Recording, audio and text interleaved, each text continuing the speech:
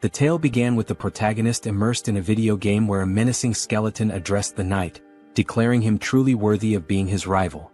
The skeleton remarked that indeed the rumors were true and that the title Nightmare of the Continent suited him perfectly. Yet, he added, as long as the forces of light stood by their side, they would never surrender. Sunghyun thought to himself that this was both a terrifying immortal king and a noble knight of light. He sipped on his soda, wondering aloud if their dramatic clash was a bit overdone. Still, he acknowledged it was just a performance. But how had things ended up this way? Even this unlucky guy stuck in his closet watching it all unfold, wasn't that also him? Before long, there was a knock at the protagonist's door. A staff member, holding a pen and a piece of paper, introduced himself as being from the Special Ability Control Bureau Relocation and Investigation Department. He asked if Sunghyun was present. The protagonist confirmed with an eager expression. The employee explained that his identity had been verified and requested that, should he awaken, he report it immediately to the Special Abilities Control Bureau. Sunghyun reflected that it was the first time he had spoken to a stranger in half a year. Now that the conversation was over, he figured he wouldn't need to open the door for another 6 months. It had been 2 years since he last stepped outside. Some might call him pathetic. Others might accuse him of lacking willpower. But in truth, he saw himself as a casualty of a twisted world. Suddenly, the TV news caught his attention. A reporter announced that firefighters were battling a blaze at a shopping mall.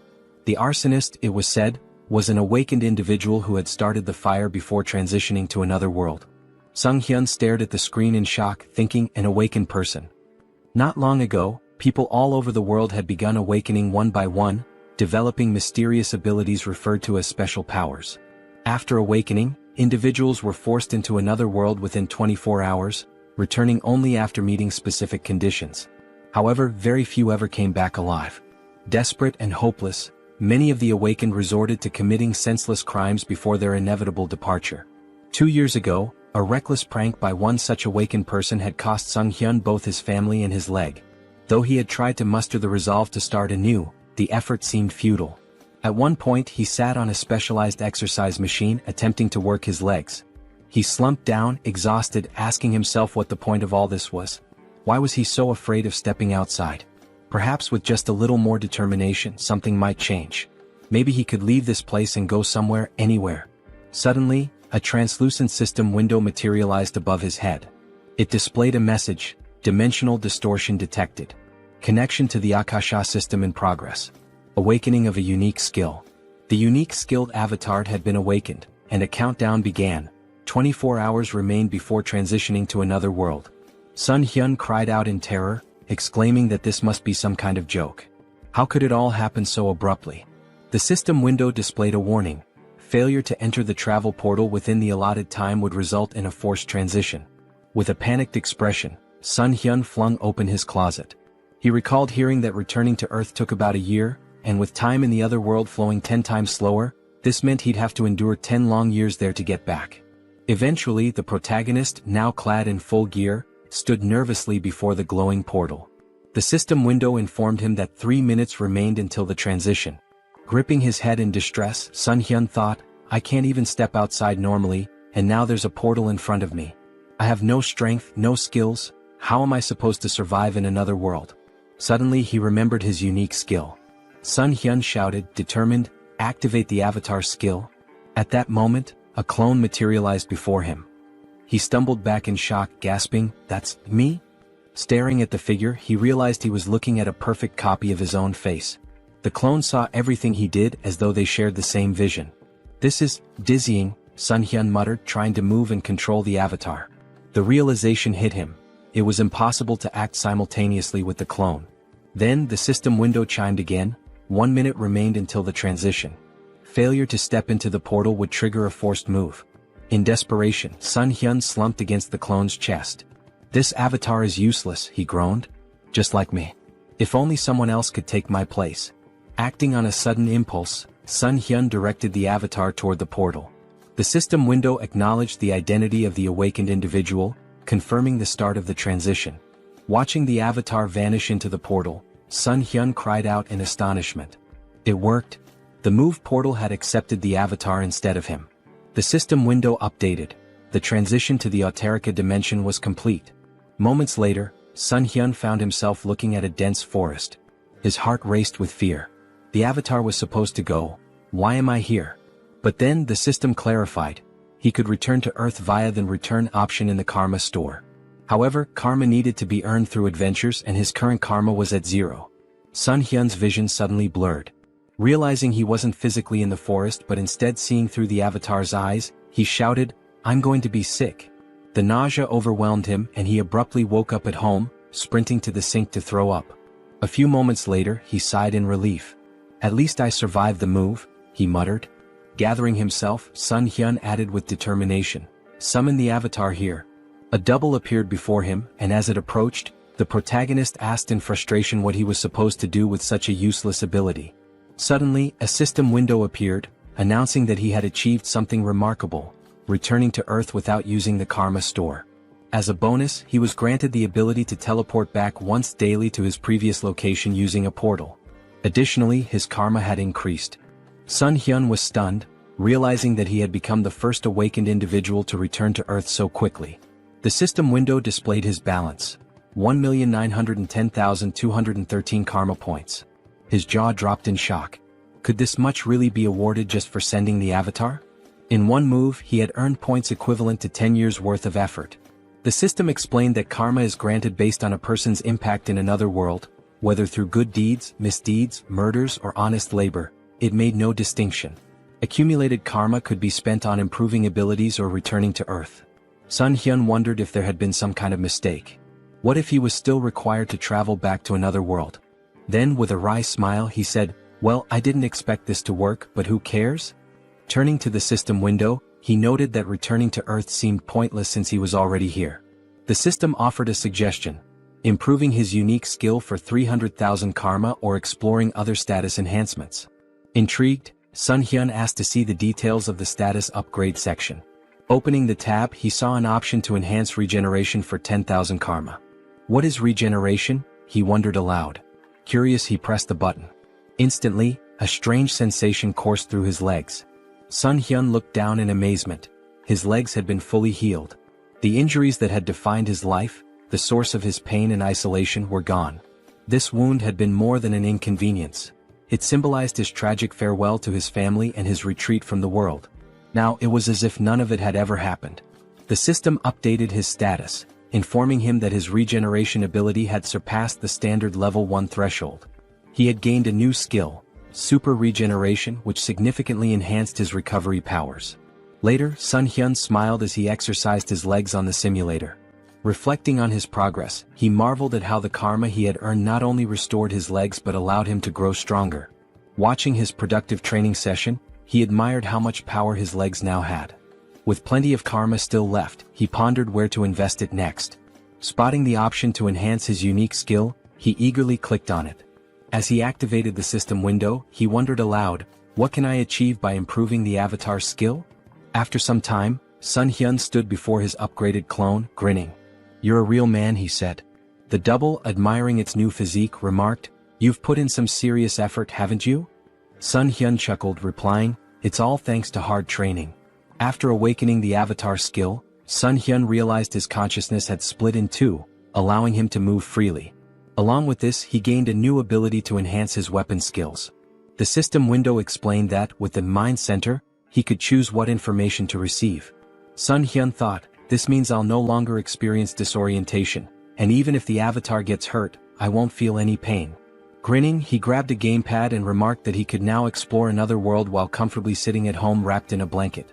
As he considered his newfound control over the avatar, Sunghyun noted that it felt just like playing a video game. But this wasn't the only change. Now he had 3 avatars. Pondering aloud, he wondered if their numbers would continue to grow as he developed the skill. "This could get confusing," he muttered. "I can't just keep calling them avatars. I need names." Looking around for inspiration, his gaze landed on a ketchup packet on the table. "The first clone," he declared, "will be called Hans." The system window updated, showing Hans's abilities: general skills, mind center, super regeneration; individual skills, mana attraction. Note: first avatar is Sunghyun. Turning to the second clone, Sunghyun named him Heinz. The system displayed Heinz's abilities: general skills, mind center, super regeneration; individual skills, survivability. Note: second avatar is Sunghyun. Sunghyun couldn't help but comment, mana attraction and survivability? What kind of bizarre combination is this? Then with a grin he added, well, it's time to complete my long-awaited quest. Settling on the couch, Sunghyun began controlling his clones. He sent Hans to teleport to another world, while Heinz took a bag of garbage and stepped outside. As Sunghyun switched his attention to Heinz, he saw sunlight streaming down and marveled that he felt no anxiety. The mind center is working perfectly, he thought. Hans must already be in another world by now. Switching control to Hans, Sunghyun observed that it was nighttime in a seemingly tranquil forest. It's so quiet, he murmured.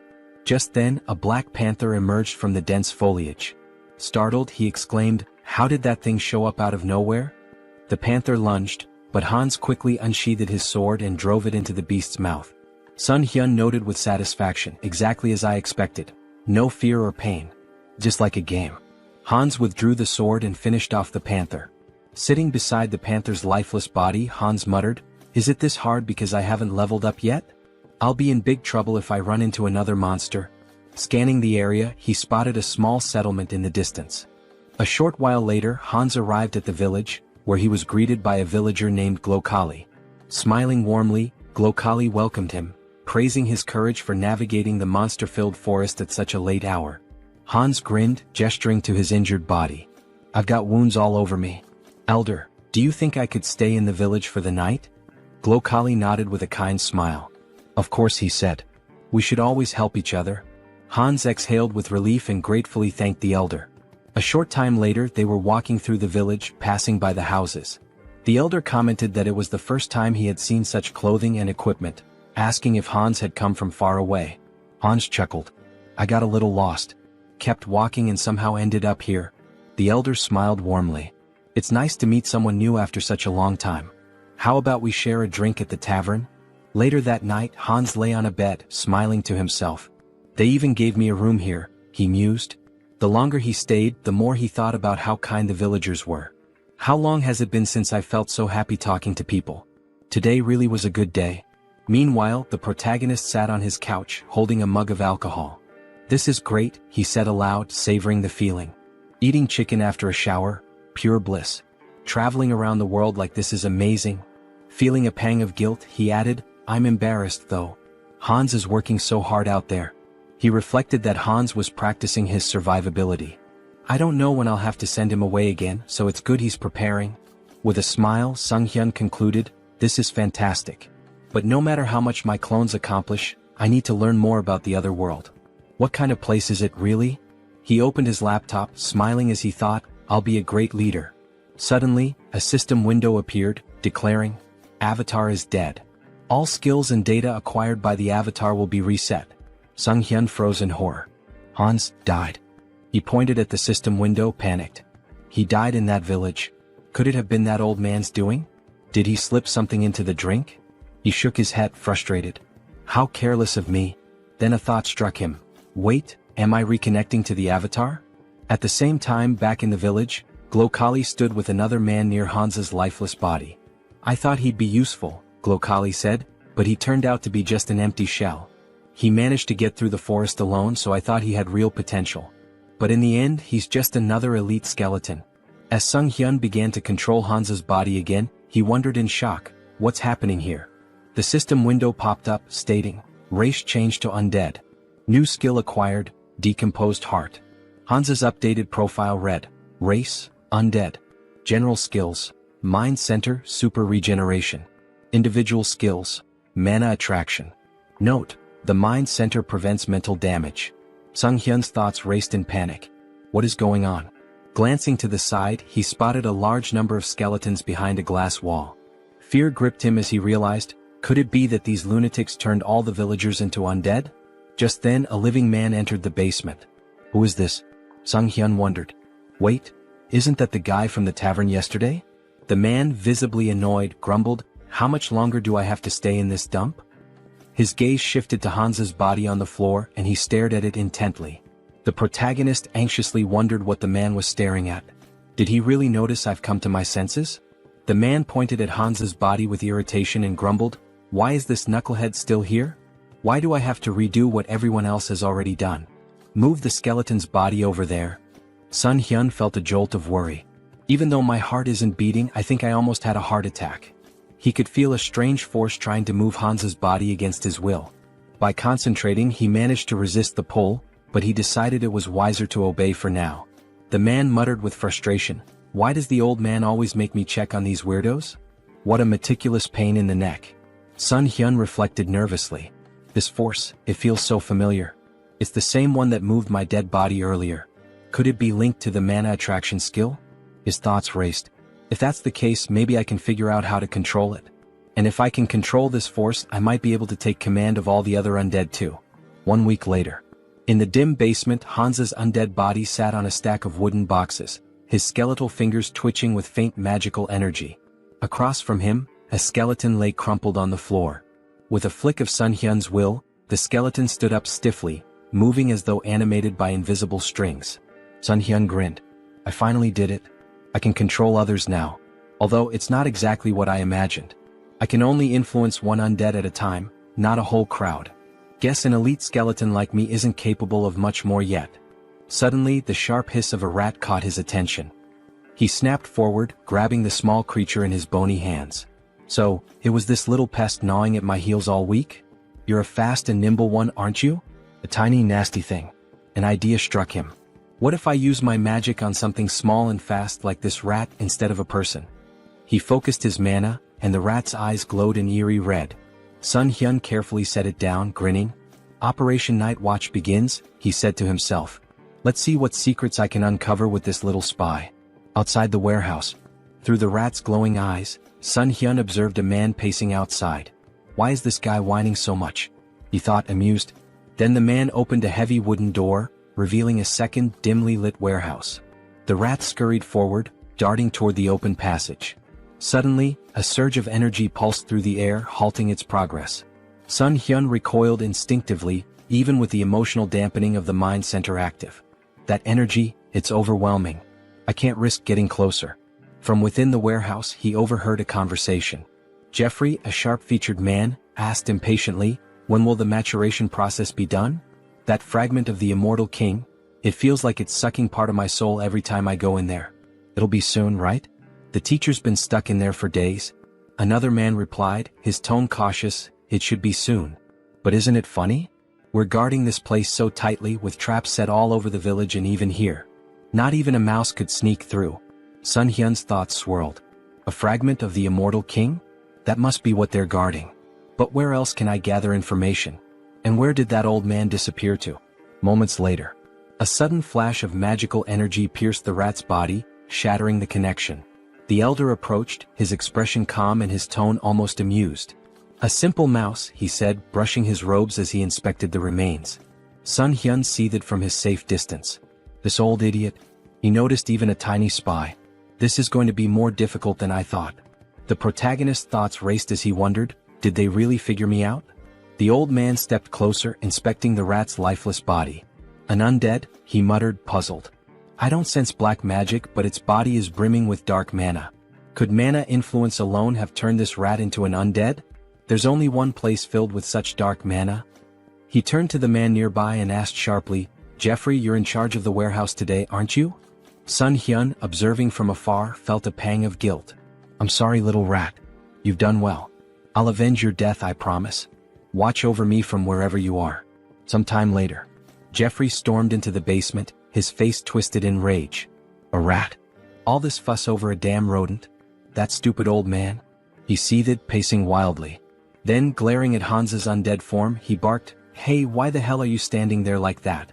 Follow my order and stand up straight? As Hansa's undead body remained still, Jeffrey's irritation boiled over. He approached menacingly, raising a fist. Didn't I tell you to stand up straight? He spat. Grabbing Hans by the hair, he yanked him forward. Aren't you the fool who dared to stand against me? Didn't you threaten to kill me if I touched your family? Go on, repeat it. His face twisted into a sadistic grin. Oh, that's right.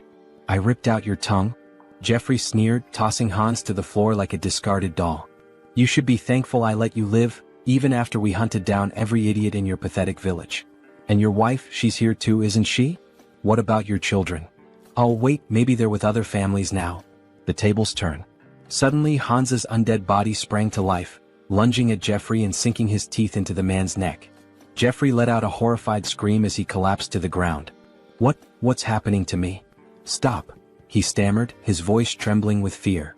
Reaching out desperately, he began casting magic, but before he could finish, another undead figure, the reanimated body of Hansa's wife, pounced on him from behind.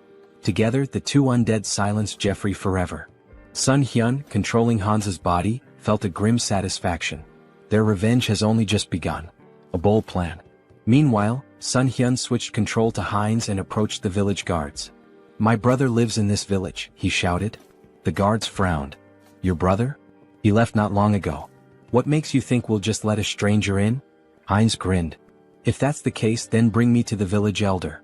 He'll recognize me. Moments later, Glokali arrived, his expression calm but inquisitive. What seems to be the matter? Heinz greeted him warmly, bowing slightly. Elder, it's a pleasure to meet you. I believe my twin brother Hans is somewhere here. Sunghyun smirked inwardly. Having two avatars really comes in handy for moments like this. While Heinz kept Glokali distracted, Sunghyun, through Hansa's body, infiltrated the warehouse and approached the fragment of the immortal king. The fragment pulsed with a dark, otherworldly energy, resonating with the undead around it. Is it absorbing the energy from the undead? No, it's more like it's replenishing itself. This explains why the people here are so unnaturally strong. That warehouse I was stuck in before must have been a dumping ground. And yet these fools dare to act superior? They'll learn soon enough. Sunghyun activated his abilities, drawing the fragment toward him. A powerful surge of energy echoed throughout the village, shaking the very ground. The elder's realization. Back at the gates, Heinz maintained his ruse. Twins are connected, he said with a sly smile. We always know where the other is. Glokali frowned, his suspicion growing. Hard to believe, he muttered. Suddenly his eyes widened in panic. He sensed a disturbance and shouted, something's wrong with the fragment. Kill this fool immediately. In a blur of movement, Glokali transformed into a monstrous, darkened form and hurtled toward the source of the disturbance, his face twisted with rage. The guards, startled by Heinz's sudden disappearance, raised their spears in confusion. Meanwhile, the protagonist reflected on the overwhelming surge of emotions emanating from the fragment. Such an irresistible flow of negative energy. Even with the mind center filtering the input, it's like a tidal wave. Could anyone endure this and remain sane?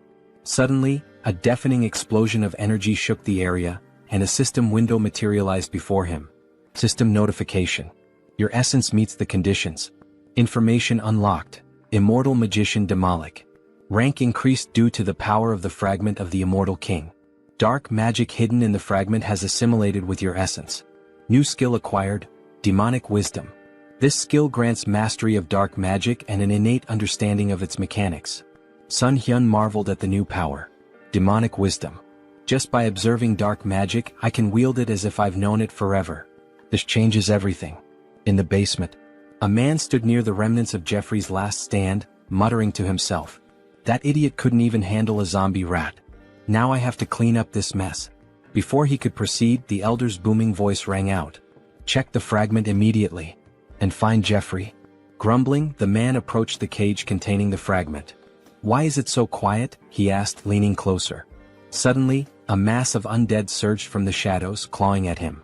Panicked, the man shouted, This is impossible. How can they? His words faltered as Heinz's voice cut through the chaos, calm and sarcastic. Lovely weather today, isn't it? The man's eyes widened in horror. How is he talking? The undead latched onto him, but he managed to release a small burst of magic, pushing them back momentarily. However, the cage shattered, releasing a flood of monsters into the basement. Heinz smirked, his voice dripping with mock politeness. Ignoring someone's greeting? How rude. Sunghyun observed through Heinz's perspective, marveling at the newfound power demonic wisdom granted him. Dark magic feels as natural as breathing. This knowledge, it's like it was always there waiting for me to unlock it. Outside, a massive explosion rocked the village as the undead spilled into the streets. Heinz commanded them with unwavering authority. Don't let anyone escape. Kill them all. The confrontation with Glokali. A skeleton's body fell before Heinz and the elder, Glokali, emerged, his expression cold and furious. You should have been an elite skeleton, he growled. What did you do with the fragment of the immortal king? Heinz greeted him with a grin. Glokali, it's been too long. By the way, thanks to you I lost my heart. Fortunately, I found a new one in your warehouse. Glokali's face contorted with rage. You dare to merge a fragment of the immortal king with such a pitiful body? You've gone too far. Raising his hand, he invoked a powerful spell. Finger of Death. A wave of dark energy surged forward, striking Heinz with enough force to sever his arm. Heinz glanced at his dismembered limb, more annoyed than pained. Attacking someone mid-conversation? Really, where are your manners? Silence. Glokali roared. Do you have any idea how much effort and resources I've poured into this fragment? An entire year's worth of preparation, and you've ruined everything. Glokali's eyes blazed with fury. I was so close, he growled, to wielding a power greater than anything in existence. And now you've turned my masterpiece into this? Heinz smirked, wrapped in the swirling energy of dark magic. What's wrong, old man? Can't handle a rookie demolic? Dark Thorn? Glokali roared, sending tendrils of shadow magic spiraling toward Heinz. Heinz laughed. Using high-ranking magic against a beginner? You must really be desperate. His voice turned cold as he countered effortlessly, I'm the only one who can truly control the fragment, and you know it. Glokali sneered. You may have survived the destruction of your body, but I'll dismantle it and use it for experiments. Let's see how you handle this destructive ectoplasm. Heinz scowled. Stop reciting your skills like an amateur. His voice rose with disdain. And just die already, Alfred. The elder froze for a moment. Alfred? His expression twisted into suspicion. How do you know that name? Did you sneak into this village intentionally? Before Heinz could reply, a surge of dark magic shot toward Glokali from behind. The elder reacted swiftly, deflecting the attack with ease. He narrowed his eyes. You're adapting quickly to dark magic. Is it the fragment's doing? No matter. I have no time to waste. Raising his hand, Glokali activated another spell. Pact of Destruction. The battlefield dimmed as the souls of the fallen black magicians coalesced, swirling around Glokali like a maelstrom. A dark crown materialized on his head, amplifying his power. Heinz watched warily. You're sacrificing the souls of your own allies for this? How fittingly vile of you. Glokali snarled, his voice thunderous. With the full power of this fragment, I would have crushed you. But no matter. Now, flame of souls soaked in darkness. A massive surge of fiery dark energy erupted toward Heinz. The final blow. Before the spell could reach its mark, a streak of magic pierced Glokali's chest. The elder stumbled, his expression frozen in disbelief. Heinz stood unimpressed. Took you long enough to tire yourself out. Honestly, I almost fell asleep while you were chanting all those fancy spells. He added with a smirk, by the way, thanks for plunging me headlong into dark magic. I think I've finally mastered it. Blood trickled from Glokali's lips as he collapsed to his knees. How could I die like this? So, senselessly. Heinz watched him fall lifelessly to the ground. Raising his gaze to the sky, he muttered, Alfred, I hope you saw all of this. Your revenge is complete. Rest in peace. Elsewhere. In a grand cathedral, Rista knelt before a massive statue, her hands clasped in prayer. The flickering light of candles illuminated her solemn face. A knock interrupted her meditation. Rising, she opened the door to find Martin, his face pale with urgency. Are you finished praying? He asked. Yes, she replied calmly. What's the matter? Martin hesitated, then blurted, the ghost of the immortal king's resurrection has been detected in the west. Rista's eyes widened slightly, though she maintained her composure. The immortal king? Martin nodded grimly. I'll summon the council immediately. As he left, Rista turned back toward the statue, her expression hardening. The one who brought terror to this continent hundreds of years ago. I won't let it happen again. On the battlefield. Heinz surveyed the wreckage, the remnants of the battle littered around him. Devastation, he muttered. Hundreds of undead destroyed. A grin crept across his face. But losses can always be replenished. There's no need to mourn. He turned, the dark magic emanating from him pulsating with new strength. After all, this is only the beginning. Heinz stood, surveying his work. The most wonderful thing about necromancy, he mused, was the ability to create soldiers from corpses. He glanced at his missing limb, irritated, and muttered to himself. First things first, we'll need to take care of the hand. He had already walked a lot today, moving through the battlefield and observing the aftermath. His thoughts turned to his own body and the need to fix it before going any further. Looking around, Heinz's eyes fell upon a lone skeleton, its bones still fresh from the battle. Without hesitation he tore off its arm, examining the form. This will do. He attached the arm to his shoulder with practiced ease and placed his other hand over the spot, enveloping it with energy. Super regeneration activated, he muttered under his breath. Clenching his fist he tested the new limb. Perfect, he said, pleased with the results. The regeneration took a moment, but soon the arm was securely attached, and Heinz's body was as whole as it could be in its current state. Where to start? He wondered. He stepped forward, hands extended as he focused his energy. The skeleton in front of him was about to become his first test. With a commanding tone, he spoke aloud, "You must become my subordinate." The voice of the evil wisdom, the fragment of the immortal king that had fused with his soul, whispered to him in the back of his mind. Its presence filled him with strength, guiding him toward his goal. Return the remaining magical power to your body, cleanse it of the fragments of thoughts. But as he focused, something went wrong. The skeleton suddenly fell apart, crumbling into dust. What? Heinz raised his hands in confusion. Didn't work? A moment of silence followed as Heinz stood before the pile of bones, arms folded, contemplating. He muttered to himself as realization dawned on him. I've been going about this wrong. After a few attempts, it clicked. He turned his gaze toward the village chief's body, still lying in the aftermath of the battle. A dark idea began to form. He pointed his hand toward the body and spoke slowly, "Should I turn you into an undead with a soul to extract information from you?" Grabbing the lifeless form of Makhem by the clothes, Heinz lifted him up for closer inspection. "What?" he exclaimed, his voice tinged with surprise. "The old man doesn't have a soul." Makhem's body had been stripped of any trace of life, except for the magical circle burned into his chest. Heinz examined the symbol and thought for a moment. So this is how they've been controlling things. Throwing Makhem's body aside, Heinz couldn't help but smirk at the oversight. It's strange they didn't think of this little thing, considering the scale of their operations, he muttered. But no matter. I can still use this. With renewed focus, Heinz concentrated energy into his hand. If the soul is gone, I'll have to make do with what's left. He directed the energy straight into Makhem's body, deciding that he would turn the old man into something more useful. A high-level undead with consciousness and combat skills. Heinz's magic spiraled through the corpse, desecrating the remnants of its magical power and cleansing it of any remaining fragment of thought. A few moments later, the body twitched and Makhem rose to his feet, now an obedient death mage. The undead mage stood before Heinz, waiting for orders. His voice was hollow but clear. "I await your command." Heinz looked at him with curiosity. "You're speaking." "I didn't even expect that result," he muttered, impressed. He turned to Makhem, his expression cold. "Your name is Makhem. From now on you will obey me." Without hesitation, Heinz slammed his hand against the undead mage's skull. Makhem flinched but immediately responded with desperation. I will obey." Heinz smirked, rubbing the bruise on Makhem's head. "Even if he lost his memories, his sins remain. I'll enjoy this."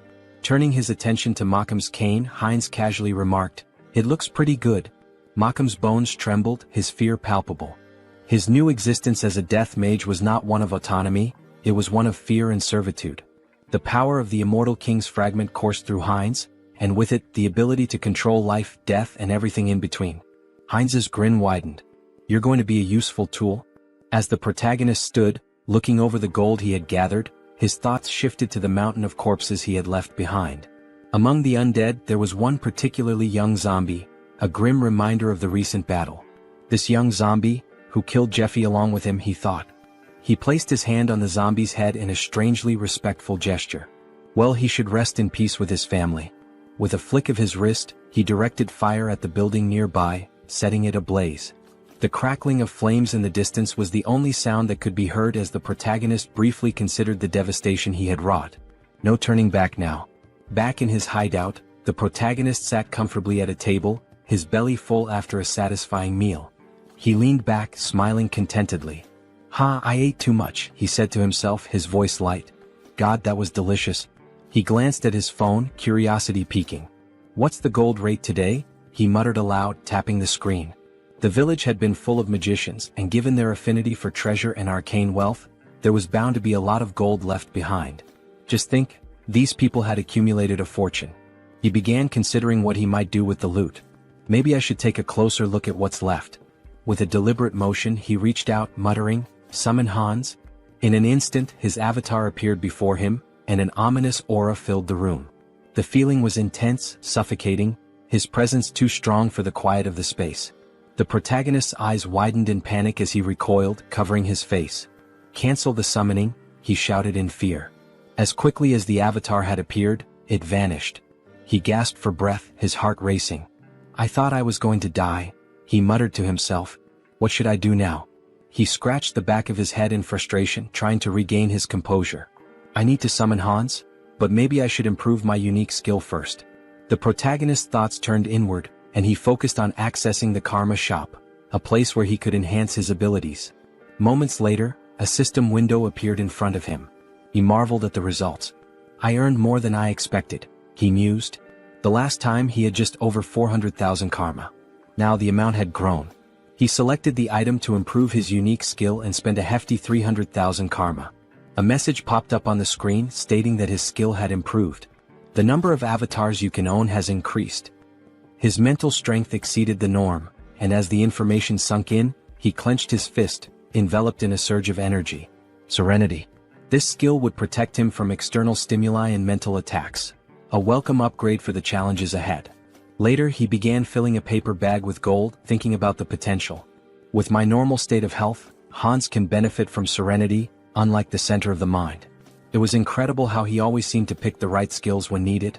When the bag was full of gold, he smiled with satisfaction. Great. Time to sell the gold. He quickly moved the filled bags as well as a backpack full of gold to the table in front of the committee. As he laid the bags out, the workers couldn't hide their astonishment. They gasped, shielding their eyes from the precious glow radiating from the gold. The protagonist nodded, maintaining his calm demeanor. "Please deposit all the funds into my account." He then turned and walked outside, leaving the employees to complete their task. They bowed in gratitude, thanking him for his trust. Sunghyun offered a smile in return, wishing them well. As he walked away, he glanced at his shadow on the ground, remembering how Hans had hidden it with dark magic just in case. "Maybe I was worried for nothing," he mused. The shadow was well concealed, even masked to avoid detection. Just as he was about to leave the area, an explosion echoed from behind him. The building rocked, debris flying through the air. Wolf stood amidst the destruction, his grin wide as he surveyed the damage. "Looks like we hit the jackpot," he said, his voice dripping with satisfaction. Holding a bag of gold in his hand, the protagonist, Sunghyun, grinned, looking at the treasure he had gathered. Who would have thought there'd be so much gold in such a remote place? He mused, clearly pleased with the haul. His grin was wide, but it was quickly interrupted as a bandit beside him urged, "Stop chatting, it's time for us to run."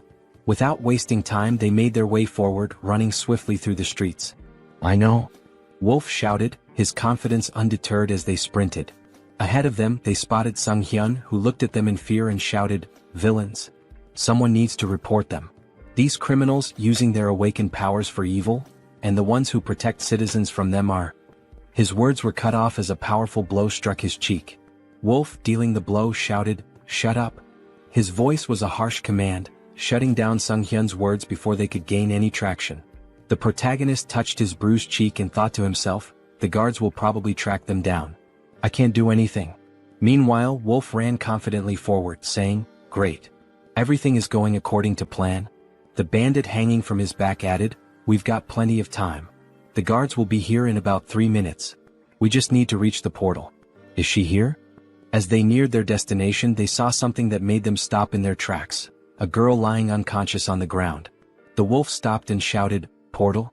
What happened to her? She needs to wake up." His voice was laced with urgency.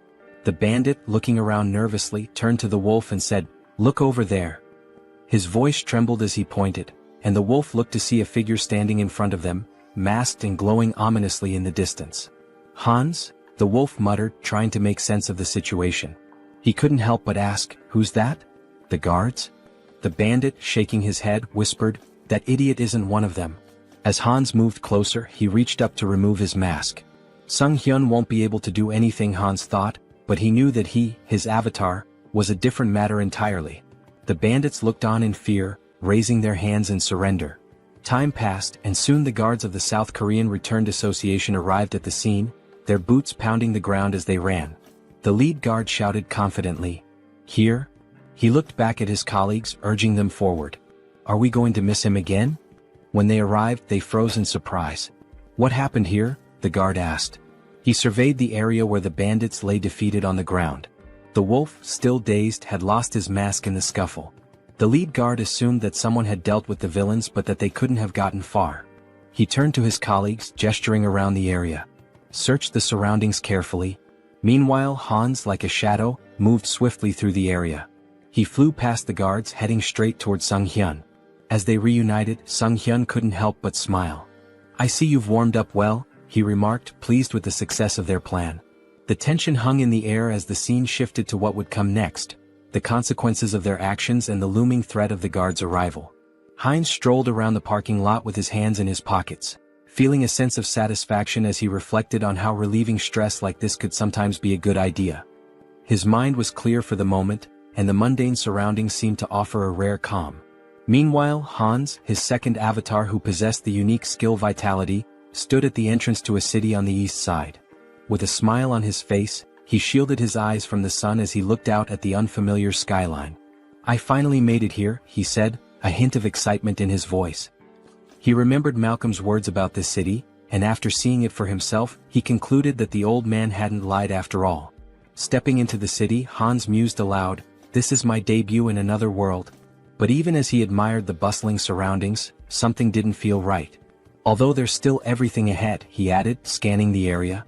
However, as he walked deeper into the city, he realized something. Why was the city so empty? It seemed that the locals weren't paying much attention to newcomers. People went about their business as if strangers were a normal occurrence, not even sparing Hans a glance. Just then, in a nearby alley, a robber turned to his companion Diana and exclaimed, was this a joke? He pointed an accusing finger at her, his expression dark. I warned you. Diana, trembling, folded her hands in a prayer pose and apologized, pleading for a little more time. The robber's tone grew harsher. I want 2 silver coins from both of you, he demanded. And you have 3 days. No money? Then there's no other choice. Hans, who had been casually observing the scene from the corner of his eye, thought to himself, local thugs, and a young girl being manipulated. How cliché. He was about to continue walking, uninterested in getting involved, but fate had other plans. As Diana turned and tried to flee from the robbers, she collided with Hans. She stumbled back, immediately lowering her head in apology. Sorry, she muttered, not knowing who he was. Let's talk, Hans said, his tone calm as he sized her up. How well do you know this city? It was clear to him that he would need a guide. Who are you, uncle? She asked, surprised by the stranger's sudden question. Hans grinned, holding up 2 silver coins in his hand. I'm a potential employer, he said, his smile widening. Maybe we can discuss the terms? Diana's eyes widened as she stared at the silver coins, the promise of money catching her attention. She quickly agreed, and the two of them made their way through the streets toward an inn. When they arrived, Diana pointed to the building. This inn is one of the best places you'll find here, she said, clearly proud of her choice. What do you think? Hans, now understanding a bit more about her situation, nodded thoughtfully. He could tell from the way she spoke that life hadn't been easy for her. Diana had barely been making ends meet, struggling to care for her sick brother after the loss of her parents. She also mentioned how she couldn't pay the local tax. In response, Hans handed her a silver coin, and Diana's eyes sparkled with gratitude. Okay, Hans said with a smile. You'll come to me tomorrow as soon as you wake up. We can discuss your pay then. Diana agreed quickly, and with that she became his guide, earning 2 silver coins a day. That night, Hans lay down on the bed at the inn, his hands tucked under his head as he made himself comfortable. Well, he thought, I'll pretend I'm doing a good deed even if she just wants to rob me. He chuckled to himself and settled in for the night, his thoughts drifting off as he prepared for whatever the next day might bring. Heinz sat up in bed, scratching his head in frustration. The bed was terribly uncomfortable, and despite his best efforts, he couldn't seem to fall asleep. He tossed and turned for a while, but then a sudden sneeze from outside caught his attention. Curiosity piqued, he got up and walked to the window, pressing his hand to the glass. His eyes widened in surprise as he spotted Diana sitting on the ground outside, leaning her back against a box. Hey, is that her? He muttered to himself. Diana looked up at him, her eyes widening, and then smiled, waving in greeting. Hello, she called up to him. Heinz was indignant. What are you doing there? He shouted down, clearly irritated. Why are you waiting for me? After a moment they were sitting together at the table eating breakfast. Heinz frowned as he took a bite, his frustration still simmering. You shouldn't do that again, he said, trying to sound stern. Next time, wait until closer to lunch. Diana, chewing a piece of food, nodded absent-mindedly. Yes, uncle, she said. Heinz shot her a glare. I've already told you not to call me that, he replied, annoyance creeping into his voice. She looked at him, then glanced at the piece of bread on his plate. Are you full? She asked. Yeah, I'm fine, Heinz replied. You can take it if you're hungry. With a smile, Diana took the bread and slipped it into her bag. Thank you, she said, grateful. The town they were in was called Ozantu, a small village located on the western edge of the kingdom of Talia. As Heinz and Diana walked through the streets, Heinz noticed something odd. He ran his hand along a drawing on a wall, which reminded him of ordinary medieval towns, but something about the symbol that was repeated throughout the town felt off. This symbol, it's strange, he murmured, his curiosity growing. Heinz examined it more closely and said, it looks like paint, but something's not right. Diana leaned in to take a closer look, and her face darkened. It's blood, she replied, her tone serious. Heinz blinked, not believing it at first. He sniffed the symbol and gave a skeptical look. Is that true? He asked. Diana, not missing a beat, quipped, didn't you eat venison soup yesterday? Heinz turned to her in surprise, blinking in disbelief. How did you know? He asked. With a smile, Diana pointed to her nose and said, I have a very good sense of smell. Heinz found it fascinating. A good sense of smell? He thought. Is that her special skill? They continued walking through the streets, Heinz still pondering the implications of her statement. He asked, what does the symbol mean? Diana hesitated for a moment, then answered, it's the emblem of the Varkalak Guild, which controls this place. But before she could finish, she froze, her face paling in fear. She began to slowly back away, bumping into Heinz. What's wrong? Heinz asked, alarmed by her sudden change in demeanor. Diana's eyes darted around nervously. That smell, she said, her voice tight. Heinz furrowed his brow. What smell? He asked, not sure what she was talking about. Diana inhaled deeply, her eyes closed as she focused on the scent. Then, with a sense of urgency, she turned around, her fists clenched. Freshly baked bread, she exclaimed. I have to try it? Heinz, confused but amused, asked, didn't you just eat a minute ago? Diana pointed ahead, her face lighting up with anticipation. I'm hungry again, she said, clearly excited by the smell. They followed the scent down an alley which led them to a door. When they peeked inside, Heinz's stomach dropped. Behind the door was a corpse, its lifeless body sprawled on the ground. The smell of bread was still in the air, but the sight of the body made it clear that something sinister was at play. A few days later, Heinz stood against a wall, arms folded, waiting impatiently. She's never been late before, he muttered. Something must be wrong. Just then, a bandit approached him, a smirk on his face. Hey buddy, the bandit called out, drawing Heinz's attention. Heinz looked at the bandit in surprise, unsure of what to make of the situation. The bandit, arms folded and wearing a smug expression, said, we should talk. Heinz felt a moment of frustration, thinking to himself, has it really come to this? The next instant, he handed the bandits a handful of silver coins, offering them a smile. Take this, he said, trying to remain calm. There aren't many, but I hope they help maintain some sense of public order. The bandits exchanged looks, then one of them picked up a silver coin, a grin spreading across his face.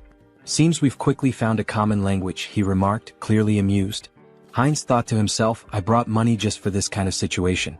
But then, his eyes narrowed as he noticed something. The bandit had a symbol on his neck, one that looked strikingly similar to the emblem Heinz had seen on the walls of the city earlier. His thoughts turned grim. Diana had warned me to avoid the alleys. We need to leave this place as soon as possible. Heinz couldn't help but wonder just how terrified the girl must have been, given how deeply afraid she'd seemed of the thugs. The bandits moved away, but one of them turned to the other and asked, why did you grab this brat? His comrade responded dismissively, how should I know, idiot? We're just following orders. The word struck Heinz like a blow. Brat? He thought. Don't tell me those two bastards grabbed Yen? Without thinking, he shouted after them, wait a minute. The bandits turned around in surprise, eyeing him curiously.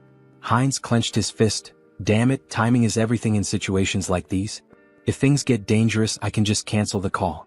He forced a smile, trying to stay calm. There's something I wanted to know. At that moment, Diana's voice suddenly called out to him, and he turned around in shock. Huh? Diana? The bandit, now flexing his fist with an irritated expression, remarked, so, what's your friend interested in? Heinz gave an awkward smile, trying to keep the conversation light. Is the silver I gave enough? A little while later, one of the bandits returned with a bag in his hands. They took everything, he said nonchalantly, tossing the bag aside before turning toward Heinz. The bandit's expression hardened. And where's the rest of it? You were supposed to meet us long ago. Heinz shot him a glare. Did you even know how much I gave you? In that moment, Diana's face fell and tears began to form in her eyes. My little brother is missing, she sobbed, her voice trembling. He was just starting to get better, he could eat again, but now I can't find him anywhere. Heinz's mind raced as he recalled the conversation he'd overheard between the bandits. Could they be talking about Diana's brother? He asked, his voice tinged with suspicion. Could it be Varkalak? Diana looked up at him, her face stricken with terror. No, she whispered, shaking her head in despair. Heinz frowned and asked gently, what do you mean? Tears streamed down Diana's cheeks. They really took him, she choked out. Eren will die if they hurt him. Heinz's heart sank as he watched her crumble in front of him, the weight of her words sinking in. He knelt down beside her, trying to comfort her the best he could. Don't worry so much, he said softly. If they want a ransom, I'll pay it. You won't be alone in this. But Diana, her voice barely above a whisper, whispered in disbelief, they really took him. Eren will die. Heinz's heart pounded in his chest as Diana's words hit him like a cold shock. Blood, she had said. He repeated the word in disbelief. Why blood? He asked, struggling to understand. Diana, still shaking with fear, managed to sit up. This city, she whispered, her voice trembling, is a warehouse for live blood bags. For vampires. Heinz's mind reeled as the weight of her words sank in. Before he could process it further, a voice from above cut through the tension. A vampire stood on the roof, his figure silhouetted against the setting sun. The smell of dark mana is strong, he said with a low, cruel smirk. Did they kill each other over the fragment of the immortal king? How unfortunate. I wanted to destroy it once it fully matured. The vampire folded his arms, his smile widening as he continued. I don't know who stole it, but I know exactly where it's going. So, finding the thief won't be difficult. Heinz, still processing the bizarre situation, looked at Diana, his expression confused. A vampire? Tears streaming down her face, Diana nodded. Yes, vampires. The Varkalaks and all the other organizations in this city, they're all run by vampires. Even if you escape the city, none of us will survive. They're all connected and they'll hunt us down. She buried her face in her hands, sobbing. We've been trying our best to hold on, but we're just getting picked off one by one. In the end, I know what will happen to us. Heinz reached out, gently grabbing her face and forcing her to meet his gaze.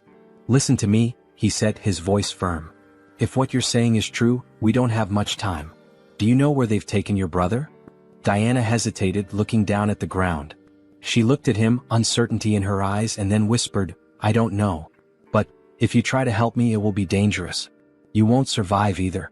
Heinz smiled, though the weight of the situation hung heavily in the air. Don't worry about that, he said confidently. I know how to fight back against these scoundrels. We'll make it through this. In his mind, the mission to save the girl, and to get to the bottom of the sinister operations in the city, had just begun. Sometime later, in a dimly lit tavern, a group of bandits sat around a table, laughing and playing cards. One of them tossed silver coins onto the table, calling, all in. His companion looked at him with a grin. Where did a debtor like you get such a big pile of money? The first bandit leaned back and smirked. I robbed some idiot this morning. Made a nice profit. At that moment, the tavern doors flew open with a loud crash. The bandits turned in surprise, just in time to see Heinz stride into the room, his expression determined. One of the bandits stood up with a sneer. What's this then? He said, striding toward Heinz. Who's this idiot? His comrade snickered. Is he some new fool who thinks he can challenge us? The bandit raised his hand to stop his friend, looking Heinz up and down before saying, So, you're the idiot we robbed. Came to give us more money, did you? Heinz didn't flinch. He held his ground, his eyes steely with resolve. Meanwhile, near the entrance of the tavern against the wall with the vampire symbol, blood dripped slowly from a wound. A guard lay slumped, his broken body leaning against the wall. The bandit sneered at the scene. What happened to the guards? He asked. Did you give him a coin or something? Heinz's expression darkened as he met the bandit's gaze. I won't ask again, he said quietly but with a deadly edge in his voice. Where did you take the child? The bandit's face twisted in disbelief. What? He spat, raising his finger toward Heinz. Are you out of your mind? Do you know who you're dealing with? In the blink of an eye, Heinz drew a knife from his belt and drove it straight into the bandit's throat. The man gasped, his eyes wide with shock as the blood began to spill. I know exactly who you are, Heinz said coldly, watching the life drain from the bandit. You're scum. You prey on families to satisfy your own selfish desires. As the bandit crumpled to the floor, the others in the tavern fell silent, eyes wide with fear. Heinz stood over the fallen body, his knife gleaming in the dim light, ready to face whatever came next. The mission was far from over. Heinz stood in the midst of the fallen bandits, his breathing heavy as the weight of the fight settled in. His knife was lodged deep into his shoulder, but he didn't flinch. Blood seeped from the wound, but he didn't have time to focus on it. There were still too many enemies around. Why are there so many? He muttered to himself. He had lost count of how many bandits he'd taken down in the chaos. Each one had been dispatched swiftly, his skills in combat and the magical tools he'd brought with him giving him a significant edge. But now more were coming down the stairs. He wrenched the knife out of his shoulder with a grimace, his gaze scanning the room. A couple of new bandits appeared at the top of the stairs, looking down at the carnage below. One of them shouted, "What's all the commotion about? Who the hell is this guy?" Heinz paused for a moment, annoyed at his own carelessness. Damn it, he thought. His mouth had gotten him into trouble again. This wasn't the time for reckless talk. There were more screams from the building, growing louder as the fight escalated. The bandits kept coming one after another. 6, 7, 8. It felt endless. Eventually, Heinz stood alone in the middle of the fallen bodies, breathing hard, sweat dripping down his forehead. His shoulder throbbed where the knife had struck, but he had no time to think about it now. His focus was on the bandit still alive, groaning beneath him. He stepped over to the bandit, placing his foot firmly on his head. "Hey big guy," he said with a sneer, "where's the boy you captured today?" The bandit, still dazed and groaning in pain, glared up at him. "You think I'm just gonna tell you everything?" he snarled. "You're an outsider, aren't you? You don't even know who's behind this. You're gonna regret this." Heinz's expression darkened, his eyes cold as steel. "I don't care who's behind this," he said, his voice low but steady. "I'll find the boy and I'll make sure your little game ends here." The bandit struggled under Heinz's foot, but Heinz wasn't about to give him any leeway. He leaned in closer, whispering, "Tell me where he is and I'll make it quick. Otherwise we'll see how long you can last." The bandit growled through gritted teeth, but Heinz could see the fear in his eyes. Despite his bravado, the man was terrified. I don't know where they took him," the bandit spat, "but the leader, he's the one with all the answers. He's got a place near the old mill. Go there if you want to find the kid." Heinz's eyes narrowed. This was the break he needed. The mill. Got it? He stepped off the bandit's head and turned, heading for the door. As he did, he thought to himself, this isn't over yet. They've taken too much from this town and I'm going to put an end to it. He left the tavern, the weight of the mission heavy on his shoulders. There was no turning back now. After some time, Heinz opened the door to the room. Seeing the boy sitting on the floor, he asked, "Is this Aaron?" Trembling with fear, Aaron held his head and begged for mercy. The avatar knelt down, extended a hand toward him and reassured him, "Don't be afraid." Aaron's sister had pleaded for his rescue. Confused, Aaron asked, "Do you know my sister?" At that moment, a vampire in bat form flew into the scene. Heinz turned to Aaron, confirming, "It's true. I'll explain everything once we're out of here. But first we need to leave." The vampire landed on the window and shifted into his human form. Glaring at Heinz, he sneered, "Who are you? How dare you touch my food in my restaurant?" Heinz froze, feeling a sinister presence behind him. The vampire taunted him, saying, "Are you from an oath of disobedience?" Taking Aaron by the shoulder, Heinz thought, "A vampire." The vampire continued, "Or perhaps you're this boy's brother. Do you know what happens to those who defy us?" Smirking, the avatar replied, "Me? Just an outsider, robbed by your rabble." Shielding Aaron, he added, "It's pure coincidence I helped this boy." The vampire extended a hand and scoffed, "Really? How dull. I prefer my meals lively. Both of you will die here." As the vampire fired a magical projectile that shattered the surroundings, Heinz shielded Aaron with his body, yelling, "Run." The avatar, now lying on the ground amidst spilled alcohol, gasped heavily. He sat up, noticing the smell of liquor, and muttered, "Alcohol? Is that a barrel?" He patted Aaron's head, asking, "Are you okay? This is it, you need to hurry and get outside." Just then the vampire landed nearby, sneering, "Dodged? You're faster than I expected. A good warm-up before dinner." The vampire lunged with claws extended, but the avatar shoved Aaron toward the door, shouting, "Run and don't look back." Wielding his sword, he blocked the attack but noticed the vampire's claws growing longer. They pierced his body as the vampire mockingly praised his regeneration abilities. Heinz clenched his teeth, realizing the power gap was immense. The vampire, licking his lips, remarked, "Unexpected, but you'll make a fine delicacy." Despite the pain, Heinz thought, "If I hesitate, I'll die." He swung his hand, but the vampire severed it effortlessly, laughing, "Oh dear. I'll carve you up before I feast." Lifting Heinz into the air on his claws, the vampire declared, "This is where your resistance ends." As he leaned toward Heinz's neck, Heinz thought, "If strength isn't enough, then we'll both die." From his mouth, he unleashed a hidden fire spell, engulfing the area in flames. Shocked, the vampire shouted, "What is this? A fire magic tool? You were hiding this." Thrown to the ground, Heinz noticed the alcohol spilling across the floor. A plan formed in his mind. The vampire screamed in terror, "You're insane. Do you want to burn us both alive?" The vampire attacked, slashing Heinz's body. Laughing maniacally, he jeered, "Fragile flesh." But Heinz headbutted him with full force, sending him flying. "You said it yourself. I have a strong body and good regeneration. Tough enough for you?" he growled. The vampire screamed, "No. Stop." But Heinz advanced, and the next moment an explosion consumed the building. Amidst the flames, Heinz lay on the floor, murmuring, "Impressive. I survived. Being strong has its challenges." A notification appeared before him. "Mission complete. Help the unlucky girl." Outside the burning building, Diana clung to her brother, staring at the inferno. "Uncle," she cried. Meanwhile, a system window announced, "Avatar Heinz has died. The avatar will respawn in 7 days." Diana stood there, exhausted from her work, wiping the sweat from her brow as she watched the man walk away.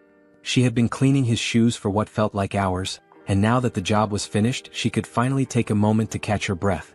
The money left on the table was a small consolation, but it would be enough to help with the next day's bills.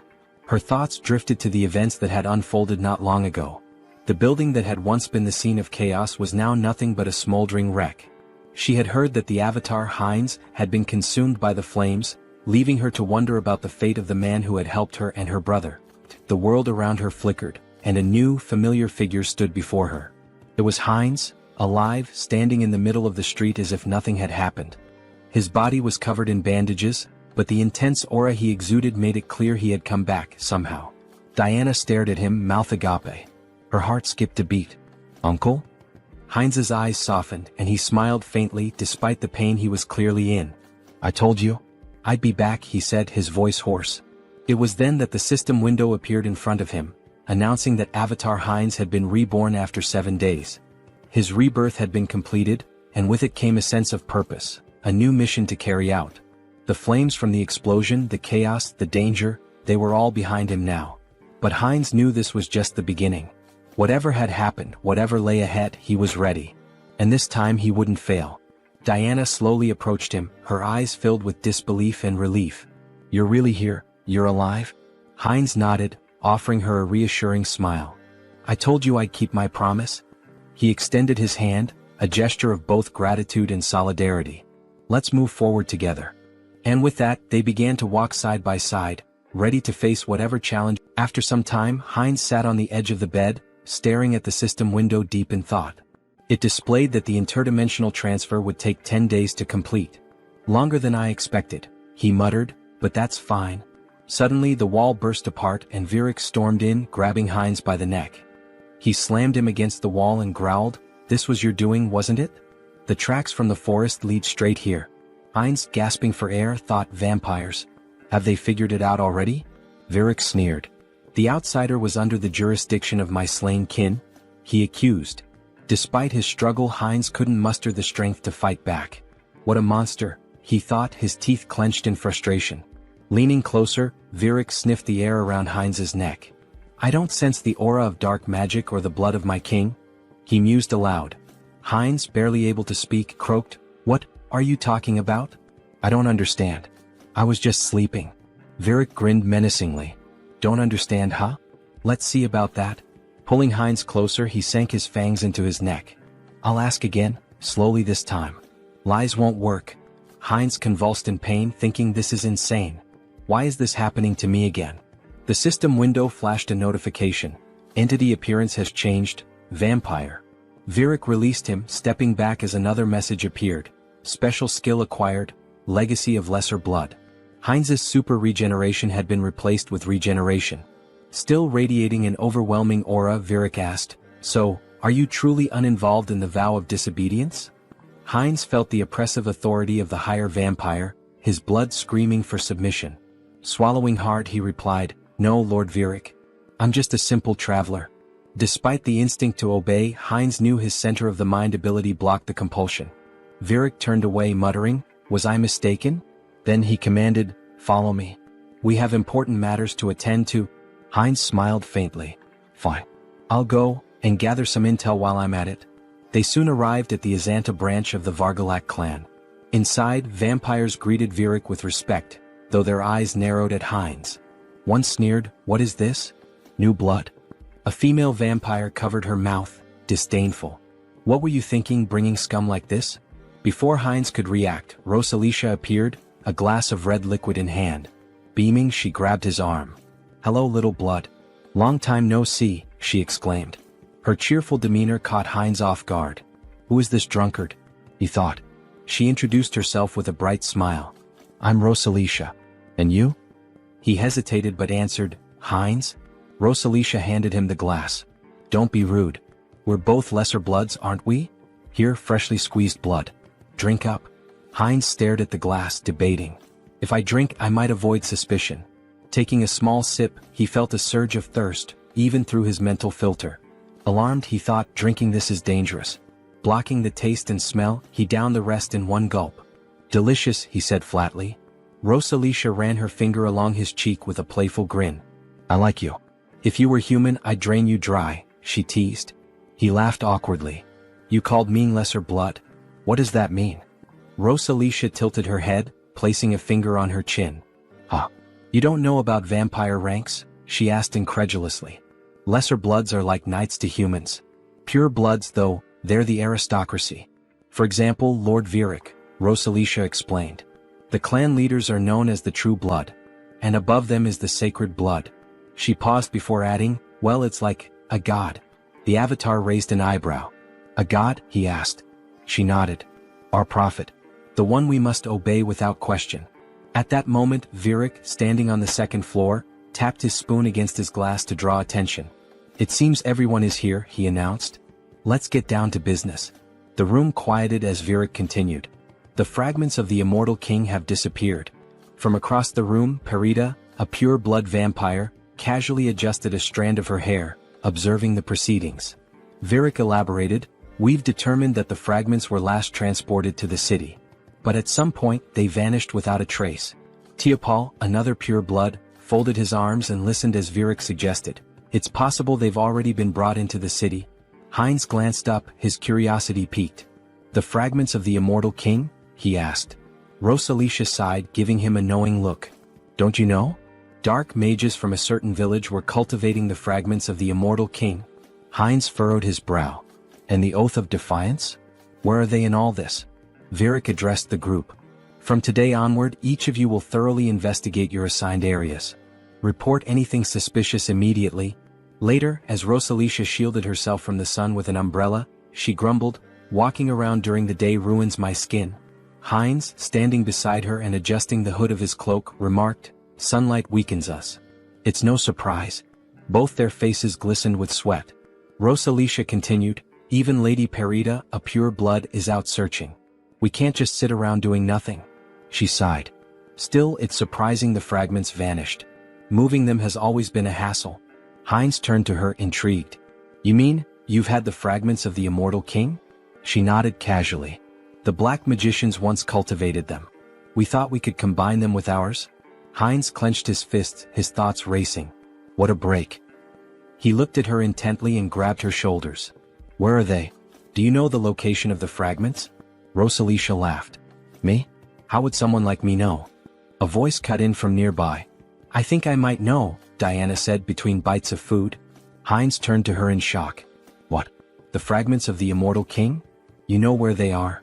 Diana nodded hesitantly. "I think so. But it's been a long time, she said, pausing to chew. About a year ago, I was responsible for keeping the tomb clean.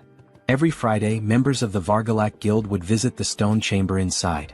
But every time there was a foul smell in there. Heinz's mind raced. I should investigate this. Aaron, sitting nearby, sighed in realization. So that's why you always told me to stay away from the tomb. Heinz stood from the table, nodding firmly. Thank you for the valuable information, Diana. I'll investigate this myself. It would be better for them to keep a low profile. Diana said, grabbing his hand and turning to him, that he seemed to smell different now. Could he tell her the reason? Sunghyun said, showing his fangs, that her nose was not deceiving her, but it just happened that. What? It would not affect her, so she should not worry. Diana looked at him in shock. She said, gloomily holding his hand and turning to him, that if he got sick. Diana screamed, exposing her neck, that it was okay with her so he could drink some of her blood. She said, stretching out her hand to him in fear that she just wouldn't drink too much blood. The protagonist stared at her in complete shock. He screamed, hitting her on the head, that she should calm down. Sunghyun said, angry that he already had enough, so she better answer where that place was. A while later, cries of pain echoed through the cemetery. Stand still, Tiapal commanded coldly, his voice full of menace. Do you really want to die? His lips curled into a cruel smile. I'll give you one chance, take your best shot at me. Afterward, I'll gently send you back home. The man, trembling with fear but clutching his weapon tightly, let out a defiant scream and charged at the vampire. Tiapal, unfazed, smirked and activated his ability. How cruel of me, he said mockingly as blood-red threads materialized and bound the man's body. The man struggled, wide-eyed, and pleaded, you don't need to do this. But as his blood was drained, his cries turned to screams. Stop. Please stop. Tiapal sighed, sounding almost bored. This is so dull. He glanced at a nearby servant and barked, clean up this trash and bring me someone stronger for the next sacrifice. Yes, master, the servant replied politely, cradling the man's lifeless remains. Suddenly he paused, staring at the ground in shock. Wait, what is that? Without warning, a swarm of skeletons attacked the servant, tearing him apart. Tiapal roared in fury. How did these filthy corpses get here? His anger only grew as more skeletons surged forward. Servants, destroy these wretched creatures at once. A shadowy figure darted through the chaos, striking down enemies with precision. Who are you? Tiapal demanded, glaring at the figure. Are you a necromancer from the Oath of Defiance? How do you know about this place? The shadow revealed itself as Sunghyun, controlling Hansa's body, wielding dark magic with ease. Tiapal's annoyance deepened. You're not going to talk willingly, are you? He sneered. Fine. I'll just rip your head off and ask my questions later. He unleashed a barrage of blood-based attacks, tearing through the skeleton army. Sunghyun smirked, manipulating the skeleton remnants into makeshift weapons with his magic. So, you'll just leave my head? He muttered, amused. Let's see how that plan works out for you. Tiapal gritted his teeth. The spell is too fast. I can't dodge it. At that moment, Sunghyun intercepted one of Tiapal's attacks. Tiapal froze, startled. Reinforcements? He asked, his voice laced with surprise. Then, with a sinister grin, he added, You've arrived just in time. Have you already reported the ambush here? Heinz too shouted back, I've already done that. Lord Viric's followers are gathered outside. I came here first to help you. Tiapal's expression twisted with anger. Great news, he snarled sarcastically. Then you'd better make yourself useful. This Demolic is strong enough to hold us off. We need to buy time for reinforcements. Suddenly, the younger vampire, representing the protagonist, sank his fangs into Tiapal's neck. Tiapal whipped around, shocked. What blood? He shouted. Have you gone insane, you fool? The protagonist, through Heinz, cast dark magic. Dark magic? Tiapal gasped, wide-eyed. You've conspired against me? How could this happen? His voice turned desperate. Stop this madness immediately. Tiapal screamed in horror as his strength faded. How could you drink the blood of your own kind? It's a grave sin. It clouds your mind, corrupts your soul. His voice faltered as he collapsed to the ground. This can't happen. Heinz too wiped blood from his lips and smirked. Clouds the mind, huh? Well, it seems to be working just fine for me. A system window materialized, displaying skill acquired, blood magic. Heinz too grinned. This is fantastic. With this new power, breaking the blood barrier will be a breeze. Heinz interjected, we don't have time for that. Then I'll smash through it? Heinz too replied with a sly smile. A deafening explosion shattered the tomb's roof. Sunghyun, standing amidst the rubble, smiled confidently. We found it? Heinz nodded, his eyes narrowing. This is what we came here for. Heinz too, gesturing to the glowing object before them, said, the second fragment of the immortal king. Heinz reached for it, his voice filled with awe. Another fragment. Amazing. As the fragment's power surged through him, he thought, even with the mind center filtering the negative thoughts, this fragment holds too many. He focused the mental power of all the clones on his core personality. Suddenly, a massive pillar of dark energy erupted skyward. Virik, observing from a distance, looked up in astonishment. What is this fog? Are we too late? He froze as his gaze locked on the floating skeleton radiating dark energy. That silhouette, it seems familiar. Virik barked orders to his subordinates. Attack it. The vampires unleashed a barrage of blood arrows, aiming for the figure. Heinz retaliated with dark magic, striking down one of the attackers with devastating force. A system window appeared. Skill evolution, regeneration, immortality. Skill acquired, forbidden knowledge. Personality status, Heinz Archlich. Meanwhile, the holy paladins arrived at the cemetery's outskirts. What is this? One asked, shielding his face. Smoke? Fire? It seems to be coming from Azanthu. He coughed, overwhelmed by the dark energy. Tuscan dismounted, his face grim as he examined the ashen residue. We're turning back. This isn't ordinary ash. What do we tell the saint? Another asked nervously. Tuscan looked up at the ominous energy pillar. Everything. This changes everything. The ominous energy surged in the air, thick with power and foreboding. System notification. The rebirth of the immortal king is imminent. Heinz stood motionless, overwhelmed by the rush of newfound strength. This is incredible, he thought, his mind racing. I've become 10 times stronger than before. A system window materialized before him, detailing his transformation. New skills acquired. Power of the immortal king fragment. Rapid rank advancement, plus 2/3 rank. Secret dark magic energy amplification. Traits gained. Evil wisdom. Unlocks insight into forbidden knowledge. Unconditional understanding of dark magic. All secrets revealed. As long as my source remains intact, I'll endlessly revive. An unkillable existence, he mused. The dark energy coursed through his body like a tidal wave, and Heinz unleashed it in an explosive attack. Tendrils of shadow surged toward the vampires surrounding him. Virik's eyes widened in alarm. What is this smoke? Is this a trap? What is your plan? A subordinate rushed to his side. My lord, we must retreat and recover our strength. Before the words could settle, the dark energy swallowed the subordinate whole, obliterating him in an instant. Virik froze, staring in horror at the remains of his servant. This is an attack spell? Dark thorns erupted from the shadows, piercing through Virik's chest. He screamed in agony, his strength waning rapidly. Heinz, through the avatar Hans, stepped forward, his cold gaze fixed on the pure-blooded vampire. You're stronger than the others, he said calmly, but right now you're nothing more than a blood bag to me. Virik gritted his teeth, his voice trembling with anger and disbelief. Where did you get such power? Did you truly absorb the fragment completely?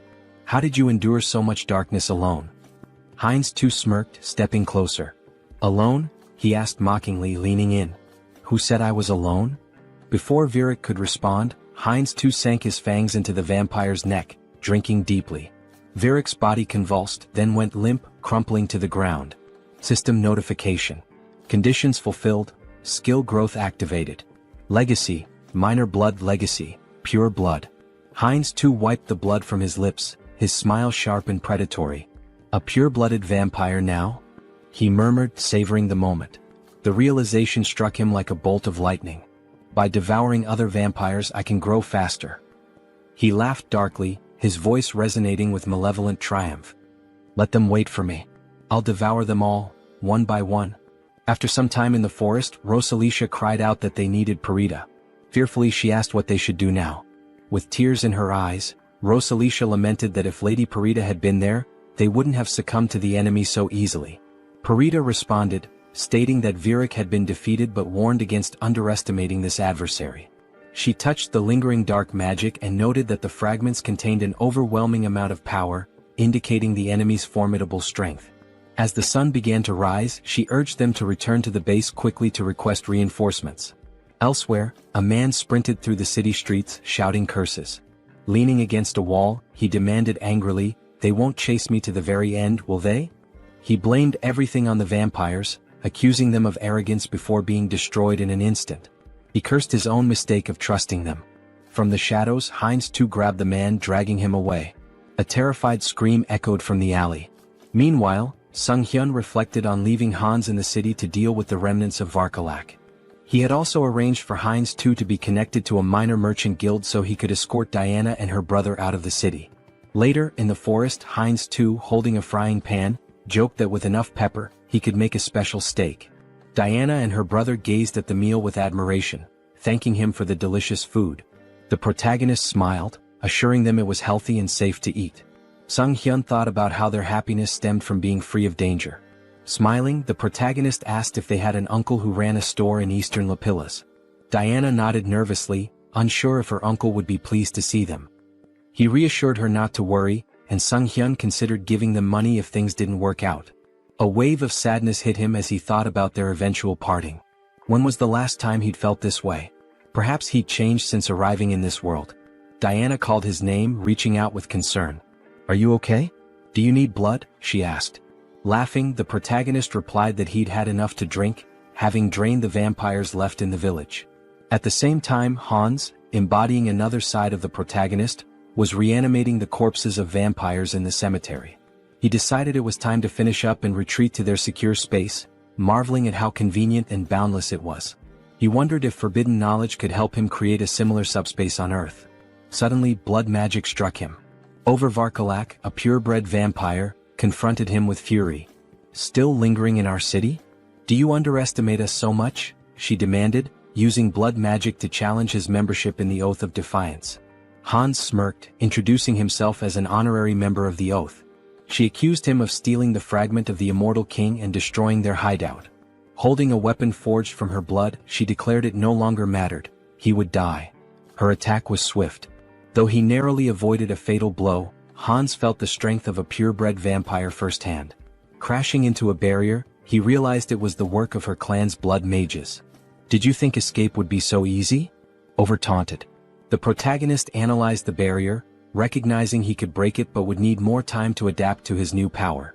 Over vowed to crush his skull and personally reclaim the fragment. Grinning, the protagonist declared she should remember his name and that he was from the Oath of Defiance. "I am your death," he added dramatically. Though retreating for now, he promised to return. In true villain fashion, he made a theatrical exit, summoning Hans to escape. Over was shocked to see him bypass the barrier, while her subordinate deemed his departure inappropriate. Suddenly, an arrow struck one of Over's servants from behind, a holy silver arrow from the paladins. Realizing they were surrounded, Over clenched her teeth in fury, cursing the lich for delaying her. Wherever he had gone, she vowed to find him. She shouted furiously that she would find him and kill him no matter what. A while later, in the protagonist's room, Sunghyun sighed in relief.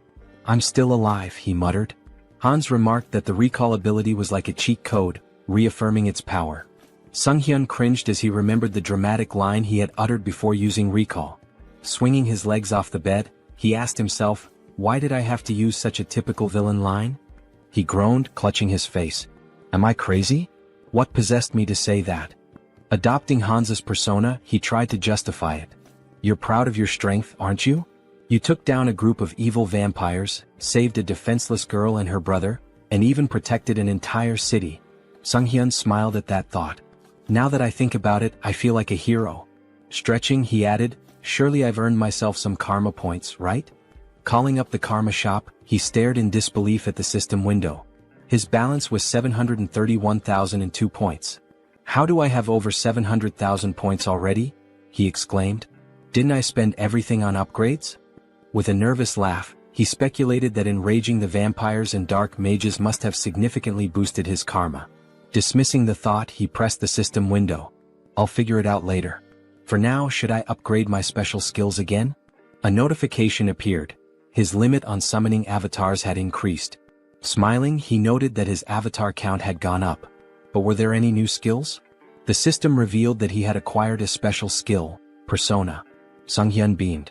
This is exactly what I needed. Is Persona similar to Mind Center? I should check it out. After reading the description, he realized the skill allowed avatars to act as vessels for emotions, adapting and growing based on his needs. The system had clearly determined this skill was essential for him. I get it now, he thought. I've been forming connections, defeating powerful enemies and making a difference. But in reality, I've spent 2 years locked in this room. What happens there feels like a game, but the truth I've been avoiding is still here, right in front of me. He reflected on the loneliness, sadness, and anger he had suppressed, emotions that had accumulated over time.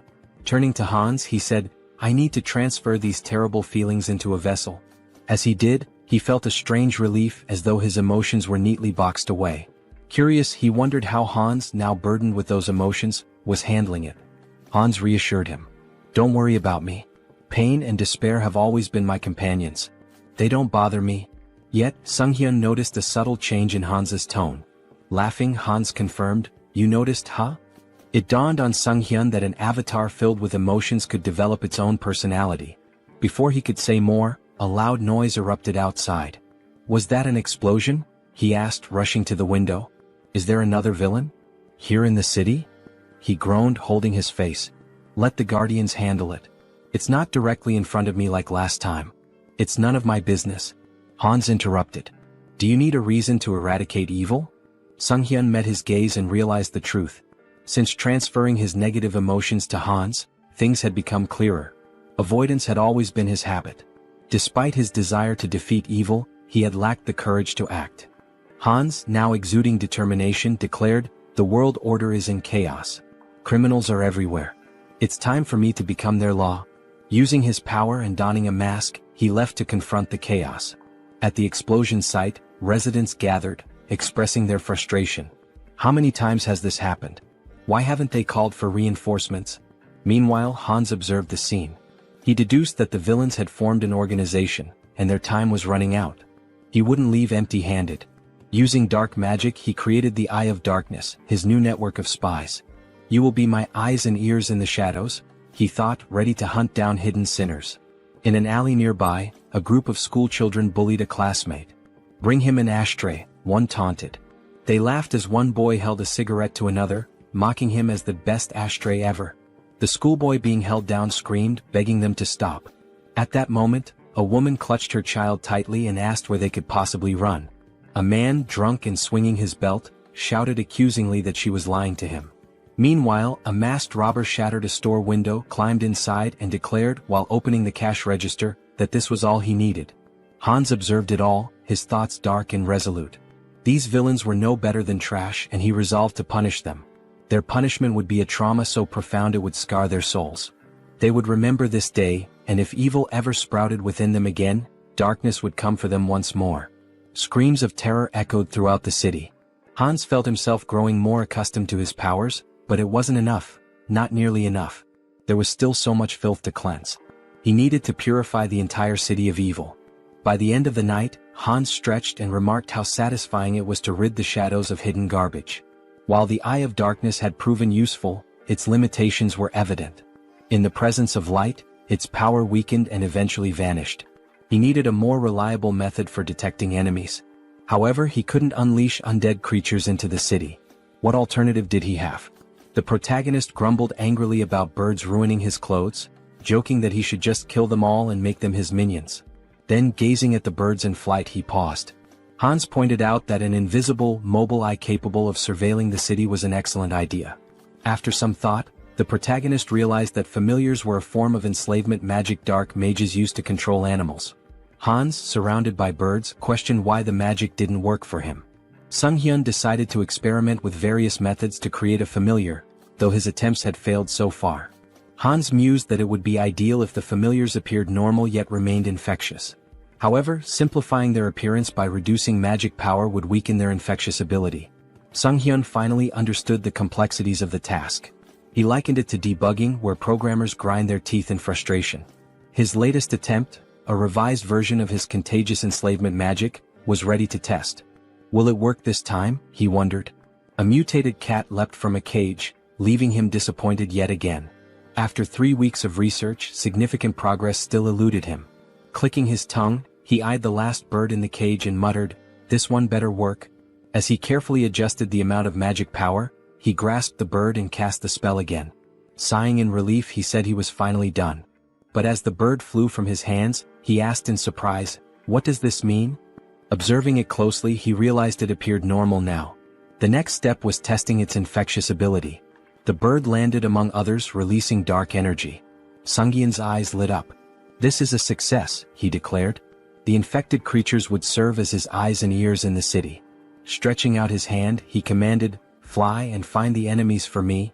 Meanwhile, in a forest nearby, Lucius knelt and touched the ground, recalling Hans's words when he used the recall skill. Tuscan approached, informing him that his knights had arrived. Irritated, Tuscan added that after interrogating the remaining vampires, they learned these captives weren't allies of the Immortal King's descendants. Lucius replied that more evidence was needed. The Immortal King was regaining strength, though they hadn't yet confronted him.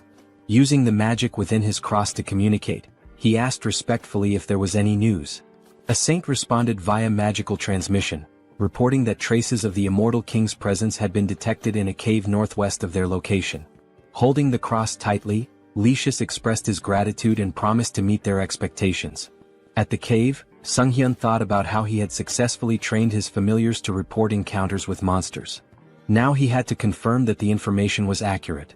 But something felt off. The ground familiars weren't behaving as usual. Instead, they seemed to be fleeing. Were they frightened?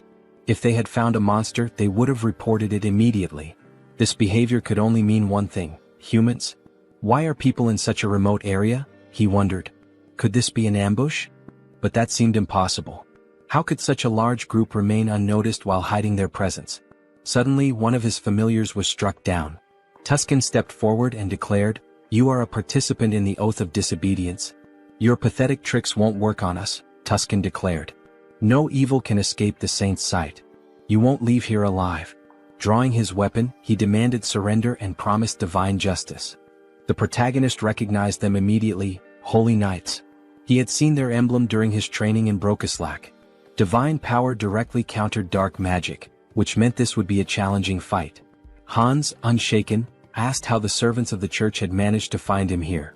Tuscan struck him sharply with his weapon, silencing him. "You have no right to speak," he snapped. "Don't think you can fool me with your words." The protagonist muttered to himself that his opponent was far too stubborn. Should he deceive them and flee instead? Tuscan seemed to read his mind. "Cheap tricks won't work against us," he said, wielding light magic. "You cannot deceive the servants of the saint." A weapon infused with light pierced the protagonist, and he winced in pain. "Do you truly consider punishing villains a crime?" he asked.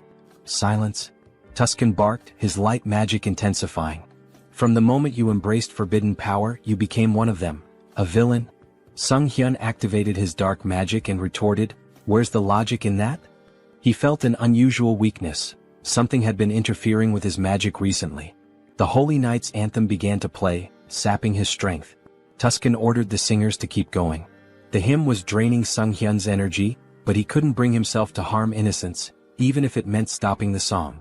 He groaned in frustration as a weapon stabbed him from behind. "Now's our chance," Tuscan declared. "Restrain him." Sunghyun realized his mistake. He had been too careless and now he was bound in chains.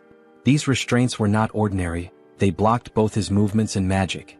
"Impressive work catching me," the protagonist admitted. Tuscan smirked. "Exactly as expected. No evil has ever escaped these chains. Will you resist any longer?" Grinning, the protagonist replied, "As if I'd make it that easy for you." He knew there was no reasoning with them. It was time to part ways. Let them think they had won. Tuscan, now wary, activated his light magic. "I don't know what you're planning, but don't think I'll just stand by and let you try anything." He launched another attack. But the protagonist only smirked. The strength of the chains didn't matter anymore, because Hans was already free. Tuscan's eyes widened in disbelief. He broke the chains? Impossible. Who is this man? Later, lying exhausted on his bed, Sunghyun sighed. Trouble seemed to follow him wherever he went. First, the Shadow faction and the Oath of Defiance. Then the Varkalak vampire clan.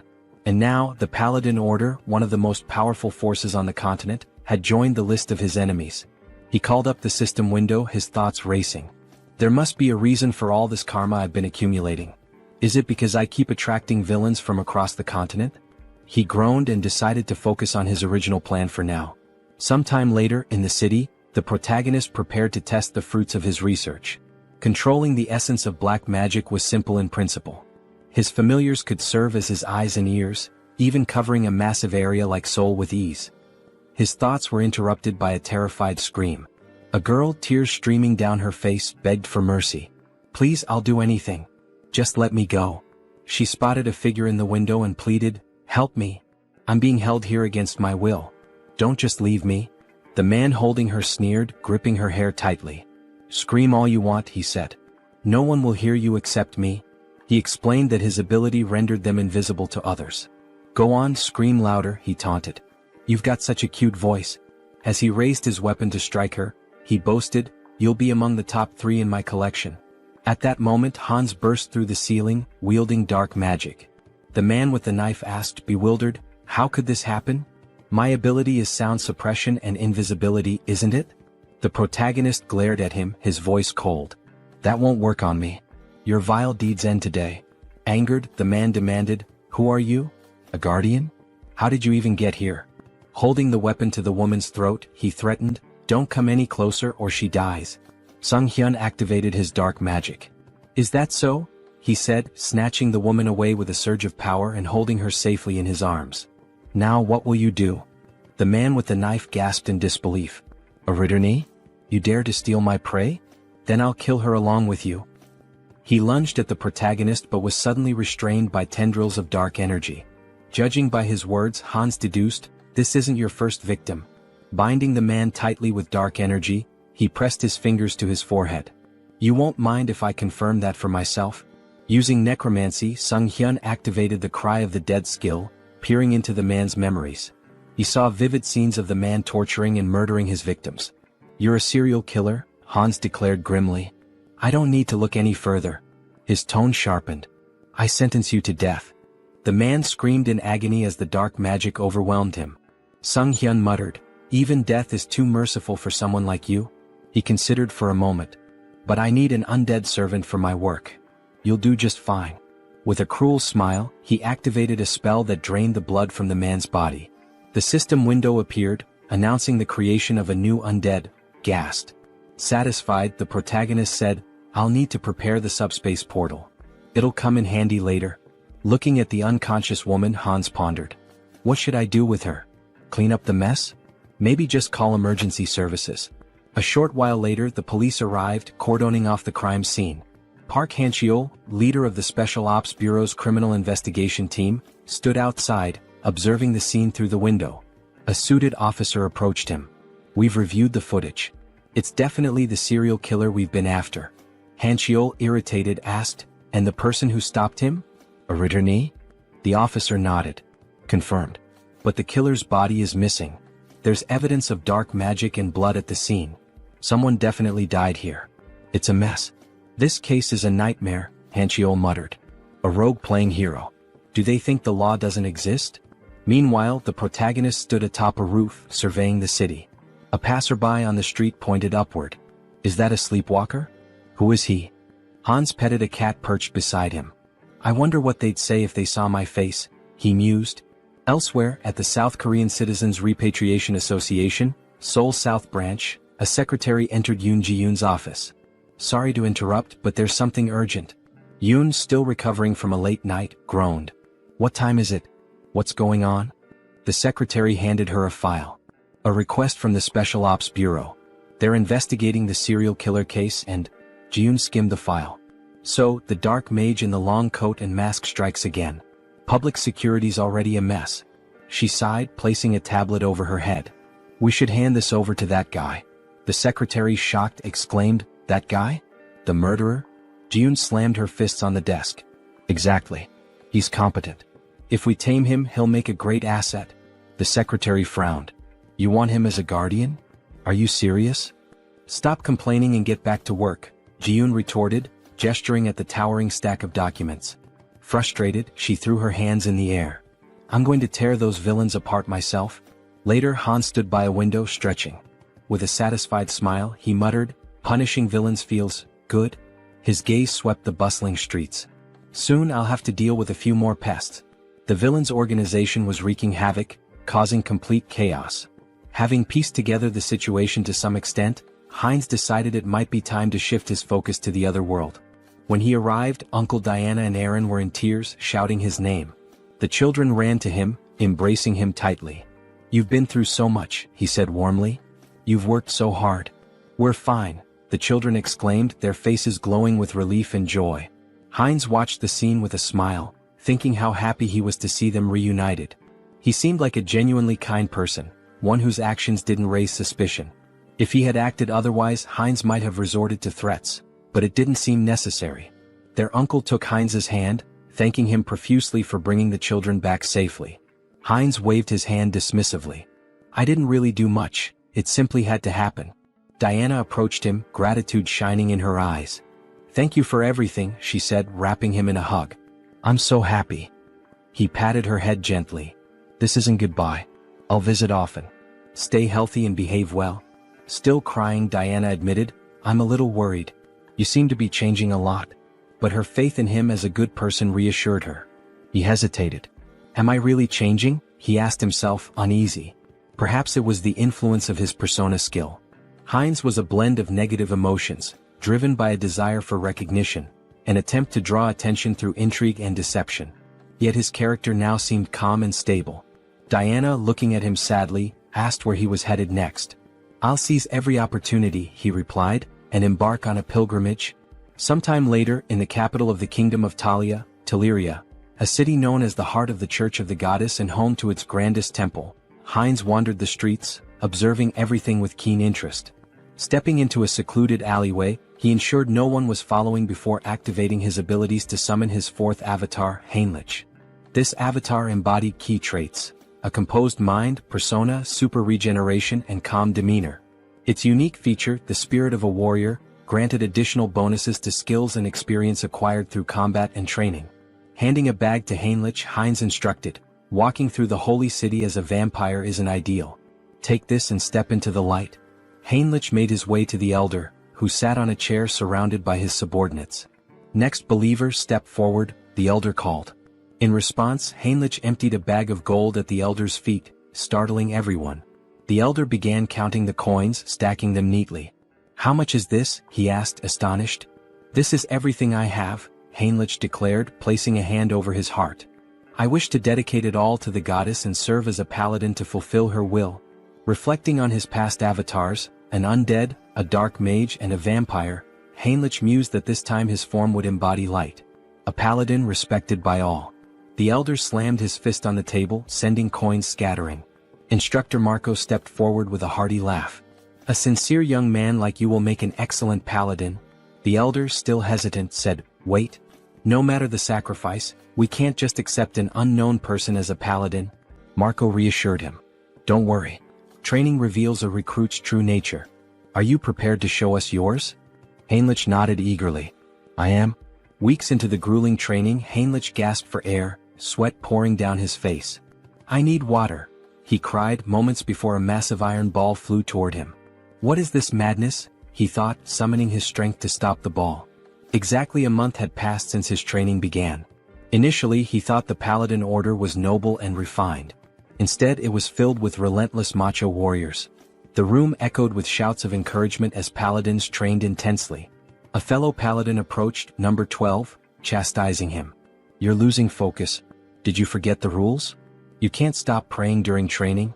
The paladin knelt in front of him, shouting, "Good. Now concentrate and recite the prayers again." Number 12 resumed, reciting fervently as he lifted the iron ball. The coach praised him. "Well done. Keep focusing. Let prayer restore your strength." From the sidelines, Heinlich observed. He admitted that the repeated prayers, despite being grueling, effectively strengthened faith and divine power. Nearby, two paladins were hitting a third with sledgehammers, who shouted gleefully, "My back feels great today." Heinlich couldn't help but think, this is absolute madness. Let them hit him even harder. Another paladin stood tall, attempting to crush a spiked iron ball with his bicep. Around him, the group shouted praises to the goddess, proclaiming their ever-growing faith. Watching from the sidelines, Heinlich couldn't help but think, do they really need to train like this? On the second floor, the trainer approached Marco, questioning him about the new recruit. Is he just a simpleton? Marco smirked. And if he is, what of it? The trainer chuckled. Well, even before baptism he's managing to lift such massive weights. His shoulders and lower body are already unnaturally strong. I can't wait to see how baptism will transform him. Hearing this, Heinrich felt a wave of discomfort. Why are they drooling over my body? He thought, trying to suppress his unease. He didn't want to attract attention from this group of apparent muscle fanatics. Time passed, and Heinrich continued to endure the relentless training. During one particularly grueling session he paused, gasping for breath. It had been 3 months since he began.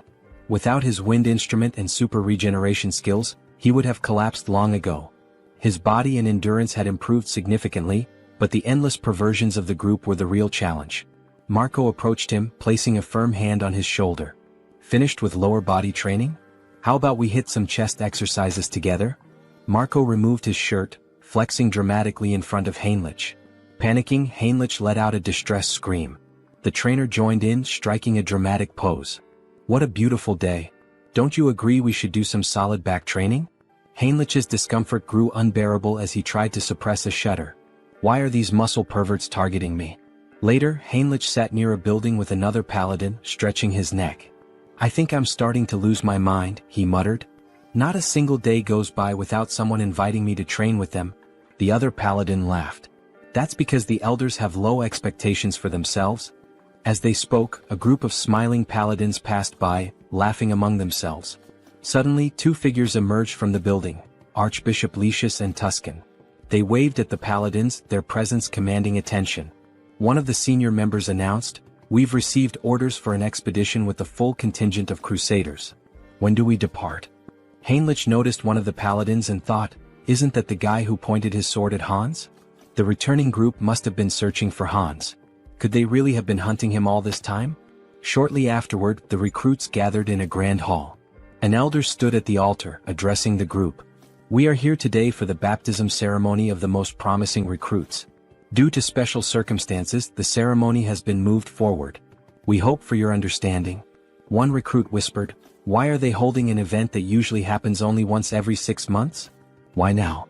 Heinrich had his suspicions. They're desperate for reinforcements to pursue the heir to the immortal king. But this is a perfect opportunity for me to test my plan. The elder called out, Max Veroin? Max stepped forward and the elder asked, are you ready to dedicate your life to the goddess and serve as her paladin? I am, Max declared confidently. Heinrich observed quietly, reflecting on the process. Those who undergo baptism transfer all their mana to the deity, losing the ability to use magic. In return, the deity grants a sacred blessing of immense power. The strength of the blessing depends entirely on the recruit's faith. The purer and more unwavering the faith, the stronger the paladin becomes. The elder called the next name, Heinrich. Smiling, Heinrich stepped forward, thinking, I'm fortunate to have devised such a brilliant plan. Until now, he had used his center of the mind skill primarily to suppress external stimuli and control emotions. But he had realized it could be reversed. By combining this with the persona skill, he could project the illusion of absolute faith in the goddess. As the high priest extracted his mana, Heinrich would filter out any mistrust or doubt, leaving only pure, unblemished energy. When the high priest initiated the ritual, the room began to glow with an intense sacred light. Gasps and whispers filled the air. This is unprecedented, someone exclaimed. The sacred power is reaching the very head of the goddess's statue. The high priest, astonished, placed a hand on Heinrich's shoulder. You've just undergone baptism, yet your sacred power rivals that of a priestess. Such unwavering faith. I'm truly impressed. Heinrich's plan had worked perfectly and he smiled inwardly. Heinrich continued to train diligently, a smile forming on his face as he thanked those around him. Suddenly, a system window appeared before him, informing him that he had acquired the holy baptism skill. This skill allowed him to distribute spiritual power more effectively among his avatars. As he examined his hand, he pondered, is this the limit of holy power? The thought brought him some relief. He had been skeptical that a false faith built on illusion could yield any results. Still, it seemed the skill hadn't worked to its full potential. He reflected further, the church's deity appears closer to the system, a personal god tied to the individual. When he opened his mind earlier, he felt a peculiar sensation. If he had to describe it, it was akin to curiosity, a distant, watchful presence. Is this what it means to be monitored? He wondered. Such power, he decided, should only ever be used for good. Later, in one of the meeting rooms, Lucius and Tuscan stood before a tactical map, moving pieces around as they discussed their strategy. "This is a mess," Tuscan said grimly. "We've been searching for a month and haven't found even a single village connected to the heir of the immortal king." Lucius sighed. "I have nothing to present to the deity." He glanced at Tuscan and added, "And beyond that, I sense the kingdom of Talia's support is waning. The vampire organization hidden within their borders is likely involved." Tuscan moved a few pieces on the board and replied, "During the pursuit of Hans, the misunderstandings surrounding the vampire slope and the oath of disobedience have grown too large to ignore." He picked up one of the game pieces, continuing, "The assassination squad has failed to achieve any meaningful results. Political pressure from the state is mounting, and they're leveraging this situation against us." Slamming his hand against his head in frustration, Lucius declared, "The assassination squad will be disbanded. My subordinates will return everyone to the capital." Tuscan nodded in acknowledgement and left to carry out the orders. As he walked away, he thought about the precarious situation they were in. "We're surrounded on all sides and the paladins' numbers are no longer sufficient. What should I do with this knowledge?" Looking out onto the training yard, he observed the recruits sparring. "Are these the ones baptized today?" he wondered. Suddenly, something caught his attention, a recruit striking Heinrich with a weapon. Heinrich reacted instantly, countering with an elbow to the face that sent his opponent sprawling to the ground, disarmed. The trainer shouted, "Heinrich wins this battle." A system window appeared before Heinrich, announcing that his avatar had achieved enlightenment through repeated training. He had unlocked the Crusader fighting technique skill. As he stood there, Heinrich noticed a wound on his body healing rapidly. With his super regeneration and newfound sacred power, the injury disappeared entirely. The defeated recruit, wiping sweat from his face, asked, "Did you let me hit you on purpose?" Heinrich extended a hand to help him up. "The effort was worth it," he said with a smile. "Tactics are my style." Yet inwardly he thought, this still isn't enough. To grow further, I need to evolve my abilities. At that moment, Tuscan approached, his expression serious. "Your sacred power is remarkable," he said. "You're already at the level of a trainer or a high-ranking paladin." The defeated recruit looked shocked by Tuscan's words. Tuscan continued, "But you're not experienced enough to be a full paladin just yet." Heinrich tilted his head, curious. "What do you mean?" Tuscan smiled knowingly. "You've likely felt it, more than others." He extended his hand to Heinrich. "I can make you much stronger. Will you come with me to the Rosalia Temple?" The protagonist inquired about his purpose in the Grand Temple, to which the response came as a question. Did he have any particular issue? Heinrich extended his hand reassuringly, stating that there was no problem and affirming his desire to accompany him. Tuscan, with a dissatisfied expression, began walking away, remarking that if he wanted to follow, he should do so immediately. The protagonist hurried after the paladin, requesting time to gather his belongings, but Tuscan advised him to entrust that task to someone else. They entered a room and stood on glowing runes. Tuscan placed a hand on the protagonist's shoulder, acknowledging how sudden everything seemed. He assured him that everything would be explained in detail later. The protagonist nodded, indicating his understanding. Soon they arrived at the renowned Great Temple of Rosalia, the largest sanctuary of the church, positioned at the continent's center. This sacred site was where both the father and the goddess had once dwelled, marking the heart of the faith. Inside, Rister greeted them warmly, expressing her hope that their long journey hadn't been too exhausting. They knelt before her, expressing their gratitude. The protagonist reflected on entering this sacred space, where the goddess resided, as an opportunity for immense growth. He believed it to be the ideal place to develop his skills and gain recognition as a paladin. Determined, he resolved to hone his abilities while handling covert tasks with Hans's assistance. Meanwhile, Hans sat atop a rooftop surrounded by corpses, scrolling through news about the saint on his phone. Acknowledging his newfound fame, he noted that remnants of a human trafficking ring had been eliminated. However, something peculiar caught his attention: mentions of a divine retribution society by the defeated villains. They had cursed him repeatedly, claiming the society would not forgive anyone who failed to act against him. Hans suspected this society was linked to multiple organizations. Stretching as he stood, he resolved to investigate further and continue dismantling their operations. He mused about dividing his profits, now contemplating how best to manage his newfound wealth. Later, Hans walked down the street wearing a mask, considering the risks of trading large quantities of valuable, mysterious items under the guise of the Haho mask persona. Any sudden activity might make him a prime suspect.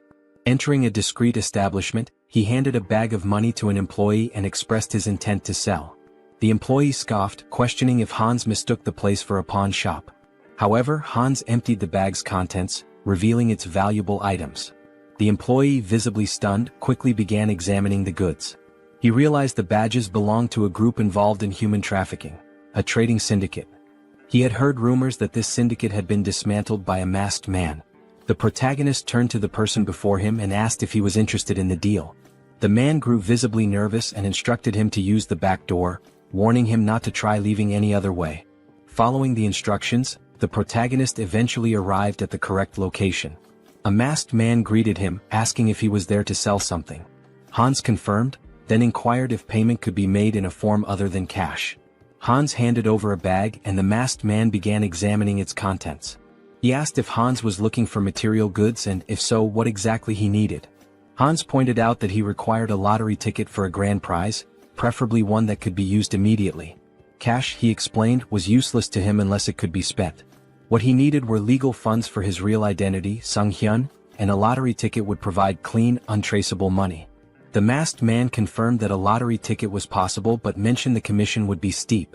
Hans assured him it wasn't a problem and asked how much it could sell for. The masked man replied that it would be 6-1, with a redemption period of 4 months. Hans requested 2 tickets, but the masked man stated that the payment provided wouldn't cover that. Unfazed, Hans assured him there was no need to worry and retrieved gold bars from his subspace storage. He asked if those would suffice. The masked man, stunned, felt the bars and asked incredulously, "A subspace storage tool? Who are you? These are extraordinary materials. Where did you get them?" Hans, annoyed at the man's curiosity, complained about being touched and stated he wasn't there to chat. He urged the masked man to finish the deal quickly. Apologizing, the masked man agreed to proceed. As the transaction concluded, Hans used his heightened senses and noted the faint scent of blood lingering in the air. It wasn't his imagination after all. Moving closer, he remarked that this wouldn't be their last deal and predicted they'd see each other often in the future. Later, Hans stepped outside, smiling as he inspected the checks in his hands.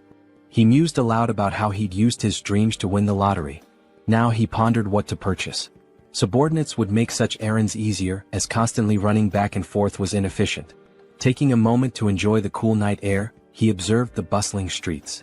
Only a few months ago, they had been eerily empty due to the human trafficking syndicate's presence. Now life had returned and the streets were alive once again.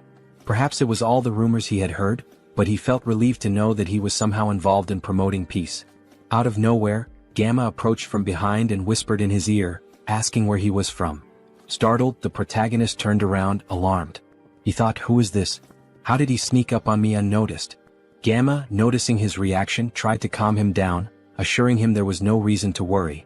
He simply wanted to have a conversation.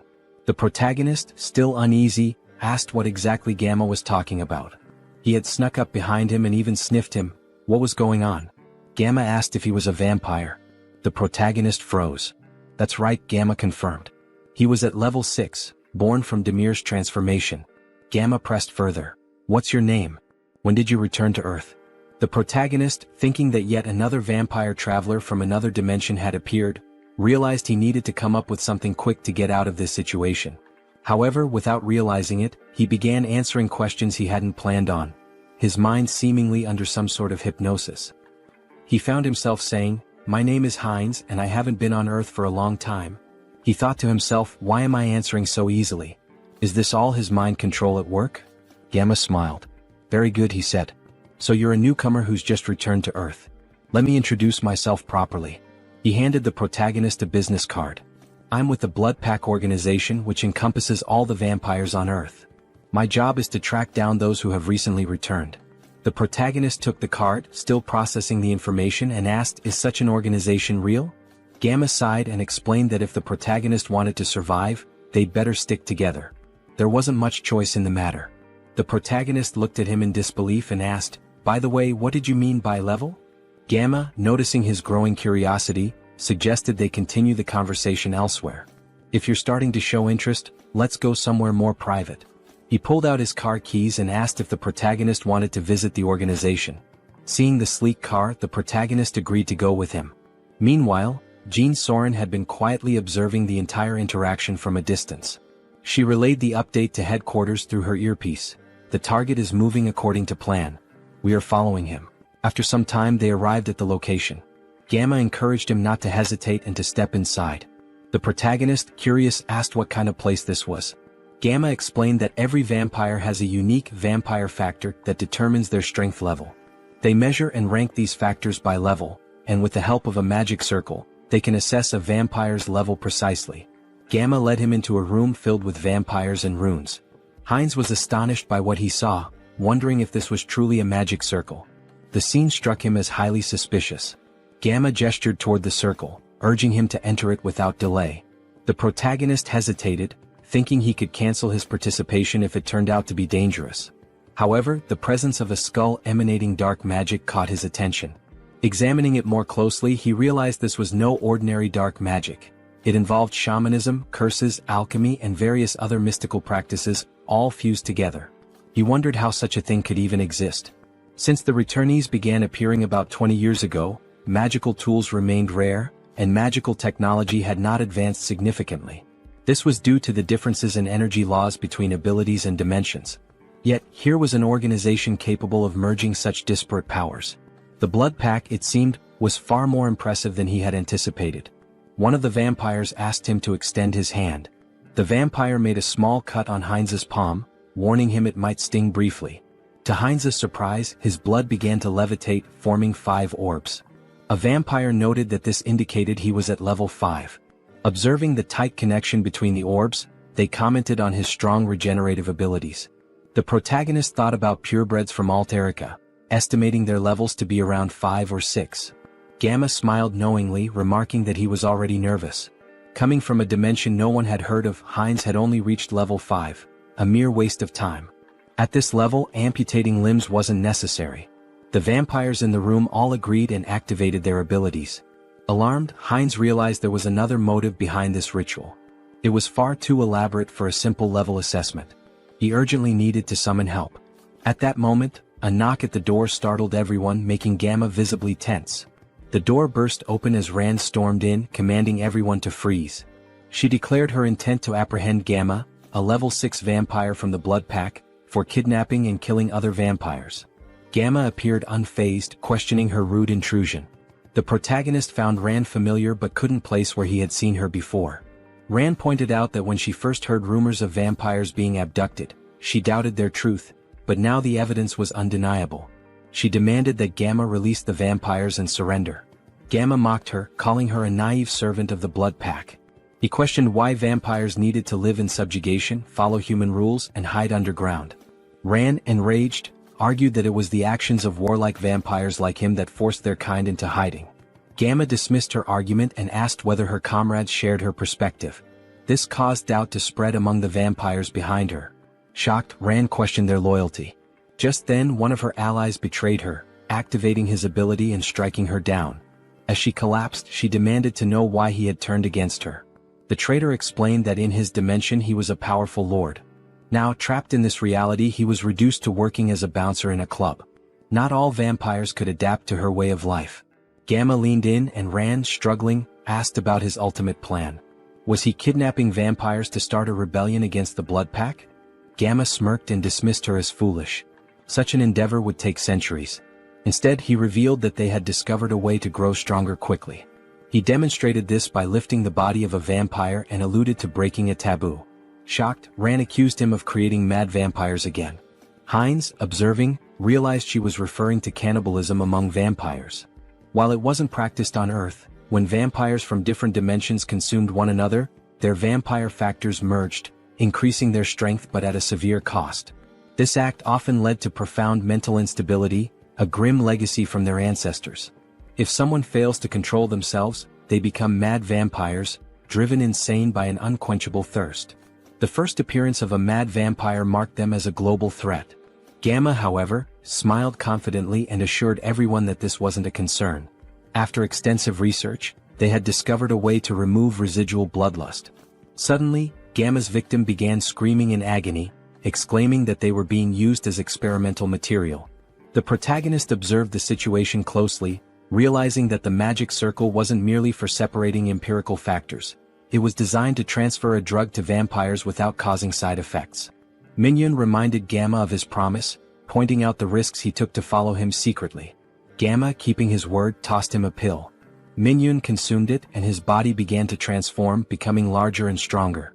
Smiling, he marveled at his newfound strength, unable to believe the change. Grabbing So-ran by the throat, he demanded more pills immediately, threatening violence otherwise. Feigning panic, Gamma urged Minhyun to stop, assuring him that while he was pleased with his strength, he needed to be patient. After all, another guest had arrived before him and was still waiting. Surely it wasn't too much to ask to wait a little longer? The protagonist rose to his feet, calmly stating that there were 2 purebreds and 4 half-breeds, proof that cannibalism worked. Gamma looked at him, stunned. Filled with newfound strength, Heinz expressed his eagerness to see just how powerful he could become. As he prepared to absorb the others, chaos erupted. The vampires screamed in confusion and fear. Suddenly Heinz and his army burst into the room. Addressing the group, he mocked their attempt to hide but scolded them for neglecting their safety. From now on, no one would leave this place without his permission. His army launched their attack, causing Minhyun to panic. He turned to Gamma, demanding answers about who their attackers were.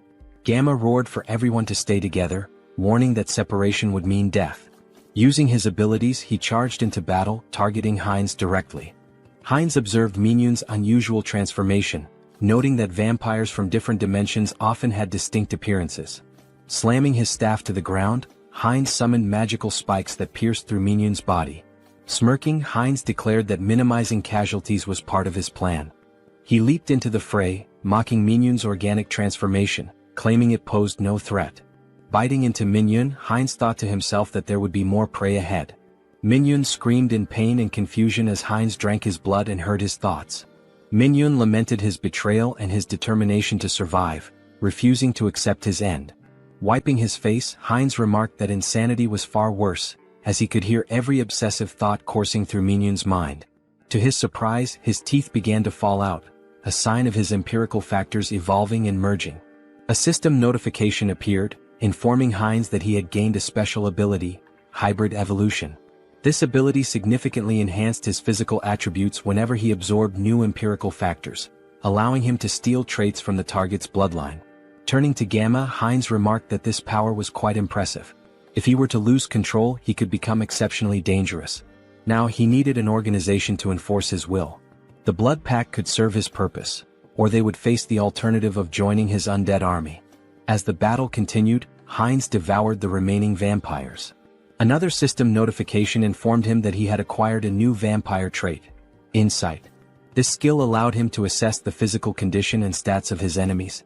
Heinz dismissed it as relatively useless but realized that vampires possessed a supernatural ability called heritage, tied to their origins. Using hybrid evolution, he could master this ability and steal all their powers. Gamma, now crucified, demanded to know how Heinz had managed to remain sane while devouring his own kind.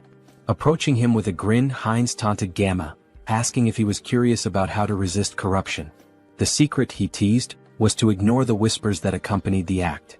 Gamma, panicked and disbelieving, screamed in protest. His cries turned into agony as another system notification revealed that Heinz had gained a new skill, camouflage, which allowed him to conceal his presence. Observing Gamma's transformed state, Heinz smiled slyly, commenting that Gamma must have been using camouflage all along. Not bad, he remarked, relishing his growing power. There were many ways he could use this ability. Should he dive into this bastard's thoughts? Gamma reflected on research, collaboration, support, and the public retribution technology. He also recalled a promise he had made to Mr. Beta. The protagonist panicked, wondering who the hell is this? Was this person Gamma's patron? And once again the Public Retribution Society was mentioned. It seemed like this intricate ritual was also their doing. What were these people planning, aiding the Blood Pack like this? Later that night, Heinz and So-ran were driving through the city together. Heinz glanced at her and asked if she was finally coming to her senses. Startled, she yelled at him, calling him trash for selling his life and demanding to know where he was taking her. Grabbing him by the throat, she shouted furiously. Heinz gasped, pleading for her to stop and look around. They had captured him too, and if she didn't let go, they'd crash. Reluctantly, So-ran released him and apologized, asking for an explanation of what had happened. Heinz asked if she had heard of Ho-Ho's mask. He mentioned that the masked figure had escaped during the chaos when a group of vigilantes burst in. Placing her hand over her heart, So-ran expressed her gratitude, saying that even amidst the chaos, Heinz had gone out of his way to save her. As Heinz observed her closely, her face and voice felt oddly familiar. Yet no matter how much he tried to place her, he couldn't shake the feeling that he'd seen her somewhere before. He asked why members of the Blood Pack were fighting one another. So-ran explained that the group was divided between radicals and moderates. She and her team had discovered evidence that the radicals had kidnapped one of their own, so they infiltrated the radicals' territory. She expressed relief that they had escaped in one piece and even managed to learn the radicals' plans. She intended to inform the higher-ups and put an end to it. Heinz, skeptical, thought to himself that resolving this wouldn't be so simple. It was likely that even the highest-ranking members of the radicals were involved. So-ran cheerfully asked about Heinz's identity. Who was he as her savior? He seemed incredibly strong. Heinz replied that she could call him whatever she wanted as she felt comfortable. She asked if she could call him up for convenience, to which he nodded, mentioning he'd recently returned to Earth and hadn't formed any bonds yet. Heinz explained he had followed Gamma out of curiosity about the Blood Pack. So-ran smiled and suggested that he join the group, mentioning that most vampires were part of it. She assured him that moderate vampires didn't engage in shady activities and had steady blood supplies through partnerships with blood banks. Heinz expressed interest and So-ran promised to show him more. After some time they arrived at their destination. Inside, a little girl named Nahi ran to the door when she heard them. So-ran greeted her warmly and Nahi hugged her, asking if she was okay. Smiling, So-ran reassured her, introducing Heinz as their friend and a new member of the Blood Pack. Nahi, looking nervous, greeted Heinz. He waved back with a friendly smile. So-ran patted Nahi's head, asking her to stay and play while she showed Heinz the room. Nahi agreed but asked her to return soon. On the way up, Heinz commented that Nahi seemed very small. So-ran clarified that it wasn't just her appearance. Nahi wasn't a returner. Confused, Heinz asked if all vampires weren't returners. So-ran explained that wasn't true. Nahi had been born and raised on Earth, but her father, a returner, had turned her into a vampire to save her from a chronic illness. This revelation made Heinz reflect on why the government wanted strict control over vampires. In many ways they were like an infectious disease. So-ran continued, explaining that turning someone on Earth took significantly more power than usual. Nahi's father had reached his limit but wanted her to live confidently, even under the sun. Eventually they reached a room. So-ran let Heinz in, telling him to call her if he needed anything. Since it was late, she suggested he rest. She said goodbye with a distinct gesture. Heinz froze, startled. That gesture, her voice, it all seemed so familiar. Pointing at her, he asked, "Is she the streamer Orchid?" So-ran's eyes widened in shock and she screamed in embarrassment, covering her face. She stammered, asking if he'd just mentioned her stream. She blushed, saying that moment from her stream was stuck in her head, then nervously asked if he was one of her subscribers. Heinz awkwardly waved, denying it, explaining that her videos had simply popped up in his recommendations a couple of times. She sighed in relief and said it was a good thing because she had nearly died of embarrassment. She explained that she had been a trainee, and after quitting she felt lost and decided to try streaming. Heinz asked how old she was back then. She replied that she was 22 now and had awakened at 19. Then she asked his age and when he had awakened. Feeling awkward, Heinz quickly shut the door behind him, calling out that he'd tell her later. She blinked in surprise, wondering aloud if she had said something wrong. Inside, Heinz exhaled deeply, realizing she was much younger than he had assumed, which explained his casual tone earlier. At 20 years old himself, he found it surprising that she was older than him. Lying on the bed, he muttered to himself that regardless, she still looked familiar. As a streamer, she was quite famous. Maybe he should look her up online? Opening her streaming page, he found a notification about her recent hiatus. In the post, she mentioned taking a break from streaming for about a week due to work obligations. She assured her audience she'd return as soon as possible and hoped to see them again soon. Heinz swiped through the updates, thinking to himself. After she posted this, she went straight to the crime scene? If he hadn't intervened, that post might have been her last. The thought unsettled him. The situation had been far too close and dangerous. The next morning, Heinz woke to the sound of So-ran yelling into her phone. She was shouting, demanding to know why there was no evidence. How could they find nothing? Groaning from his headache, Heinz got out of bed, wondering what the commotion was about so early in the morning. Heading downstairs, he heard her shouting again. He says there's no proof of this. How is that even possible? Noticing Heinz, Soran paused her argument and asked if he was awake. Holding the phone away, she explained that her colleagues had gone to the crime scene yesterday, but everything had been burned. There was no evidence left, and now they couldn't act against the radicals. Heinz clenched his fist, thinking to himself, "They've gone too far. Were they trying to erase all traces of me?" Out loud, he sympathized, saying it was unfortunate, but then he asked her something. Could she tell him where the radicals' base was? Her eyes widened in surprise. "Why do you need to know where the radicals' base is?" she asked. Then, raising her voice, she added, "Don't tell me you're against the blood pack." Heinz raised his hands to calm her down, assuring her it wasn't the case. He explained that the radicals were dangerous, and it would be better to know their locations to avoid them. Taking a deep breath, Soran nodded, placing a hand over her heart. "That does make sense," she admitted. She pulled up some information on her phone, handing it to him. "Here, hold on to this. Avoid the marked locations and you'll stay safe." Heinz studied the screen, noting the map of locations. While doing so, Soran offered to cook him something since he was already up. He waved his hands, politely declining. "No need to trouble yourself," he said. "I'll grab something nearby. There are plenty of good restaurants around." Looking at the map's marked spots again, Heinz licked his lips and muttered, "That's why I'm thinking of going for a walk and finding something good to eat." Moments later, he appears indulging in the blood of vampires, as if feasting at a banquet in a restaurant. Suddenly, a still-living vampire calls him a bastard, warning that he cannot leave peacefully because the clan leader will hunt him down, leaving not a single bone marrow behind. The protagonist asks if they know who he is and thanks them, mentioning that after stealing the concealment skill from these vampires, they are now worse than blind fools. So, he won't have any trouble for now. He then demands they reveal where their other friends are.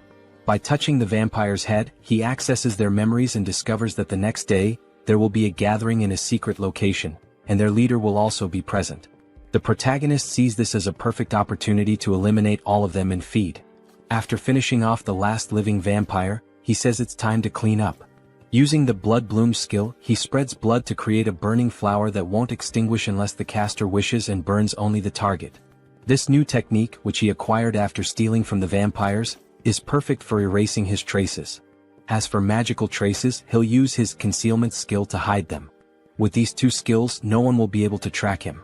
Suddenly, the protagonist's heart starts pounding. This feeling, his body was beginning to evolve again. While spitting blood and groaning in pain, he acquired new abilities. The special skill, Bloodline, Pure Blood, evolves into Bloodline, True Blood. Due to the effects of hybrid evolution, he gains enlightenment and acquires the skill, Blood Flow Amplification. His recovery ability has transcended its limits, and the skilled regeneration has evolved into hyper regeneration. Finally, he has become a true blood and gained some new abilities. Let's test what they do. He makes a deep cut on himself and within seconds his artery heals. Now he can control blood and has absurd regeneration. During a fight, he can absorb the blood of enemies to recover, making him practically invincible. If a true blood is this strong, imagine how powerful a holy blood might be. In the next scene, we see Jean Soren thanking someone for donating 1 million cheeses. The donor earned 1,000,000 points in her heart. She thinks this donation will allow her to buy many blood packs without worrying. Suddenly, the protagonist enters the room. They look at each other and blush. He apologizes for interrupting and tells her to continue her work. Soren, embarrassed, shouts at him to knock before entering and punches him. Soren then asks what happened. He tells her they received a letter in her name. The letter contains images and information about a group of criminal vampires. Someone mysterious sent this dossier with such valuable information. She has no idea who it could be.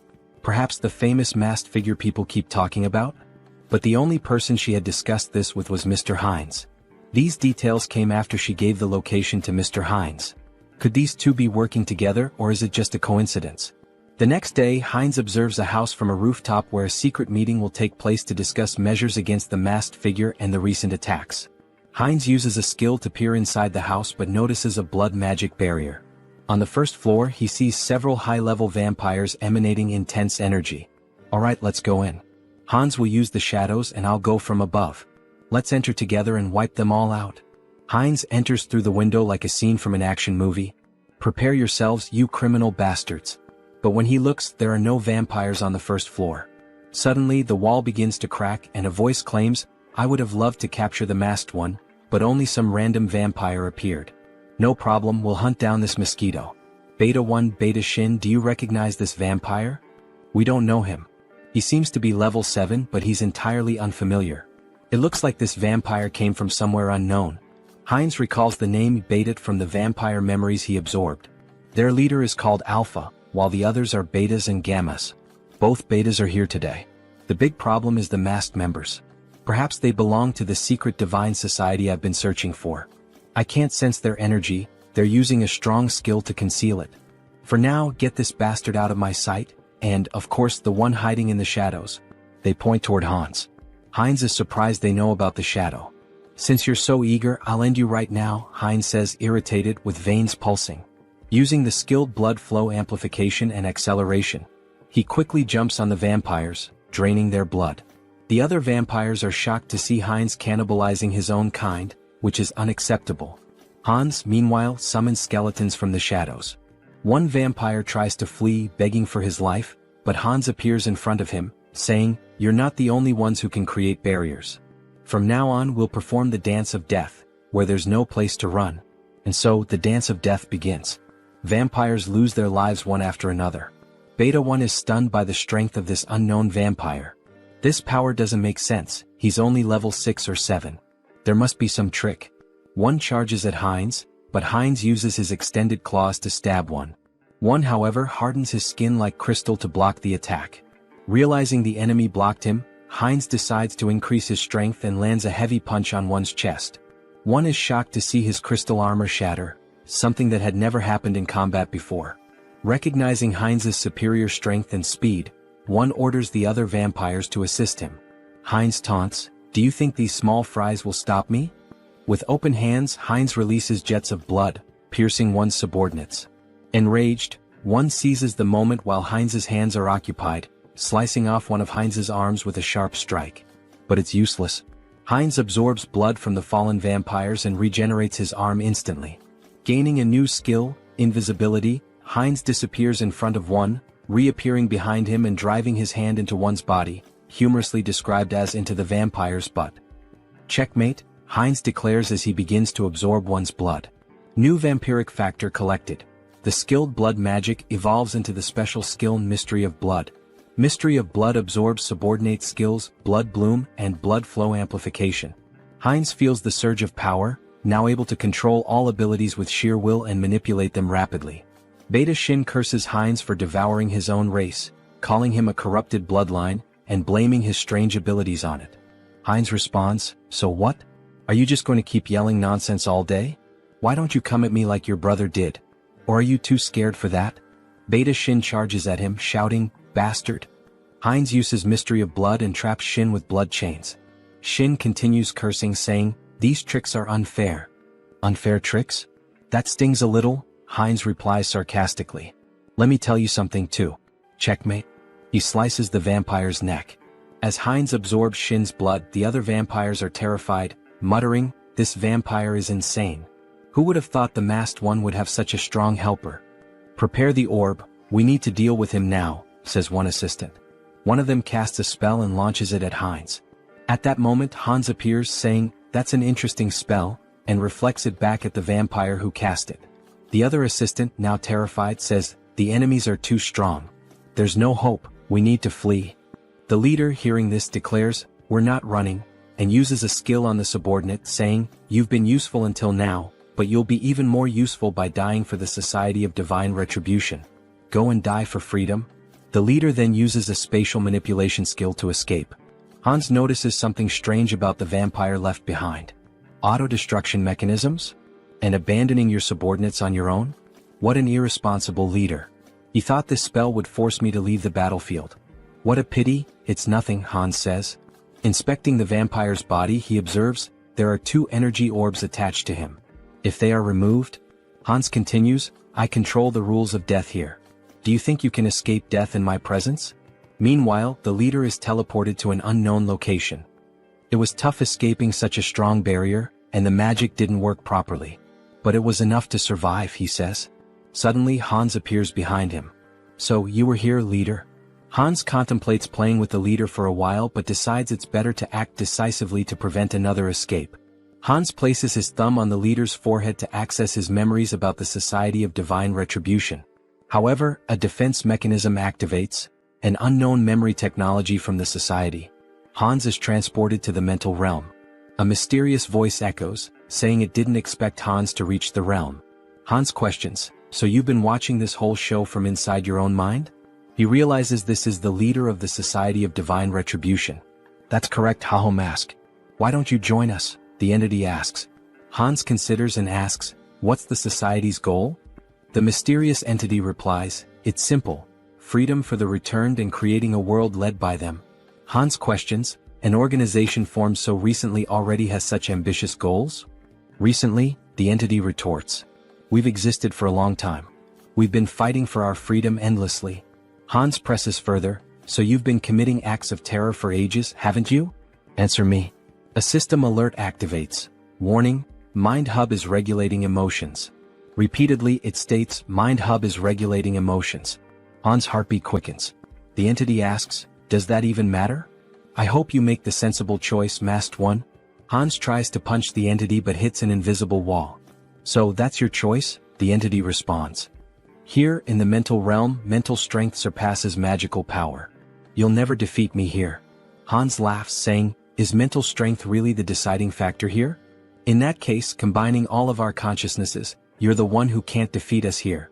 Meanwhile, Heinrich trains intensely. 1,021. 1,022, he mutters while lifting a gargoyle statue. Finally, a system message appears. The entity has achieved the conditions and acquired the special skill, Blessing, Sturdy Body. The entity gains the skill, Out Erica Sacred Art, through repeated training, achieving a power level equivalent to a high priest. Heinrich reflects that he didn't expect to surpass his limits with mere physical training. "With these new abilities, I've earned the qualifications to be a holy knight. Maybe it's time to discuss the next step." Suddenly he hears a feminine voice. It's the saint in the flower garden. Despite being the saint with the greatest divine power, she appears like an ordinary girl. "Hello, Sir Heinrich," she says with a smile. Her radiant aura of divine power betrays her otherwise ordinary appearance. Heinrich greets her and asks, "Why are you alone in a place like this?" The saint replies, "I was just watching a ladybug in this field of flowers. The little creature was so cute I lost track of time." Heinrich had thought she was admiring the flowers, only to find out it was the ladybug. The saint notices something different. "Sir Heinrich, you've finally received the blessing. Congratulations." The saint's perceptiveness amazes him. "Blessing, Sturdy Body is not something achieved with outside help," she remarks, praising his accomplishment. "Thank you, Saint," he replies. "Well, it's time to work. Shall we go to the chapel together, Sir Heinrich?" "Of course, Saint," he answers. Through his studies of history, Heinrich learned why the saint is so obsessed with Hans. In the distant past, the first immortal king turned half the continent into a land of death. Multiple nations united to defeat him. However, his heart was stolen by an ally, a black mage. He reincarnated as the second immortal king, causing the fall of the Great Western Empire. Although the chosen of the order managed to destroy his heart, it was split into 3 parts and scattered across the continent. Every time an immortal king crisis arose, the Great Divine Order was always at the forefront. They knew the heavy toll it took, with countless lives lost along the way. For the saint, who sees her followers as family, her intense hostility and obsession with the immortal king are natural.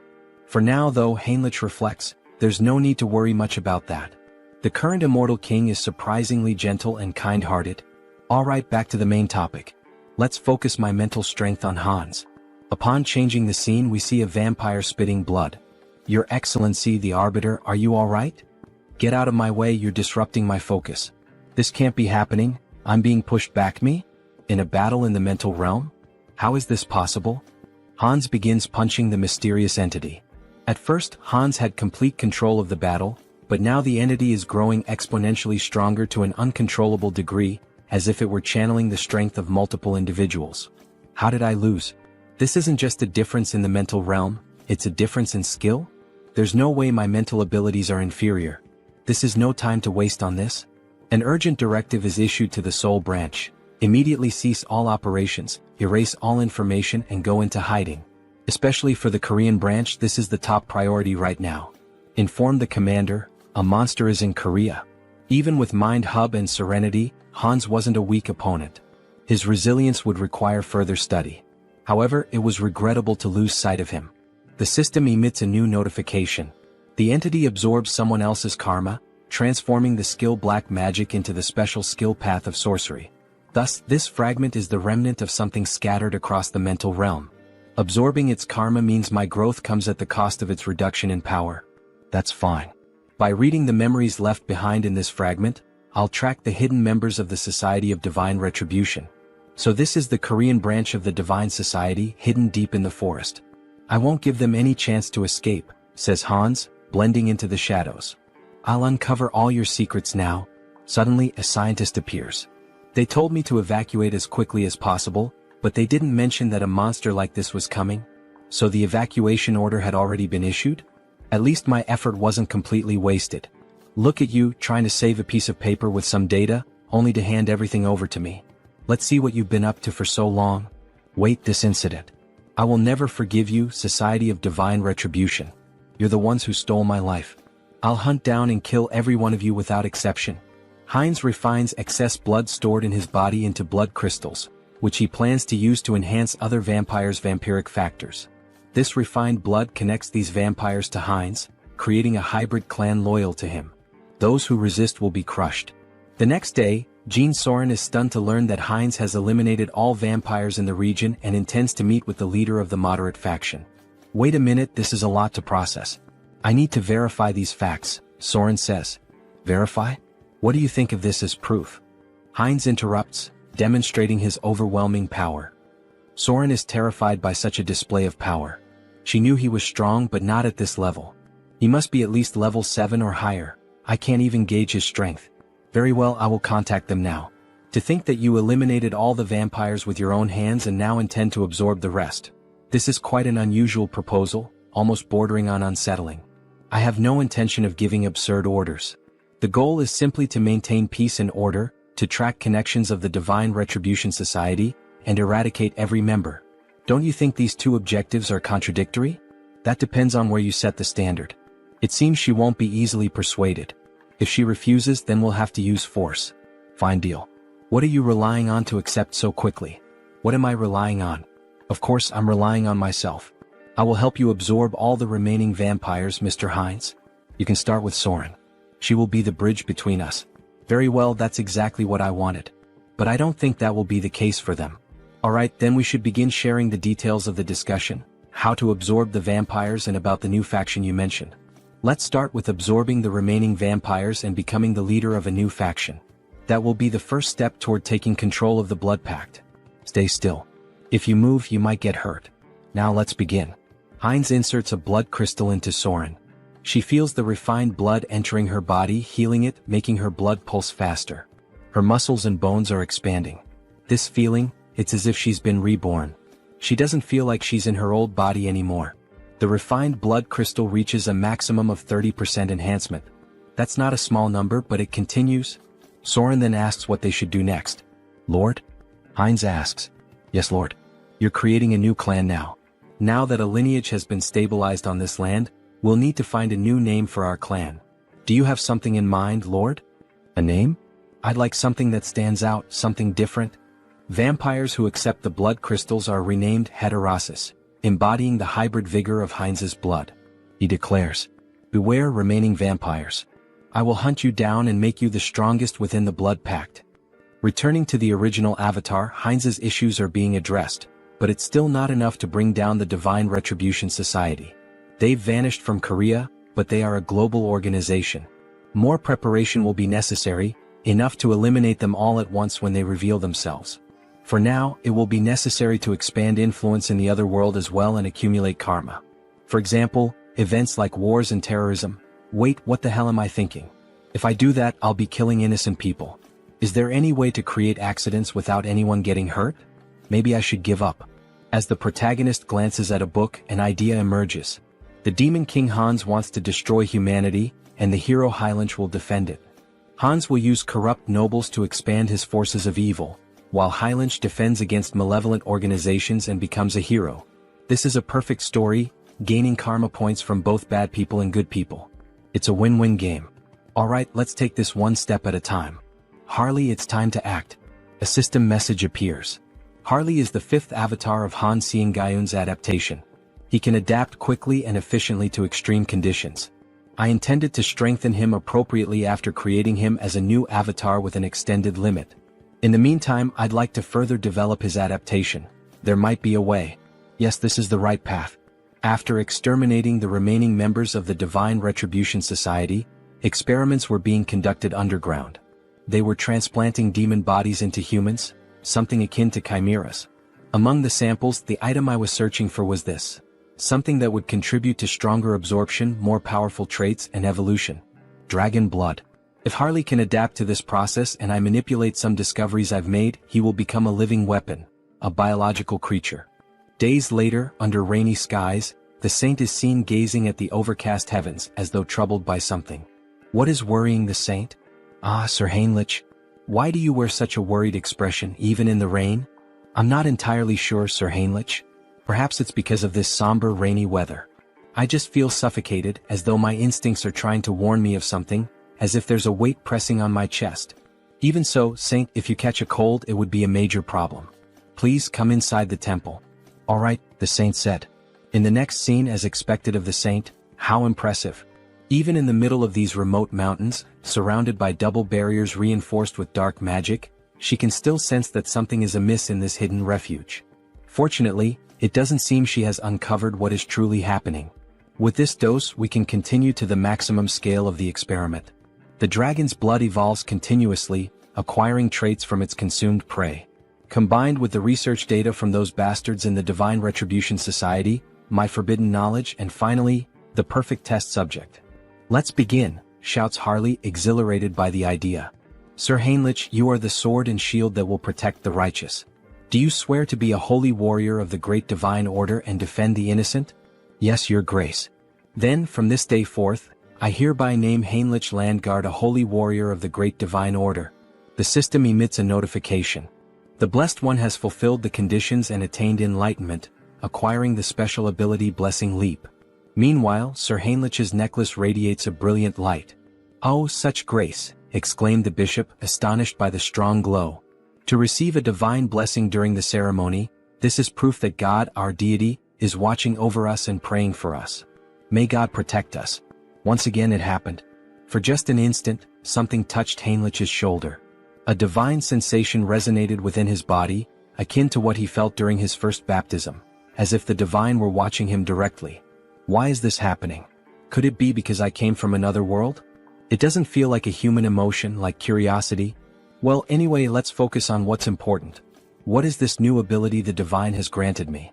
Blessing Leap, it allows me to transcend space? What? Transcend space? Isn't that basically a teleportation skill? It doesn't mention any limits on usage or distance traveled. This ability is top tier. As expected of a god, they are so generous, casually granting such a powerful skill. Thank you, God, for your generosity to this sinner. I am moved by your grace and offer you my prayers. Thank you for continuing to watch over me. Meanwhile, the other devotees wept with joy at seeing Heinrich's devotion to God. A young man like this, he's truly devout. That's true. I couldn't agree more, said another man. From now on, it would be necessary to decide which knighthood order Heinrich would join. Congratulations on being officially recognized as a holy knight, Heinrich. For now, you will be temporarily assigned to various holy knight orders. Here are the representatives of each order, here to invite you to join them. Each order specializes in different weapons and techniques, so choose carefully which one appeals to you most. Nice to meet you. I'm from the Order of the Sky Shield. We specialize in defending the outer perimeters of fortresses using long-range spear techniques. I'm from the Order of the Sun Wolf. We take the front lines in battle and wield highly destructive greatsword techniques. I am a veteran of the Order of the Thunder Claw. Here, we handle the internal security of the fortress and master balanced combat techniques using sword and shield. So, which of these orders would you like to apprentice under? I don't think there's a need to choose. I'll train with all the knight orders. What? With my warrior spirit and growth acceleration abilities, there are no limits to my body. I will absorb all the sacred warrior's combat techniques. However, that person in the corner, isn't he also part of a knight order? Why hasn't he introduced himself or said anything yet? Over there, well, obviously. Suddenly the man was interrupted. Our order only selects the best of the best to join us. But looking closer, you're not too bad. With that level of divine power, perhaps you're qualified to take the test. Heinrich's divine power was among the greatest, even compared to high priests. What are the criteria for this Knight Order? Just follow me. Our Knight Order has a singular purpose: to protect the most important thing within the fortress of the Great Temple. The most important thing? What exactly are you referring to? That. I'll tell you if you pass the test. Suddenly they entered a room, a library in the castle dungeon. Inside, a man wearing a strange mask sat beside a shadowy statue holding a parchment. That hood and mask, he's a heretic inquisitor. All you need to do is read the text on the table. Make sure you read it clearly so the divine can hear your prayer. Strange, is this some kind of device to weed out spies? This is bad. Could Heinrich's identity be exposed? What is this?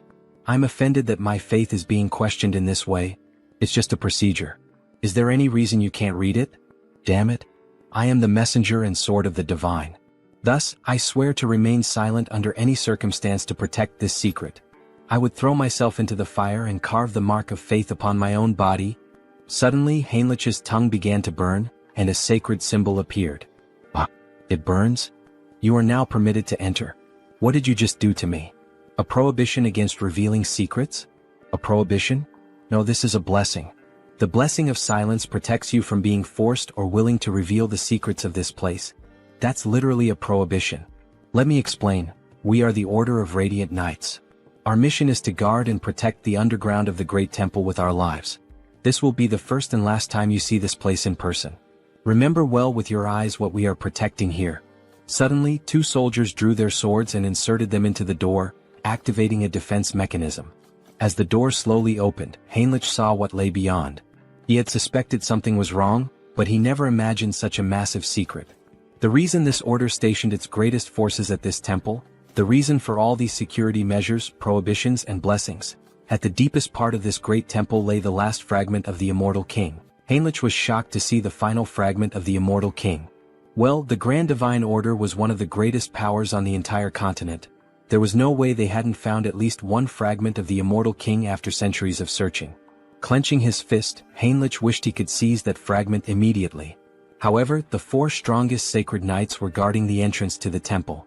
Even Hans wouldn't be able to extract the Immortal King's fragment from the temple's deepest depths. Heinrich would have to think carefully about his next move. Suddenly, another knight informed him that due to the blessing placed on Heinrich's mouth, he wouldn't be able to reveal anything, no matter if he was tortured or even killed. Formally, he was stating this anyway. This fact must never be revealed to anyone. Understood? Heinrich confirmed. Don't worry, I promise that only I will know this information. Haha, the final fragment. What an unexpected stroke of luck, Hans said, laughing wickedly as he gazed at his experiment. However, Harley's condition was far more unstable than Hans had anticipated. With a worried expression, he exclaimed, "What's wrong? Why is this happening? Everything should be working perfectly according to theory." Meanwhile, Harley was coughing up blood. He felt something boiling inside him. The dragon's blood had definitely been transfused into his body. But perhaps the power output needed to be pushed to its maximum. Hans then yanked the lever. Harley let out an agonized scream as his body began to tremble violently, smoke rising from his skin. And then, he suddenly stopped moving. Harley? Did he go too far? Had he pushed Harley's super regeneration beyond its limit? If that was the case, then Hans was about to lose everything, Harley and all of his research. Screw it. It was all or nothing now. Hans made a desperate decision, injecting every last drop of the dragon's blood into Harley, praying that it would have some effect. Harley's body twitched. His eyes shot open, glowing a furious red. He let out a blood-curdling scream as his jaw contorted, transforming into something monstrous. Crimson lightning crackled throughout the room as Hans watched, frozen. And then he stopped moving again. Shit, so the experiment failed? Hans muttered under his breath. Damn it, Harley. But just as he turned to leave, a system window suddenly appeared before him. System notification. Caution, exclusive abilities have evolved. Your abilities have grown. The number of avatars you can create has increased. Hans' eyes widened. Increase? What do you mean, increase? He looked around at the lifeless body before him. All I see is a pile of corpses, not growth. Then, without warning, Harley's body convulsed violently. His muscles rippled as he snapped his restraints apart like they were nothing. System notification. You have acquired a new ability, physical mutation. Your Recovery ability has exceeded its limits. Super regeneration has evolved into regenerative adaptation. Harley let out a guttural roar, his voice twisted with agony and something else, power.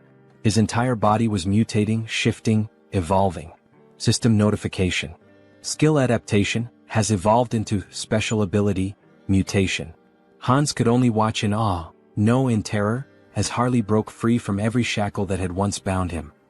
Finally, the mind has connected. The gamble was worth it. Ah, so this is the new effect of the mutation ability? Harley mused, laughing as he examined his altered physique. His body had changed drastically, his muscles denser, his teeth sharper, and even a few dragon-like scales appearing on his face. It almost feels like I've transformed into multiple species at once. Meanwhile, Hans furiously jotted down notes. The good news just kept coming. To think that his number of avatars increased through natural growth without relying on the karma store. This is an unprecedented achievement. He grinned, his eyes gleaming with excitement. I'll figure out how to use this new avatar later, but before he could finish, Harley interrupted him. Should I test my new abilities? He asked, grinning wickedly. Hans smirked. Be my guest. Deep in the forest, Harley stepped into the dense wilderness, marveling at the beauty of his surroundings. His body had become a perfect killing machine, every sense razor-sharp, his instincts honed to an unnatural degree. Then he heard it. A faint breath, nearly imperceptible, but his new senses picked it up immediately. A predator was watching him. A black panther lurked in the shadows, muscles tensed, eyes locked onto its prey. It pounced, a blur of muscle and claws, but Harley didn't move. Instead, as the beast drew closer, his eyes widened. Wait a damn second. Recognition struck him like a bolt of lightning. You're the same species that attacked me the moment I arrived in this world, aren't you? His lips curled into a smirk. Well then, it's nice to see you again. Crack. Before the panther could react, Harley's hand shot out, clamping around its throat with a terrifying grip. The creature thrashed wildly, but it was useless. Forgive me, but... With a single motion, he slammed the beast into the ground with monstrous force, shaking the earth beneath them. The impact alone was enough to cripple the creature, but Harley wasn't finished. His blood boiled. His strength surged. With nothing but his bare hands, he drove his fingers straight into the panther's belly, tearing through flesh with horrifying brutality. The beast let out a final, pitiful gasp, before everything went silent. To enhance the efficiency of the mutation ability, he needed to find monster crystals. More specifically, he had to consume their cores, commonly known as magic stones. It was the fastest and most efficient way to evolve. As he bit into the monster core, his body immediately began to undergo minor transformations again. A system window appeared before him. The entity has achieved enlightenment through repeated actions. Let us further solidify its concept with physical mutation. At that moment, his body visibly evolved. His muscle mass expanded, his height surged, and within moments he stood close to 2 meters tall, his physique now overwhelming and powerful. Having a large and muscular body is undeniably an advantage in battle, isn't it? Another system alert followed. You have acquired the ability, Gluttonous Feast, a new skill that allowed him to consume and digest anything with ease, ensuring that he could always eat more. But using his mutation ability had drained him, leaving him starving. Without hesitation, he tore a chunk of flesh from the dead beast with his bare hands. With this new Gluttonous Feast ability, there shouldn't be any issues if I eat this meat, right? Harley thought, drooling at the sight of it. The moment he took a bite, his body shivered. The meat was incredibly tender, and the blood coating his lips sent a strange, refreshing sensation through him. Is this because of the mutation? He couldn't suppress his laughter, or his growing urges. At this point, anyone watching would think he had lost his mind. His behavior was completely primal. Primal, huh? That word stuck in his mind. He recalled rumors of an isolated barbarian tribe in the southern regions of this land. In that case, Harley smirked, licking the blood from his fingers, perhaps it's time for a class change. The country of Tulek Kingdom, Tarak. The scene opens to the entrance of the guild in this city. What the hell? A barbarian from the south? What's he doing here in the west? The tension in the air is palpable. Welcome. Everyone seems completely on edge. Well, of course they are. This body is stylish and intimidating. Harley figured it might be too much, but in the end it suited him just fine. But he wasn't here to make an impression just yet. His goal was far greater, to become a hero capable of shaping the entire continent, leaving behind a legacy so unforgettable that no one would ever erase his name. "So, what does the esteemed guest require?" the guild receptionist asks hesitantly. Harley leans in, smirking. "Isn't it obvious?" he says, slamming his hand down on the counter. "I'm here to exterminate the monsters in the northern mountains, near the steel fortress. Isn't that what this city is for?"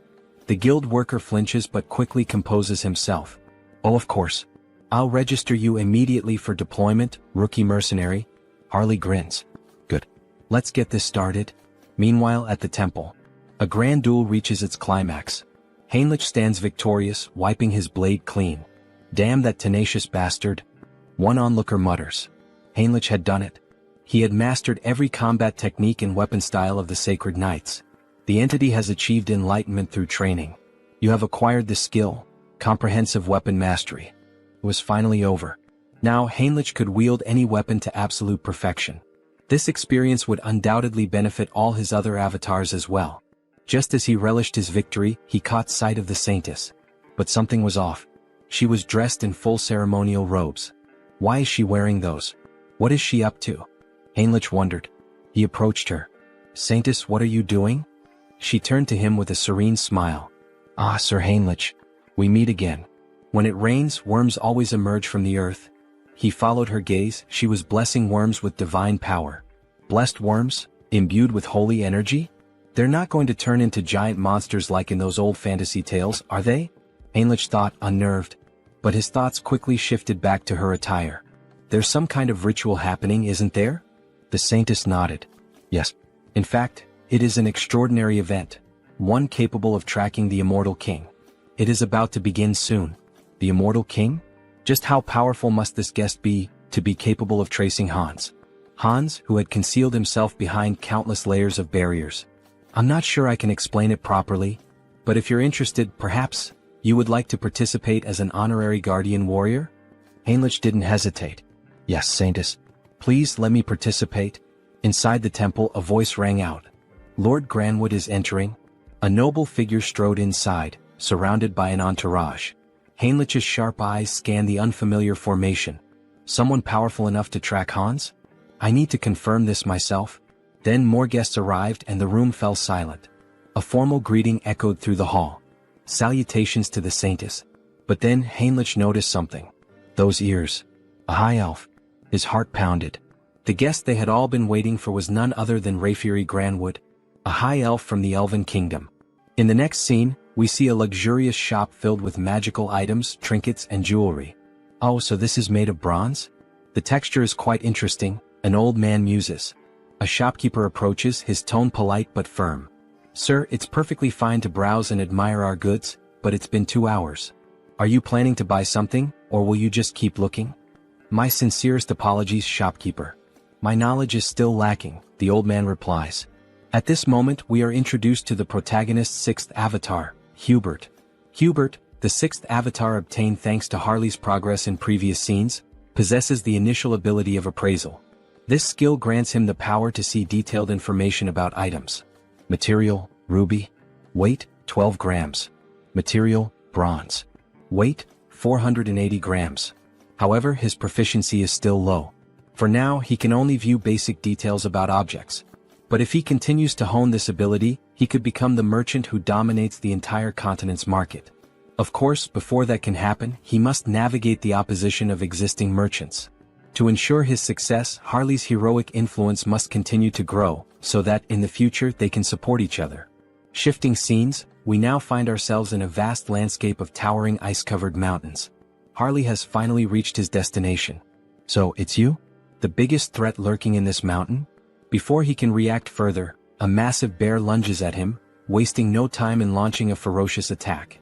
Harley grips his axe tightly, bracing himself as he counters with powerful swings, wounding the beast and forcing it to retreat.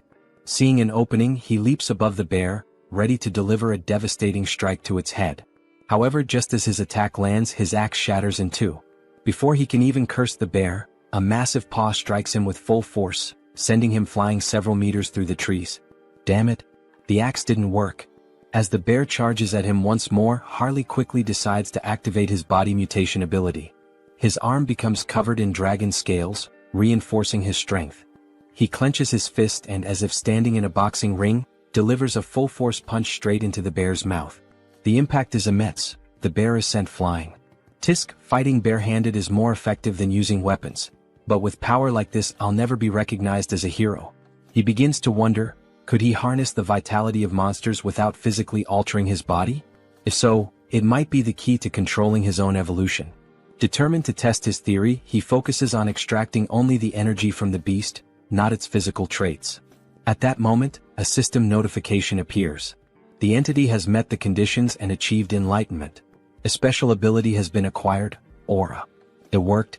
A fiery orange aura begins radiating from Harley's arm. Finally, an ability that lets him grow stronger while remaining human. But before he can fully grasp his newfound power, something approaches. A colossal monster emerges from the icy mist. Without hesitation, the creature kicks Harley, sending him skidding across the frozen ground. As expected from the northern mountains. First a bear and now an ogre? Harley smirks, cracking his knuckles. Well then, maybe this is the perfect time to test my new ability, he says, letting out a wicked laugh. The ogre stomped down on Harley, letting out a deep, guttural laugh, convinced it had finished him off. But then a firm grip. Harley was still there, clutching the monster's foot. You think this is funny? You really want to see something funny? With a smirk, Harley began lifting the ogre's leg as if he were simply doing strength training. Let me show you something amusing. With one final push, he sent the ogre off balance, then used the momentum to leap onto its back. In his hands was a new weapon, gleaming with power. As if invoking the might of a god of war, he roared. The slumbering ogre of the forest, awaken. And with that, he tore into the beast, carving deep, brutal gashes into its flesh. Blow after blow, he cut it apart, reducing it to nothing but lifeless remains. As he stood victorious, his gaze shifted toward his new axe. With this, I will become a hero. But then, a foul stench filled the air. A scent both revolting and strangely nostalgic, like the rotten musk of a neglected wound. Harley turned toward the source, deep within the forest. From the shadows, two armored legs stepped into view. So, it was you all along. Oath of rebellion. Harley's voice was cold, calculating. I don't know what you're scheming in a place as remote as this, but it's obvious who you are. His grip tightened around his weapon. And I'll make sure to tear out the roots of this corruption before it spreads. With a burst of immense speed, he lunged forward. Meanwhile, in a distant, more refined setting. Exquisite. This tea is truly exquisite, said the elf, his tone filled with satisfaction. We are deeply grateful for your warm hospitality, Saintess. The woman smiled, honored to hear such words. It pleases me to know the tea suits your taste. Our great divine church also sincerely appreciates your presence here. The newest ally of the church was not just any elf. He was a high elf. Hailing from the kingdom of elves on the continent of Enamel, a land where the elves revere the world tree. Though their faiths differed, the great church of the supreme god and the elven kingdom had long recognized one another, maintaining a steady exchange of knowledge and culture. For in the grand scheme of existence, acknowledging another's presence and choosing an object of worship were two entirely different things. The high elves stand at the pinnacle of elven society, the highest class within their kingdom. If one has come all this way, could it mean they intend to use the world tree's power to find Hans? Regardless, this is incredible. Their pupils, shaped like stars. Ah, so my eyes have caught your attention? The high elf remarks with a knowing smile. The saintess, flustered, quickly averts her gaze. Oh, was I staring that much? My apologies, I didn't realize. It's quite alright. In the end, it's an interesting topic to discuss. These eyes are the mark of a high elf. Elves born with these celestial eyes serve as priests, bridging the connection between the world tree and their people. However, such a birth is exceedingly rare. Only 2 or 3 are born per generation at most. And even then, most of them have been elderly in recent times. That is why the birth of a new high elf is an event of great urgency and hope. So, this urgent request for aid, is it related to that situation? Correct, the high elf affirms. A divine revelation was received not long ago. A child of great potential was born on the continent of Ion. However, before she could be protected, she was captured by slave hunters and sold as a sacrifice to a dark sorcerer. That is why we sought the aid of the great church of the supreme god. We need assistance in locating her before it's too late. This is terrible. Do you have any clues about her whereabouts? She was last tracked to the northern mountains. We've pinpointed them somewhere deep within that treacherous region. The northern mountains? That's a remote and perilous place. Do you have a description of the child? Meanwhile, in the heart of those very mountains, Harley had arrived. As he surveyed the desolate landscape, his eyes locked onto a girl. Pointed ears. Shackled in chains. Back at the church, the high elf continued their description. She has yet to awaken her celestial eyes, so for now, she appears to be a normal elf. By human standards, she would look like a teenager. Her hair is a light green, and her eyes, a shade of orange. A sharp breath. A sudden realization. Wait a minute, that's not possible. Heinrich thought, his expression shifting. At that same moment, deep in the mountains, Harley took a step forward, looking at the girl before him. "Kit, what's your name?" he asked. The girl hesitated, then spoke softly. "Cecily. My name is Cecily." In the next scene, screams echo through the frozen forest. Harley is running with the girl tied to his back, while lifeless bodies are scattered across the ground. Two desperate men shout, "Damn it! Keep them away from the storage room." "I know, but how are we supposed to defeat a monster like him?" Harley keeps running, plowing through the men in black hoods. "So, this is the storage room you mentioned?" "Yes," the girl responds, her eyes trembling, possibly dizzy. "Hey, snap out of it. You said there was something we absolutely had to find before escaping." "Yes, sir," she nods. "There it is, the branch from the world tree." "Ah, that branch?" "That's right. Hold on to it with all your strength. Things are going to get tough from here on out." "Understood. Thank you." "All right then. Here we go." "Okay, but before that, I have a request. Please slow down." Before the elf can even finish her sentence, Harley takes off at full speed, nearly losing his grip on the girl as she clings to him, tears streaming down her face. "Slow down. Please." Meanwhile, back at the church, Heinrich has a suggestion. The high elf decides to listen. "This is about that child, Cecily. I think I know where she is." "What?" the elf shouts. "Is that true? Do you know some kind of blessing that allows you to track specific individuals?" "No, not exactly like that, but I can sense her presence." "Sir Heinrich," another guard exclaims. In such a critical situation, relying on something so uncertain. Before he can finish, the saint raises a hand, signaling for a moment of silence. "Please explain in more detail, Sir Heinrich," she asks, her gaze serious. Back to Harley. "I found it. We finally found the exit. That bastard is escaping with it. Call it, now?" "Yes, sir." One of the men blows into a flute. Suddenly, Harley and the girl feel the ground tremble beneath them.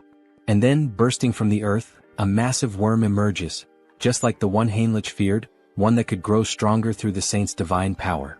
Well, no choice then. We'll have to break through by force. Harley plants his feet firmly. "Don't block our path. Get out of the way." With a violent kick, he slams into the monster, but the creature endures the blow and lunges, trying to swallow them whole. That's when Harley notices something. Inside the worm's mouth, a strange symbol. What the hell is that? So they're controlling the worm with this? No wonder he found it suspicious. A creature that only lives in the desert showing up here? It all made sense now. "All right then," Harley smirks. "I'll save you like a true hero." He grips the worm's fangs. "Fly far away from this place, back to where you belong."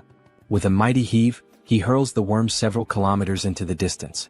"From now on, don't get caught. Live a long life." He grins while the girl, still on his back, struggles with nausea. Suddenly, wolves appear, surrounding them. The number of monsters is insane. These bastards keep throwing challenges his way. What the hell are they plotting now? Whatever it is, doesn't matter. I'll just kill them all. As Harley prepares for battle, a group watches from above, whispering among themselves. "Who the hell is that man? Tomorrow I was supposed to offer that half-elf as a candidate and the World Tree's branch as a sacrifice. Even though I used a sealing artifact to hide their location, how did he find them and make it here? But this is the end." At that moment, we are introduced to Vow of Defiance, the elder Nurabe. There's no way he can defeat that many monsters. That bastard is finished now. Just as a wolf lunges at Harley, he transforms his arm. Scales erupt along his skin, shattering the wolf's teeth upon impact. Their numbers are overwhelming, sure, but Harley crushes one of the wolves with his bare hands, extracting its magic stone. As he consumes the crystal, his stamina becomes limitless. Then his body begins to change. Fascinating. Even though he has perfect control over his body, it still feels as if he's moving on instinct. His form shifts, he transforms into a werewolf-like beast. Fighting alone. Feasting alone.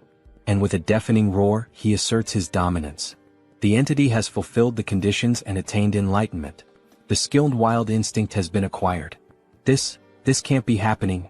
That thing is a monster, the men whisper as Harley tears through the wolves. What do we do, Elder Nurabe? At this rate, they'll break through our siege with sheer force. Activate all summoning circles. What? Are you serious? Yes. It's shameful to reveal this to the world so soon, but we have no choice. Either we do it now or we die. Release those two. Ah, I really like this kind of wild fight. Harley grins. Shall we end this battle now?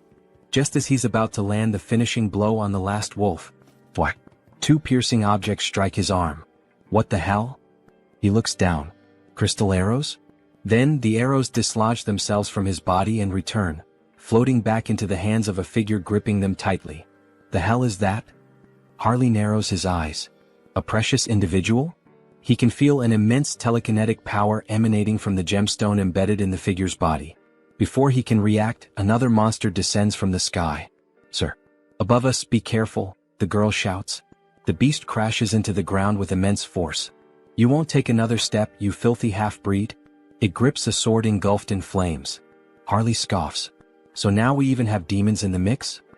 But brute strength alone won't be enough to defeat me. As Harley roars and prepares to strike back. Another crystal arrow is fired. This time it pierces his ribcage. And before he can react, bam, the demon lands a brutal punch to his face. Give up, half-breed. You can't win. The girl cries out, Sir, are you all right? The demon raises his flaming sword. You're dead now. The blade comes down. Yeah, this really is over, Harley mutters. Even a demon is capable of speaking the truth. Then, a blinding light bursts forth from the heavens. It shines intensely between Harley and the demon. What? Where is this overwhelming holy power coming from? Harley smirks through the pain. You got here just in time, Heinrich? Going back to the past, my lady. Are you really going to believe in a theory and an uncertain feeling in such an important situation? How can you say something like that? Sir Heinrich is someone the church can trust wholeheartedly, but he has never been blessed with divine favor for exploration. Since the divine has shown interest in him multiple times, he must have received some kind of revelation from our own God. The elf becomes irritated, standing up abruptly and slamming the table. It doesn't matter whether this is a revelation or just another guess. That's irrelevant. If it leads us to the child, I will follow any decision. Show the way, Sir Heinrich. Returning to the present, a great battle is taking place in the mountains. Sir Heinrich is facing the demon of the flaming sword. They clash blades, but when Heinrich imbues his sword with divine power, he delivers a clean and flawless strike, slicing the demon in two. Before dying, the demon himself mutters, so strong, both this divine power and his swordsmanship. This paladin is not normal. The gem-covered creature sees its fallen companion on the ground.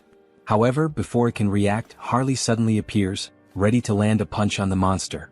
Where do you think you're looking? He taunts.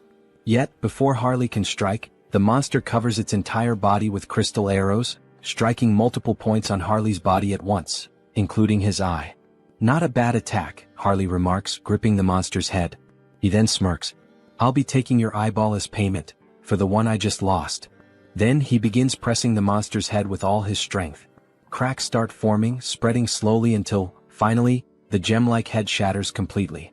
Gritting his teeth and groaning in pain, he carefully and quickly removes the arrow still lodged in his eye. Since you were the one who took and destroyed one of my eyes, he mutters, I'll replace it with yours. With that, he implants the gem into his empty socket. A system notification suddenly appears. A new body part has been transplanted. Ability acquired, Jewel Eye, Psychokinesis unlocked. Ha. Ha ha ha ha. He bursts into laughter. Now he can attack from a distance. As the gem fully assimilates into his eye socket, it gleams with power. I can't believe it. Those two were actually defeated? But who the hell is that paladin who suddenly showed up? Don't act recklessly, a voice warns. They are just one man and a child, nothing more. Begin the ritual, prepare the other monsters, and get ready to withdraw. But then, a noise. Elder Nurabe? A sickening thud echoes through the air. One of the cultists is suddenly struck by an iron club, his body crumpling to the ground. I'll crush your skulls, you bastard heretics. Paladins charge in on horseback, roaring their battle cries. The Holy Knight order. Damn it, one of the cultists panics. Elder Nurabe, what should we do? Should we start preparing the teleportation spell to escape? Screw that, Nurabe growls. There's no turning back now. Gripping the arm of one of his devoted followers, he begins the ritual. One by one, their souls are drained, their lifeless bodies collapsing to the ground. With a wicked smile, Elder Nurabe offers up every last soul as a sacrifice. Descend upon us. Incarnation of greed. Then, a massive pentagram begins to form. Burn them all, the elder commands as he completes the ritual, his voice laced with eerie finality. Slowly, something monstrous begins to emerge. Reduce them to ashes. But before the creature can be fully summoned, a radiant light pierces through the darkness. A divine force, so overwhelming, so absolute, strikes directly at the demon, annihilating it before it can even materialize completely. Forgive me, but the only thing burning today will be you, heretic. With those words, the paladin invokes the light once more, this time beneath the elder's feet. A massive explosion erupts at the mountain's peak, so powerful that even those far below hear its devastating impact. Looks like things are just about wrapped up here, a voice calls out. Hey kid, you can stop hiding now. Come on out. Shaky footsteps. A hesitant voice. That was terrifying. Suffocating. I feel like I'm about to throw up. Ah, that just means you're healthy, Harley chuckles. As long as you're not hurt, that's all that matters. The girl lets out a small, relieved laugh. Sir Heinrich, it seems we arrived at just the right time, all thanks to you. Thank you. Sir Paladin Tuscan, Heinrich greets in return. But the high elf standing nearby seems troubled. You were absolutely right about the location, Heinrich. But, how did you know the girl would be here? I'm not sure, Heinrich admits. I just knew. Then, suddenly the elf calls out. Lady Cecily. For the first time he lays eyes on her, his voice filled with emotion. It is an honor to meet you at last, Lady Cecily. He kneels before her, his expression solemn. I am Rayfury of the Elven Kingdom. Cecily looks at him, confused by the formal greeting. Harley watches closely, analyzing the situation. So this is the gaze of a high elf. Ah. I'm truly glad you were able to reunite safely with your kin, Harley says. It was an honor to help you as a warrior, Cecily. Cecily smiles warmly. All right. Thank you so much, warrior. The elf then turns to Harley. How could I possibly repay you for protecting Cecily? Ah, no, Harley waves him off. I didn't do this for a reward. You are truly an admirable person, Rayfury acknowledges. However, since I have received your aid, I must express my gratitude properly. That is the way of my people. Harley grins. Well then, if that's how it is, I'd be honored to accept. All right, Sir Harley, could you lower yourself a little for a moment? The elf looked clearly uncomfortable with the situation. Cecily then leaned forward and placed a soft kiss on Harley's forehead. May nature's blessings be with you. A glowing symbol appeared on Harley's forehead, and an overwhelming energy surged through him. It felt like the very presence of the world tree itself. This is a blessing that only high elves can bestow, Rayfury explained. The blessing of nature, a high-level enchantment that can only be used a limited number of times. He glanced at Cecily. Cecily isn't a high elf yet, so this won't be as effective. But once she awakens her true sight, she'll be able to reinforce the enchantment and make it even stronger for you. Then, with a solemn expression, Rayfury continued. And of course I must give you a proper gift as well. Please extend your hand. Harley complied, and Rayfury placed a small, intricate token in his palm. This is our elven symbol of promise. Should you ever need assistance in the future, we will come to your aid. Seriously? Harley blinked, a bit taken aback. Thank you. You guys didn't have to go this far. I'll accept these gifts with gratitude. Here, take this as well. One last thing. Harley looked at the additional item, curiosity flickering in his eyes. Meanwhile, another conversation unfolded. That young man? He has quite an impressive physique, Rayfury observed. He's just as capable as you, isn't he? You two know each other? No, this is our first meeting, Rayfury admitted before smiling faintly. But I have a feeling this will be a good connection. If it's your intuition, then I trust it completely, Heinrich said. The order must also express its gratitude properly. Heinrich took a deep breath, his thoughts racing. We've gained the favor of both the Elven Kingdom and the Grand Divine Order. Then a voice called out. Lord Tuscan, thank you for handling this issue so swiftly. Now it is our turn to assist you. Just hearing that gives me courage, Tuscan replied. We have only one request. For the peace of this island, please find the immortal king. Heinrich exhaled slowly. So, in the end, was making contact with the high elves all for this?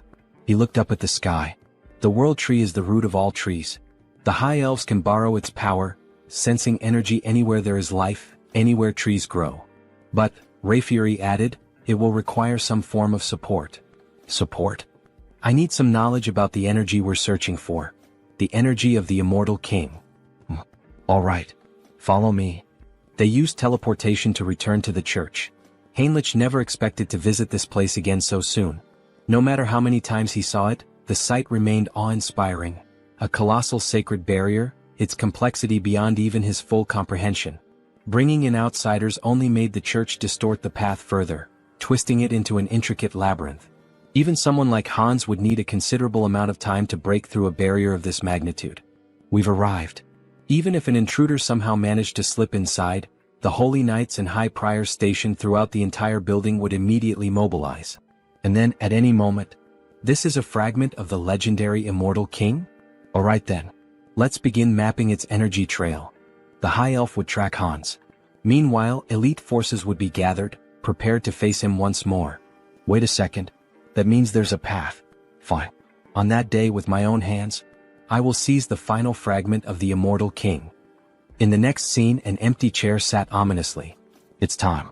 Have all the representatives gathered. A vast chamber came into view, lined with chairs, bathed in an eerie glow. The flickering of purple fire cast unsettling shadows across the room. The challenge vote. The executive meeting room. The first to respond was a pink flame, its shape vaguely humanoid. The representative of the Empire is present. Next, a dark violet silhouette flickered. The representative of the East, also in attendance. And finally, as for Nurabe, he is dead. He will not be joining us. A heavy silence hung in the air. You've all heard the latest news? A voice finally spoke. We still don't know how the Order or the High Elves managed to track and eliminate Nurabe. First, Marcos, who was cultivating a fragment, and now Nurabe, who had gone into hiding, yet was still found and killed.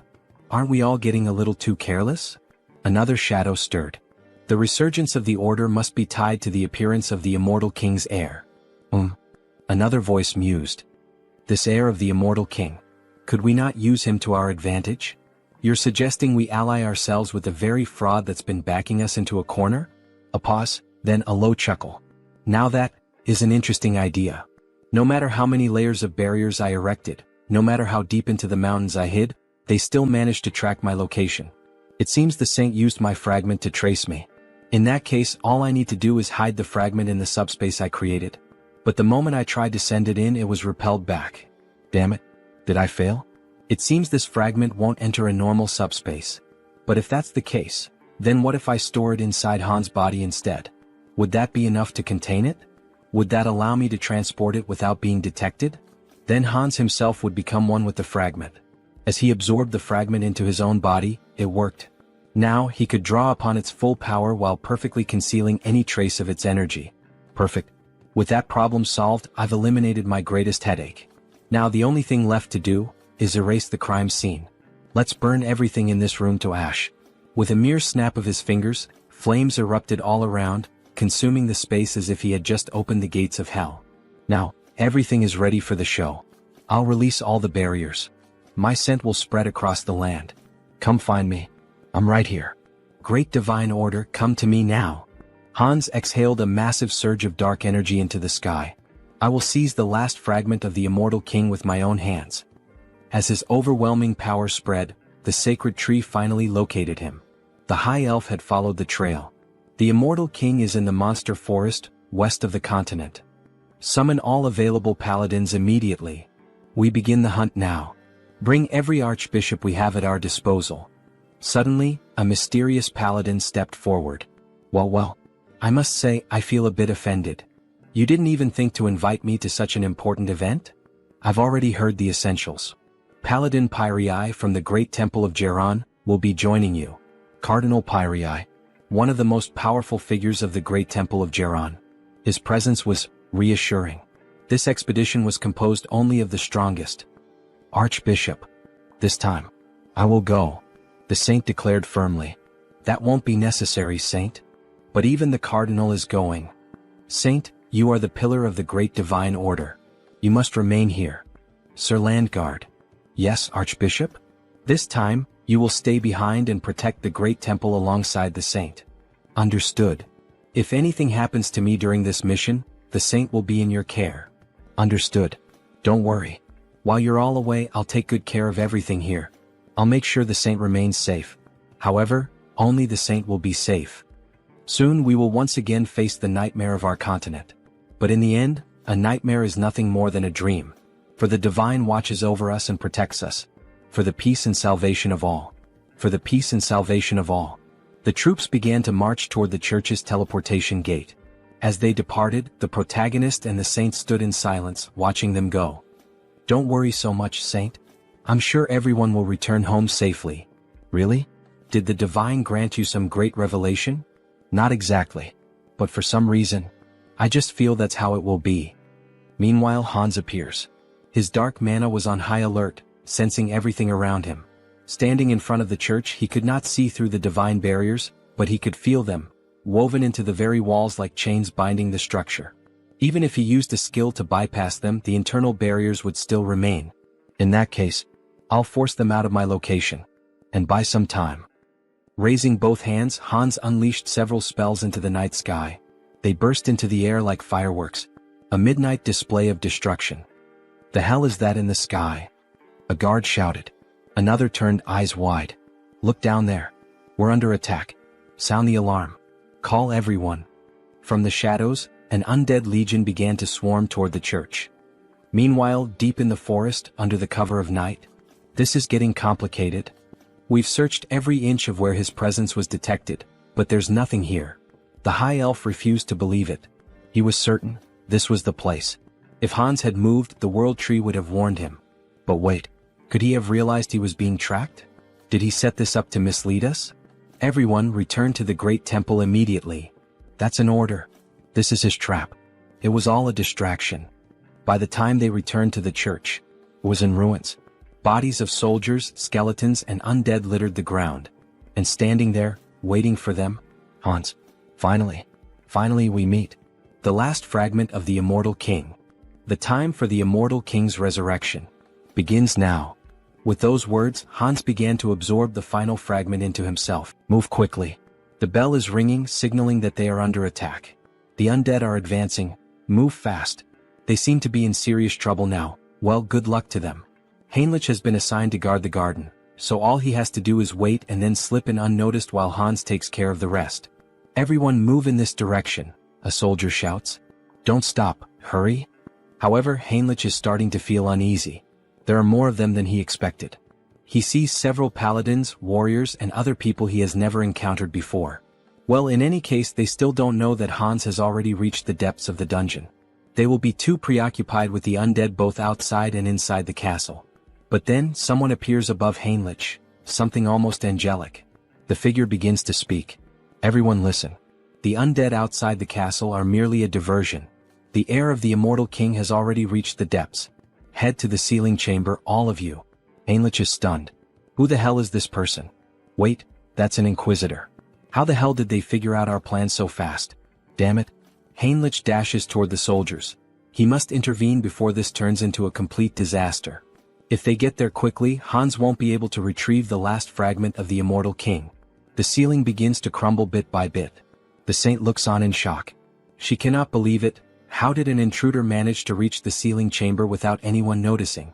Are you telling me that they, the enemy, teleported into our temple? She questions.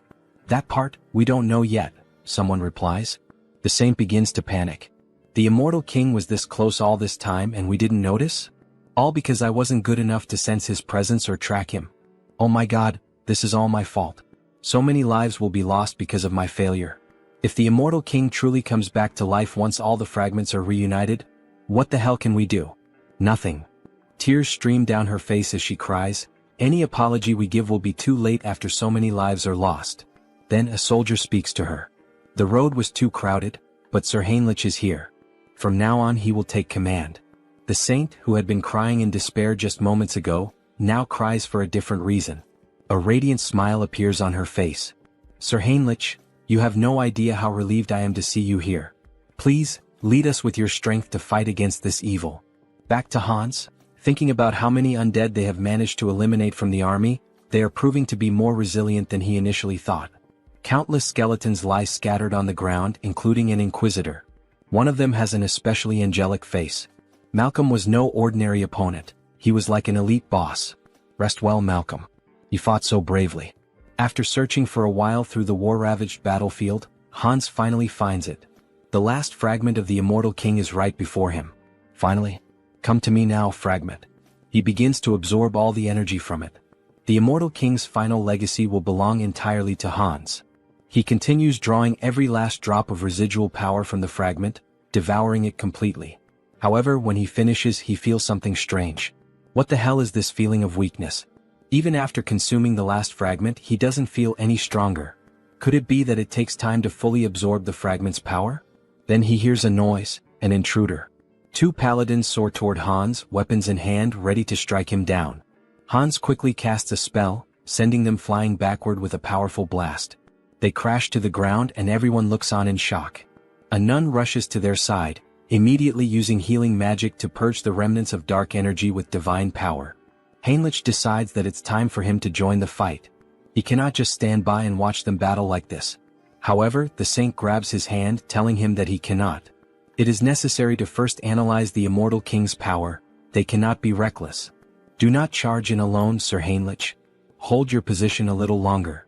Understood, my saint, he replies. Inside, Heinrich is in turmoil. His entire plan was to buy time by pretending to fight Hans. Give up, lackeys of the order. The fragment is already mine, fully and completely absorbed. Behold my power. Hans declares as dark energy surges through the entire chamber. Do not listen to him. Keep attacking, attack with all your might, someone shouts. Hans knows this battle would be much easier if he simply unleashed his full power on them. However, he cannot take the lives of the innocent. Suddenly, radiant swords rain down from the sky, striking him directly in the chest and left shoulder.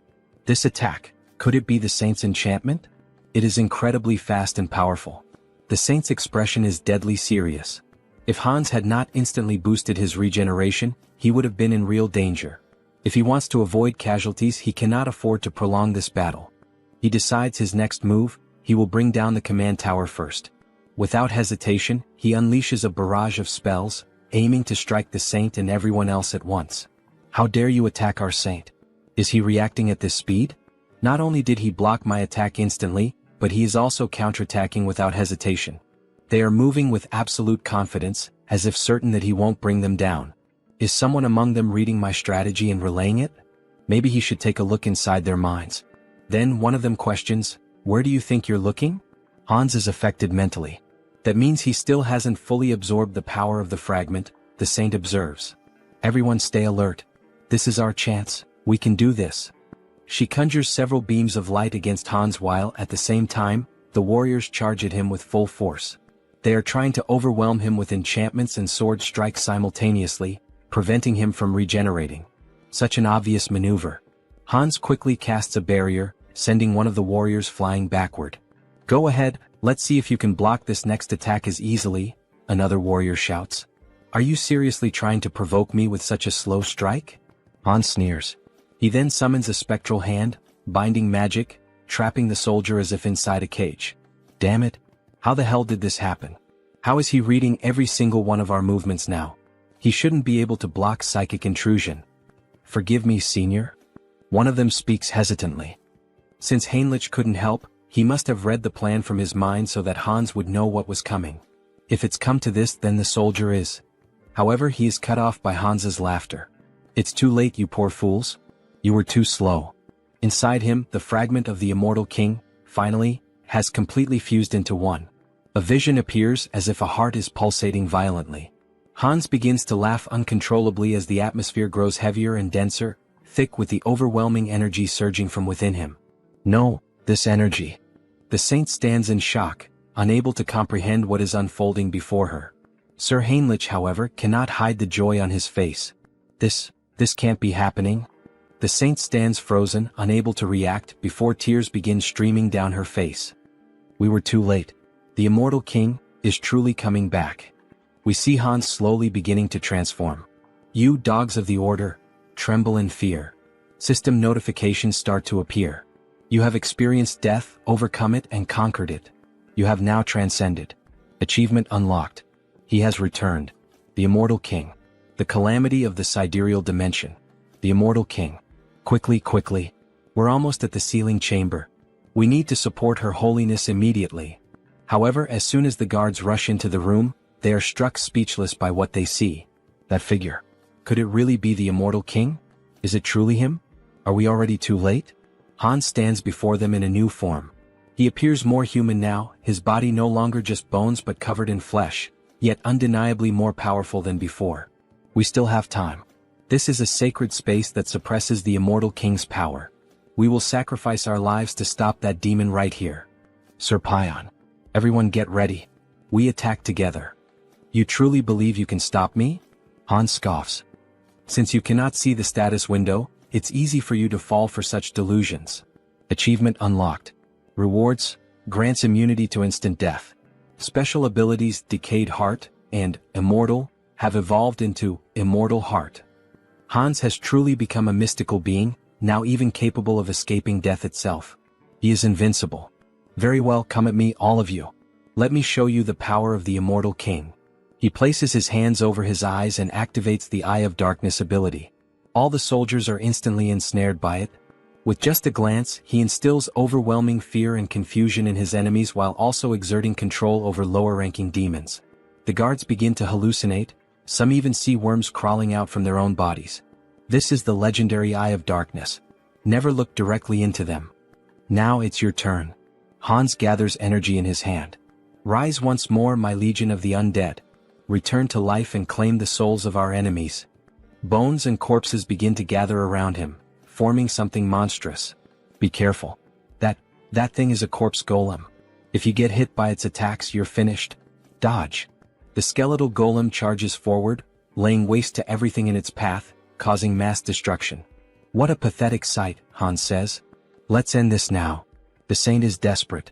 She must do something, she must make a decision. If she hesitates here, not only the church but the entire continent will fall into danger. Clutching the cross at her chest, an idea suddenly comes to her. Sir Heinrich. Yes, my lady? She will entrust him with her token. Please take this and retreat. You must become stronger and stop the Immortal King in the future. Attention everyone. We must clear a path for Sir Heinrich. Protect him with your lives so that he may escape safely. Understood, Your Holiness. Everyone pursue the Immortal King. Stop him at all costs. These buzzing flies. I'll finish all of you at once. Just then, a soldier attempts a stealth attack, but Hans notices immediately. To think you would try that failed move again. How foolish. It doesn't matter, the soldier says, even as Hans' magic tightens around his throat. Our goal is complete. What goal? If we could save Sir Heinrich, our hope, I would throw away this worn-out bag of bones as many times as necessary. Very well, fool. Your wish is my command. I'll crush this skeleton right now. Before he can finish, Hans is sent flying by a sudden punch to the face. It was Sir Heinrich delivering a powerful, blessed strike. Without giving Hans time to react, Heinrich draws his sword and launches a flurry of rapid, precise strikes. Hans watches, impressed. Your movements are excellent, he admits. But Heinrich's sword is too dull, it cannot cut him, much less kill him. Hans retaliates, launching several black energy spears straight at Heinrich, piercing through his chest. However, they do not wound him, he can feel the impact but the spears have only punctured his armor, not his body. This is the climax. Hans unleashes another spell, causing a massive explosion across the battlefield. The saint screams in despair. Sir Heinrich, what? Even after I told you we should entrust the future to you. She collapses to the ground, sobbing. Why didn't you run away? I did not join the church to save my own skin, Heinrich replies. How could someone who turns his back on his comrades, who stand ready to face death and sacrifice themselves for a greater cause, ever hope to protect the world? The cross-shaped token in his hand begins to shine intensely. Immortal King, you said my sword was dull? Even if my blade breaks today, I will kill you here and now. You have achieved enlightenment by fulfilling the conditions. You have acquired the special ability, Blessing, Rod of Light. This is the third blessing. Excellent. Shall we head toward the conclusion? Sir Heinrich charges forward, striking Hans directly in the chest. That was a wonderful line, Hans chuckles. The emotional delivery was top tier. Now let's wrap this up with our final comments and bid farewell to our audience. Everyone stares in disbelief at what has just transpired. Servant of the church. What is your name? I am Heinrich. Heinrich Landguard. How dare you wound me? The ability, immunity to instant death, has been activated upon receiving a fatal attack. I will remember that name. Then before their eyes Hans vanishes. Damn it. So in the end he just ran away. Suddenly Heinrich loses consciousness. Before he can collapse, another paladin catches him. To think, he actually managed to strike the heart of the immortal king, even in a situation like this. This is it. The resurrection of the chosen one. A heroic tale that brings tears to the eyes. In the end, Hans was reborn as the immortal king, and Heinrich the one who defeated him with the blessing of the gods. A perfect rivalry between a hero and a demon king. Now all that's left is to collect payment. Shall we settle the admission fee? Well, that much money? It increased by about 1 million. There's no need to think too hard about what to do. Looking at the system window, he selects exclusive skill enhancement. Your unique ability evolves, blooming with new possibilities. You have acquired a special ability, customization. Customization? Oh, so this is what a game is all about. A full customization window for Hans appears.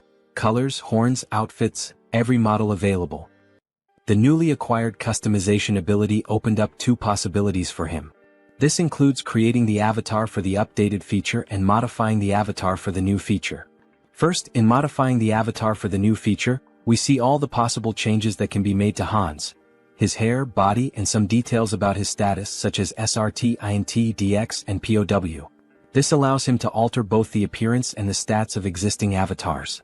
On the other hand, the avatar creation ability lets him define the appearance and stats during the initial creation, including features like hair and eyes. Above all, the biggest difference in this category is the gender selection option, which allows him to choose between being a man or a woman. Feeling excited, he reassures himself that he isn't thinking anything inappropriate or strange. He's just pressing the button out of curiosity. After all, he needs to find out what the difference is. So he presses the button to become a woman. However, it is not possible. The system notifies him that the selection is currently locked, leaving him with only the option to choose a man. However, a new option appears. And what is this below? Media selection. You can generate related species by consuming a specific medium. A medium related to a species? Could it be the branch from the world tree that Cecily gave him last time? He liked the item because it is an environmentally friendly air purifier, but he feels there is no way around it. To create an elf, this should be enough. World tree branch detected. Generating as elf. Then the creation begins. A tall elf, just like the protagonist, with short hair and long ears. How impressive. And with that, it's done. An elf avatar is being created. Since customization is now possible, he adjusts the face to make it more beautiful and refines the arms and legs to be long and slender. As elves are elementalists, the most important attribute distribution is their affinity with nature. His name is Harris. Harris species, ELF. Individual trait, child of the world tree. Then we see a beautiful elf with long golden hair, tall and with the posture of royalty. Special notes. Born as an elf using the branch of the world tree as a medium. The growth rate of nature affinity is significantly increased due to the child of the world tree effect. That well-toned body and that beautiful face, haha, just as expected from an elf. But then the new avatar reacts. How unpleasant, he says before making a face as if he's about to vomit. But what's happening? Hans's dark magic makes him feel as if Harris is being completely destroyed, as though the dark magic is killing a delicate young plant. Oh shit, why didn't he think of that? He had already gotten used to Hans, so it never even crossed his mind to worry about it. Hans, cancel your summoning. Since the mental center isn't functioning, could it be due to the elf's affinity with nature? He nearly lost the new avatar without even realizing it. For now, he decides to save Harris for later. Then he walks over to the shelf and picks up a book titled Conan the Baba. Maybe it was time for him to start writing the story of the mercenary king this time. Meanwhile, back to Harley, we see him looking quite excited. He really enjoyed that ear-floating feature. The young woman laughs, saying that it's a relief and that it suits him well. Thanks for your support. Hubert had found just the right item for him. Turok truly is the city of artisans. On the streets, we see a few people going about their day, making it feel like an ordinary town. Speaking of which, he had heard that some guys had been causing trouble at Hubert's shop. Maybe he should head over there and teach them a little lesson. Then, a group of 3 people starts making comments. What's with those tattered clothes and tattoos? No wonder the South is mocked as a den of savages, it's the Southerners' fault. Harley tries to ignore the spiteful remarks, but he just can't. Hey, what the hell are you guys even talking about? Which bastards just insulted the Southerners? Was it you? Or maybe you? You bastards better watch yourselves. I'll knock some sense into you. But when one of them swings at Harley, the wooden club shatters the moment it makes contact with his arm. That idiot, he just broke his own weapon against nothing but Harley's body in bare hands? Harley starts thinking. He would say that's pretty rare for this avatar. Ha. All these guys must be true Southern warriors. Tattoos, strong bodies, fierce gazes. That just means he needs to live among them and start building relationships. The great hero of the South and his closest companions who support him. In other words, he might actually become a true Southern warrior. Anyway, hurry up and dress properly. That kind of outfit should only be worn during traditional festivals. People don't wear things like that nowadays, do they? Harley asks. The other man becomes extremely irritated. That bastard, he can't stand hearing another word from him. He then challenges Harley to a traditional Southern duel, striking a culturally significant stance. Oh, a duel in the Southern style. Their tradition is to fight with bare hands, right? Sounds good, but there's one condition. All three of you come at me at once. They don't seem to believe what they just heard. You want all three of us to attack you? Are you insulting our honor? Fine, then two of you can come at me. The third should help the two who'll end up on the ground. As he makes this threat, his eyes take on a psychotic gleam, as if he's about to beat the two of them half to death. Alright, come at me now, you cowards. Try to take me down. Then, the sounds of impact echo through the city, leaving a trail of destruction. Two of them are lying unconscious on the ground while the last one, still standing, mutters, "That bastard is insane, unbelievably strong. He's not a Southerner.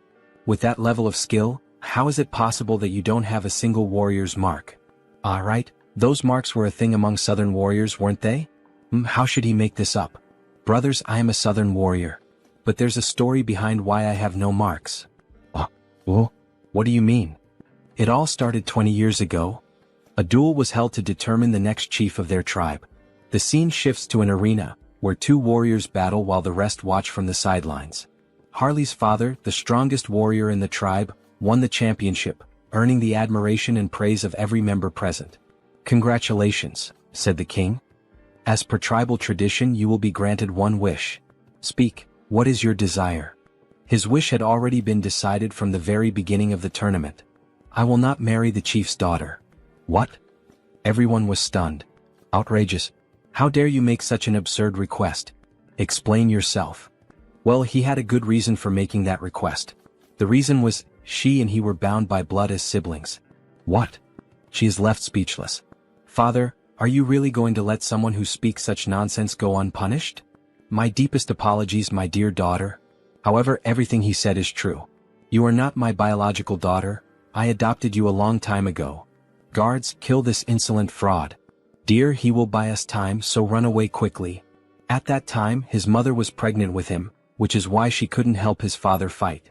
His father bravely fought alone to protect his wife and unborn child. But he fell heroically, holding back the tribe's warriors. His mother managed to escape her pursuers and hide in a secluded cave, where she raised him. However, even his mother passed away recently due to illness, and that is why he has no warrior's marks. All three men begin to weep. How could such a tragic past exist? They apologize for misunderstanding him. He is a true Southern warrior. He never expected such a sorrowful backstory. Of course, it was obvious that everything Harley had just said was a complete lie, but his performance was insane. Alright then, to our new brother, cheers. Everyone raises a large mug of beer in celebration. By the way, Hyungnim, this place is pretty far from the south, isn't it? What brought you all the way here? Well, there's a story behind that too. After his mother passed away from illness, he was left all alone in this cruel world. It was just him and his own body. He was completely lost, unsure of what to do, how to survive, or what path to take. And then, the only person who didn't just walk past him but actually stopped and spoke to him said, "Excuse me, do you need help?" That person was a young merchant named Hubert, who ended up becoming very close to him. Today they are best friends. Hubert was the only one who truly made an effort, who worked hard to help him get settled. A benefactor and a true friend. But later he found out that Hubert was in serious trouble. Apparently he was being threatened by some bandits. There's no way he could ignore the struggles of someone who once saved him. That's why he came all the way here, to help. One of them slams the table. That's awful. An enemy of our brother is an enemy to all of us. We'll do everything we can to help our brother's brother as well, everyone.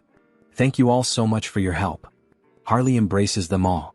Alright then, as soon as I use these bastards to silence the fools threatening Hubert, it'll be time to kickstart my real creative economy project. He plans to import a ton of pimenta de terra since it's a rare and valuable spice in this world. In exchange, he'll distribute magical tools, which are common here but scarce on Earth. A win-win trade where everyone benefits. And in the process, he'll also secure a hefty profit, using that income to pave the way for even more explosive growth. Very well, Hyungnam. Let's first head to your friend's shop. We'll make sure the place is well protected. You can count on us. Alright, then I'm counting on you all, guys. Having reliable subordinates really makes life much easier. Now that Hubert's problem is being taken care of by them, it's time for him to move forward and begin his debut as an elf. Then, in front of a castle, we see someone standing. Good morning. This is the Great Temple of Rosalia, correct? I am Harris, a skilled mercenary and close friend of Harley, who in turn is a close friend of the Holy Knights Order. I've come here after hearing that the elf envoys are present at the moment. Would you be willing to grant me an audience? Of course, he also brought a proper letter of introduction. Then we see a piece of paper with a message written on it. This elf is definitely my friend. He would appreciate it if you allowed him to enter. That ridiculously sloppy, no freely expressive, handwriting, and even the scribble on it, leaves no doubt that this is a handwritten letter of introduction from Sir Harley. Please come in. They will guide the elf to the accommodations for the elf envoys. Here we are. We've already informed Lord Rayfury, so just wait for him to arrive. Alright, thank you. Excuse me, it's a pleasure to meet you. I am Rayfury Grandwood, a high elf from the Elf Kingdom. Please have a seat. He heard that Harris was a fellow mercenary of Sir Harley? Yes, I am Harris. Thank you for taking some time to meet with me today. It's a bit difficult to pretend not to recognize familiar faces every time. But more than that, it's honestly fascinating. Seeing him through the eyes of a high elf, his eyes truly seem to shine even more. The longer he looks, the more and more he feels like he is being drawn in, as if he is being sucked directly into them. What a strange feeling.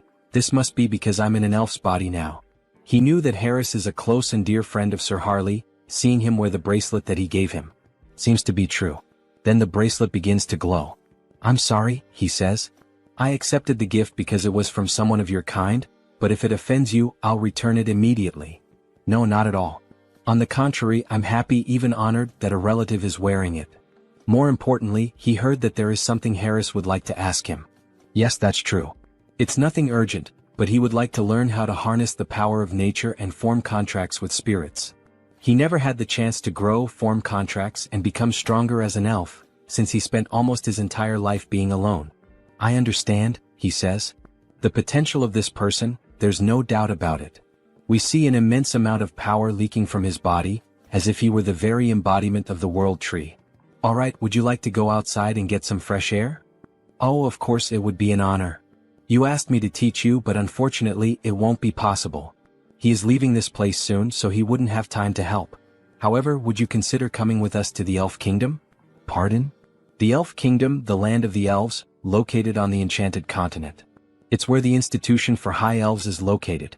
It would be an honor for him, but would there be any special qualifications or requirements? Yes, originally it is a place reserved only for the children of High Elves, only they are allowed to enter. But there is an exception. This is a lot of pressure. And this exception is a person who possesses the qualities of a high elf. You feel something when you look directly into my eyes, don't you? Look directly at me now. Is happening again, this sensation, what is it? It feels like he's being pulled in, as if he's being sucked into them. Where is this place? Is it some kind of mental realm like the one where he fought against the Society of Divine Retribution? No, the energy here is much purer and cleaner than in that place. Then something catches his attention. He doesn't believe what he's seeing. Could it be? A beautiful elf with pink hair? Could that be the elf goddess? No, is that the world tree? Then the elf descends from the tree, gently approaching him. Hey, wait a second, I am? The elf gently touches his face. Why is this beautiful elf doing this? Why is the goddess doing this? Oh, poor child, come to the realm of the elves, says the beautiful elf, speaking in a strange language as she gently strokes Harris's face. Then she vanishes right before his eyes. That leaf, that aura. Is she the world tree itself? More importantly, what did she even say? I didn't understand a single word of that strange language. Maybe it was the language of the elves. Hey, wait a second, he has no idea what that meant. Don't just leave. Before he can finish his sentence, he snaps back to reality. What did she mean by that? Then he returns to the garden. She's already gone, isn't she? What the hell is going on? He felt the presence of the world tree. He saw an elf. That was the world tree? So that's the form she chose to appear in. It seems she greeted him in the most familiar way she could. It seems that the world tree has a special interest in you, Harris. Seriously? Wait a second. First the divine and now even the world tree is paying attention to him? What the hell is going on here? The next day we see a shop open. Hey man, he's sure he made it clear last week. He told him to close the shop and leave town. We see 3 men with strange tattoos intimidating Hubert. Yet he's still here. Well, excuse their rudeness. This week, a truly excellent tea has arrived. How about it? Would he like to have a cup with him? We see that Hubert is truly a gentleman, dressed in formal attire, wearing gloves and glasses. So, it seems he didn't understand a single word of what he just said. Then he taps the cup. He'll be giving up this place and leaving today. Or does he really prefer to die here at their hands? My God, so they don't like tea, huh? Well, either way, his friends seem to enjoy it even if they don't. What the hell is this bastard even talking about? Before he can finish his sentence, Harley lands a solid punch right to his chin. He's sent flying from the impact. Get the hell out of our sight, you piece of shit. What the hell are they? With just one punch he took down our leader. Where the hell did they suddenly come from? Then Harley and his friends charge forward. The 2 enemies are beaten like gangsters' wives, their screams echoing from inside Hubert's establishment. So, at the end of the day, alright, cheers. Thanks to you brothers, Hubert is safe now. The drinks are on him tonight. Eat up, don't hold back. We see a feast laid out on the table: meat, barbecue, beer, bread. That was way too easy, don't you think? And more importantly, after watching him fight today, he's convinced he really needs a crest. A crest? Yeah, like his. As he takes off his shirt, we see a strange tattoo, a proper warrior's crest. He's heard that there's a shaman from the south here in Tarik who knows how to carve them. So what do you think? Why don't you go ahead and... Luangya, what the hell are you doing? Let's go find him right now. Harley takes off running with Luang in his arms. But he hasn't even finished at least one dry ink. Elder, you old fool. Has age taken your hearing too? He's sure he told her to have the protection money ready by today. We see the same 3 idiots from before demanding money from an old woman who apparently sells some kind of magical potions. Didn't she tell him that amount was too high? Where the hell does he think she's supposed to get that kind of money? She really doesn't understand the situation she's gotten herself into, this old woman. As he grabs her by the blouse, does she see this face? He's already had enough problems today, really a rough day. And now what? She doesn't have the money? Then go find a way to get his damn money. He doesn't care how this useless old hag does it. Just get him his damn money. Otherwise he swears to God that. But something catches his attention. Hey, what the hell is that coming this way? It's that son of a bitch again. What the hell is he doing here? Then Harley charges toward them, nearly trampling them with his overwhelming force. Greetings, madam. He's here to have a crest carved. Meanwhile, Luang is feeling sick from Harley's sheer speed. What is she going to do about those thugs? Well, them? They'll wake up and crawl back on their own, it doesn't matter. What a damn mess this is. Anyway, come inside for now. So, he said he came looking for her to get a warrior's crest? Yes. Can she do it right away? She hopes he knows that while a crest grants great power, it also drains a significant amount of one's life force. Of course he knows. That guy already explained all of that to him. It's been a long time since she's seen someone with such monstrous life force. With his endurance, he might even be capable of handling the supreme crest, the warlord's mark. Warlord? Hell yeah, carve it into his skin right now. Harley shouts, startling the poor old woman. That's impossible. She doesn't know how to do it. It's a technique no one has been able to carve in hundreds of years. And at this rate, her ears are going to fall off from all this yelling. Ah, come on, don't kill the mood like that. Well, if that's not possible, then he guesses she could carve the great warrior crest that Luang mentioned. That's a problem too. What the hell? She's low on materials, it's been ages since she last carved a crest and, more importantly, she simply can't do it. To receive a crest, you need the most crucial thing, a warrior's achievement. In other words, a feat like slaying a dragon or saving a kingdom. If he wants the great warrior crest, then at the very least, yes, beyond the Iron Fortress in the northern mountains, he would have to defeat the ogre that rules over that place alone, killing it with his own hands. An ogre? Does she even have any idea what kind of monster that is? No one would dare face that thing. Is she trying to get his brother killed right now? Just the head of that beast is as big as his brother's entire body. How the hell is he supposed to deal with that alone? However, while they were talking, Harley started rummaging through something at the portal. Did she mean this? Then a massive skull appears. That's the ogre's skull? Don't tell her he hunted this thing by himself. Aha, of course he did. An ogre is nothing to him. Alright, she can see that he's an impressive warrior, but even so, come back in a few days. Lately, she's been low on energy and her body isn't in the best condition. She needs strength to carve a crest, but she hasn't even been eating properly. Food. Leave that to him. Restoring vitality is his specialty. What does he mean by that? Then, before she even realizes it, he's already vanished from in front of her. He really just left. So, she just hopes he doesn't cause any trouble. You little shit, it's him again? We sure are running into each other a lot today, huh? You again? Then he throws another punch at the thug, making him groan in pain. What the hell is he? Who sent him? Why is he doing this to them? You messed with the wrong people. You're the ones who laid hands on our shaman. Huh? Shaman? That old witch is the southern shaman. Sorry, we didn't know. We thought she was just some random village healer or something. Harley raises his fist, threatening another punch, but this time he slams it into the ground instead. Alright. We won't do it again. Please stop. Yeah, you better not.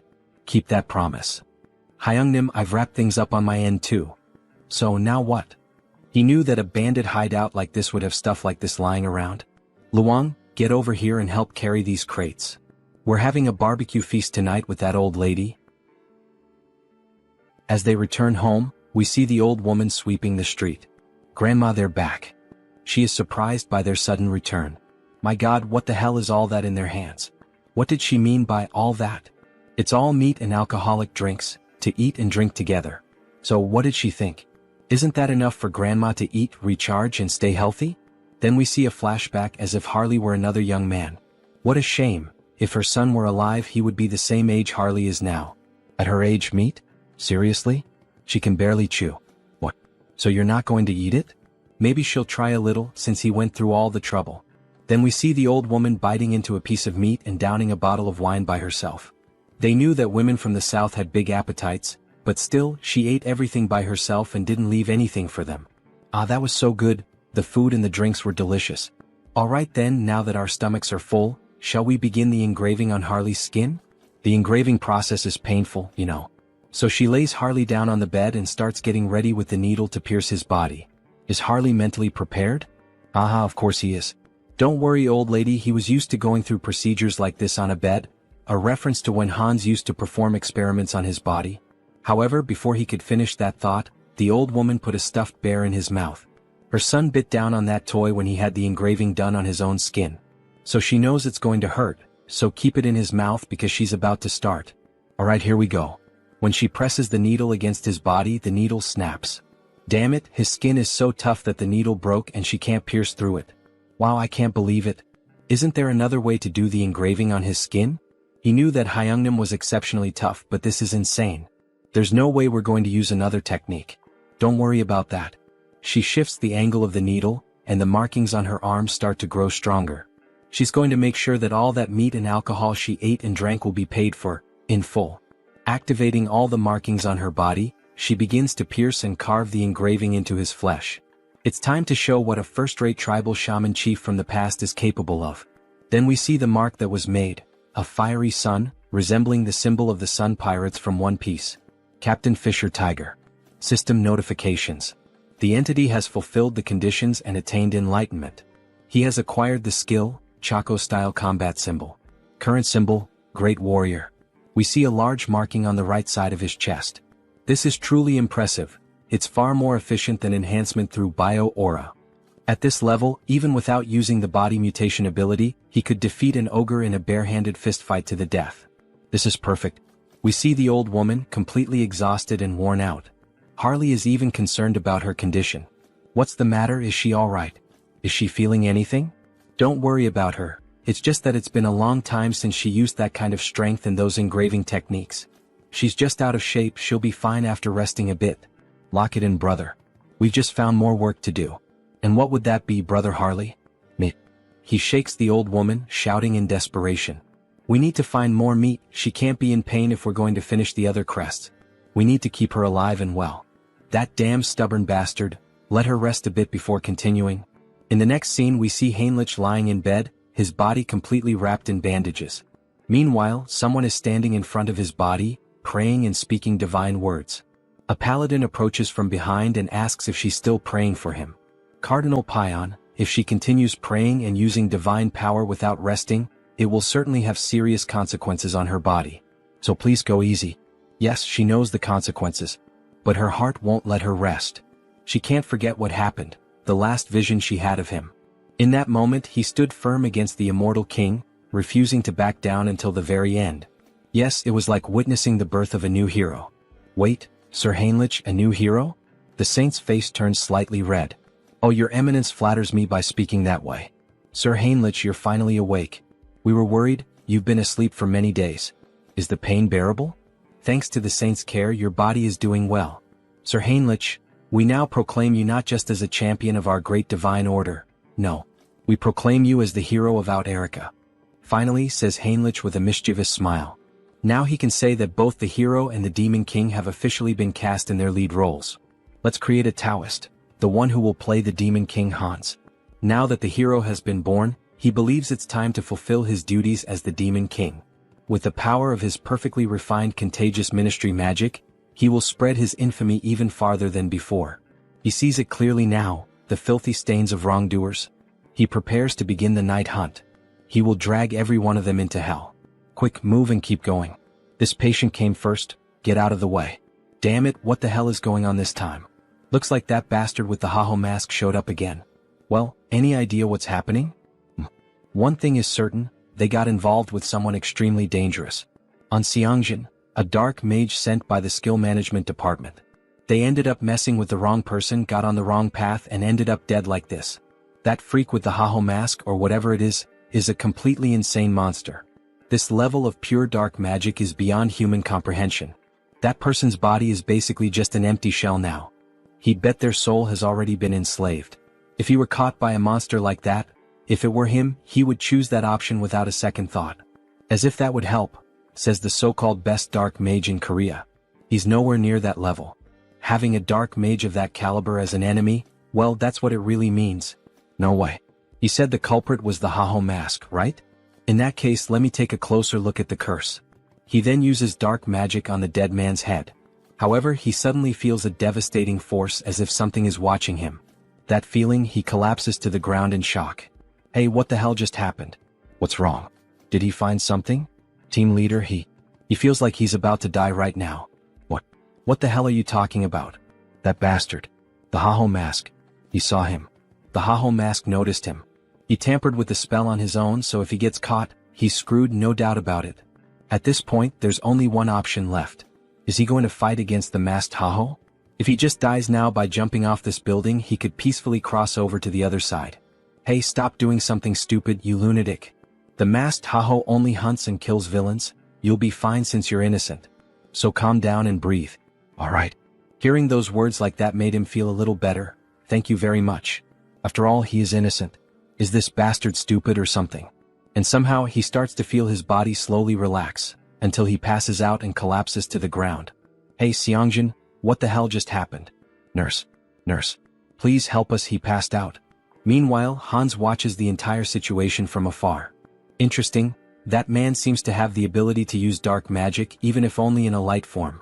He doesn't sense any evil aura from him, so there shouldn't be any problem with meeting that guy again in the future. The next day we see a blog filled with various posts and information about the masked Haho.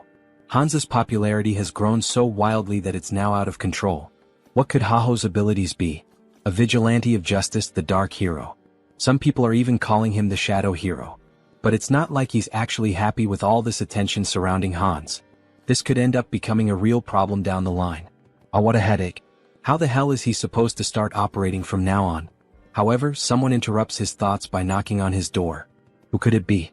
Your fried chicken delivery has arrived. Wait, what? Kangtae-san.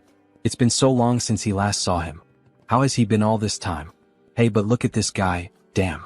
It's been years since this Hyung showed up and this is how he reacts to a guest? Ah, what do you mean by the way he reacted? Well, even though he's my friend right now, he's the last person I'd want to see or talk to tonight. Skill Management Bureau. Criminal Investigation Division. Kang Tae-san. Still, Tae-san is the only friend he made during his childhood. Even after all these years, while he was reclusive in his room, Tae-san was the only one who came looking for him and tried to help. He's truly a valuable friend. But seriously now, Hyun seems different. It's like he's not exactly sure, but it seems like Hyun has found a purpose to live for again? Well, I mean, he can't stay stuck in the past forever, right? Those who live in the past are museums.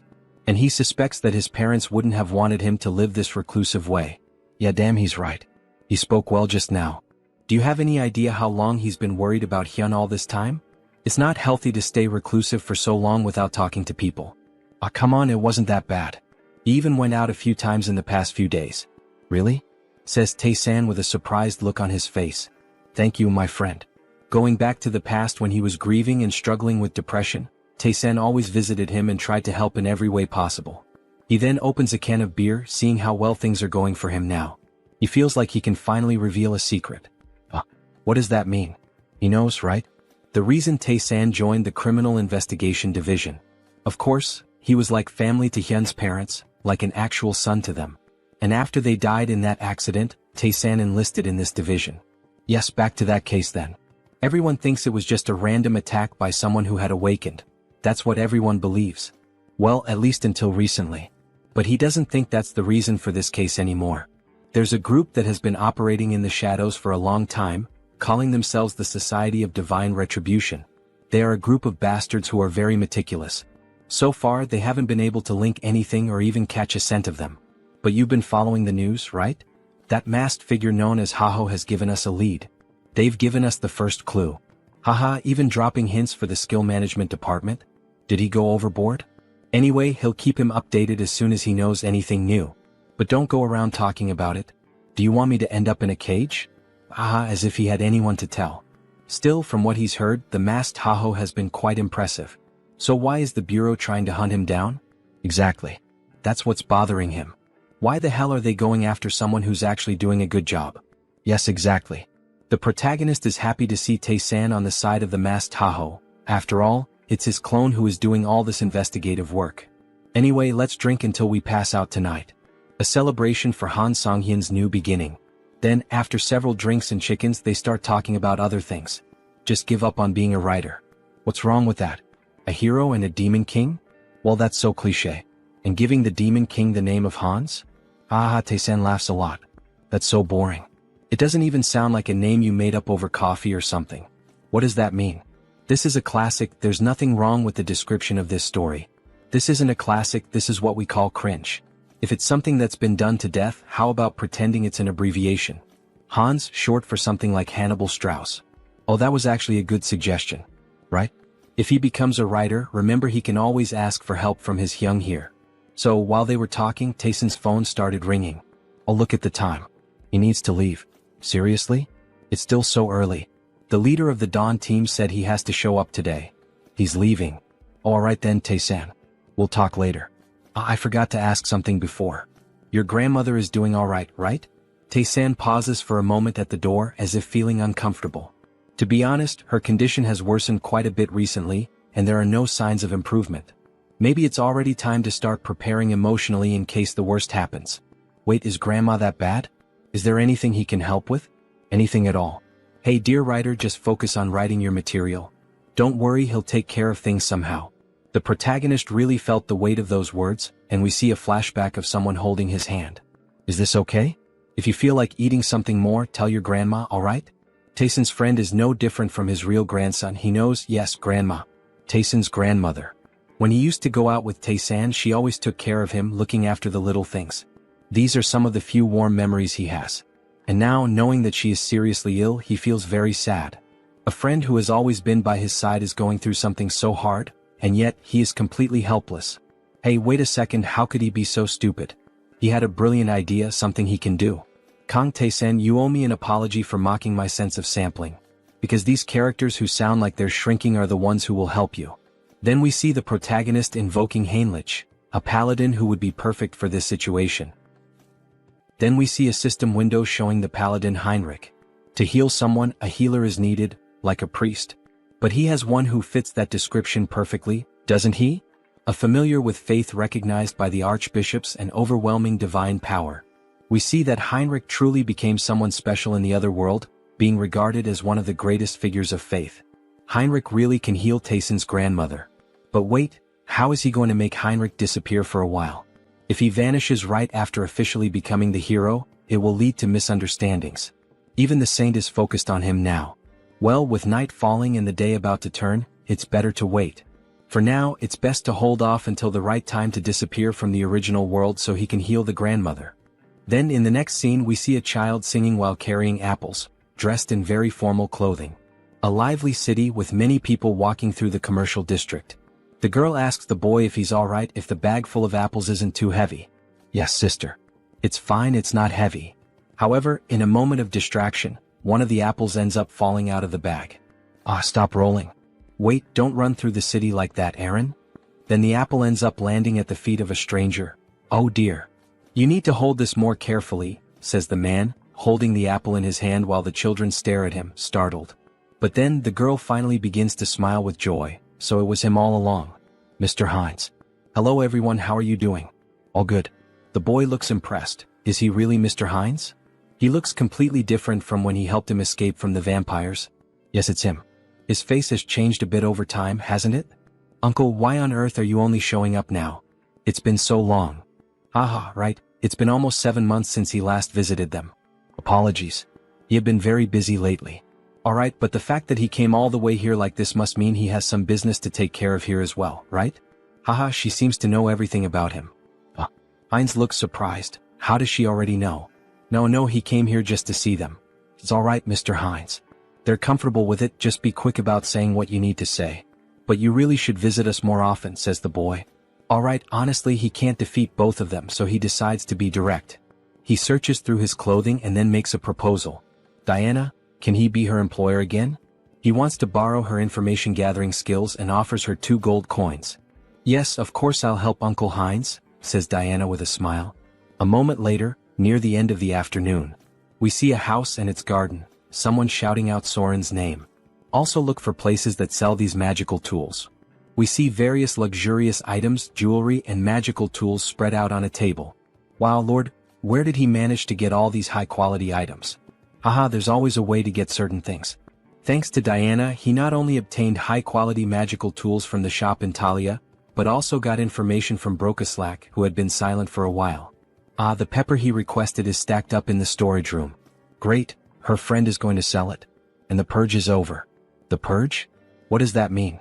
The people who pretended to surrender or tried to hide. He identified every one of them and executed them, he says with a sinister laugh while throwing cards with his dead targets onto the table. Finally, now our clan will be normalized and secure. Alright.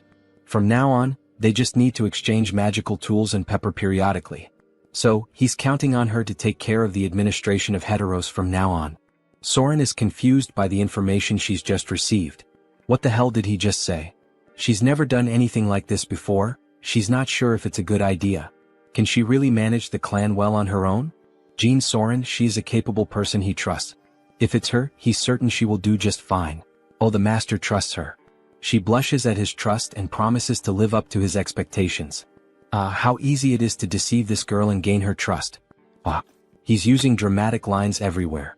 If he thinks about it, we're not much different from a small or medium-sized company now that trade between the two worlds has been established. Let's get to the point. Shall we start the conquest of the clan in earnest? Then back to the original world. It's already nighttime and the city seems quite lively. There are lots of people walking around, enjoying the moonlight, listening to music and chatting with one another. Based on the information he and Diana managed to gather, he personally investigated and was able to find it. This is the source of his blood, and he's convinced that this is the base of the Brokaslak clan, where those 2 soldiers are standing guard. Then he throws something near the guards to draw their attention and quickly slips in through the back door like a shadow. Why did this one fall on its own? Was it the wind or something?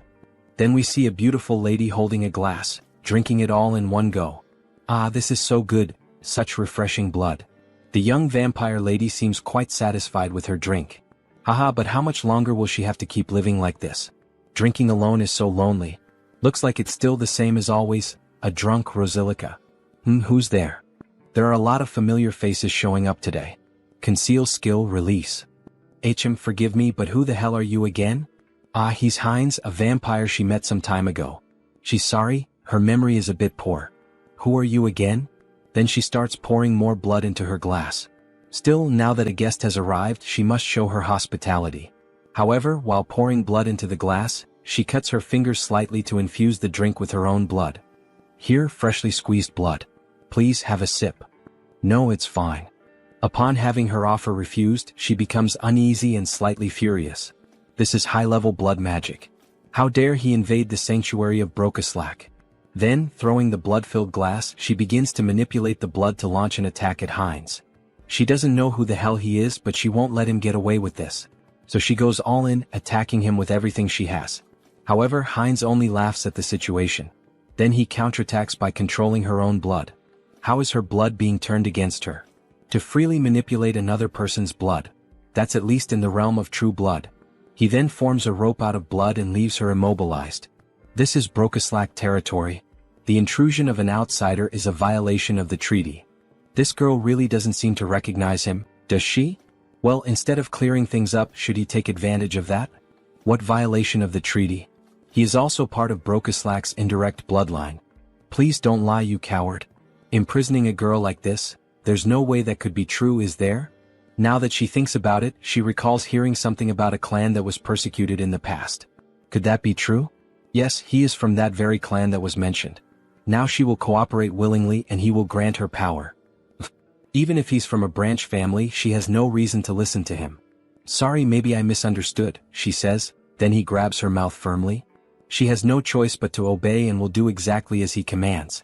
Then, holding a crystal in his hand, he pushes it into her, making her moan in pain, so much so that people near the house found it strange. Then back inside. She is in ecstasy. What is this sensation? It's overwhelming. The crystal is taking hold of her body and flooding her with more energy and power. And at the same time, it feels as if her master has changed. Now, let's see if she can reveal everything she knows. Damn it, she can't disobey his command. The true blood that oversees this region of Thalaria is Lady Frisia. If she had to describe her defining trait, without a doubt, it would be as a user of demonic eyes.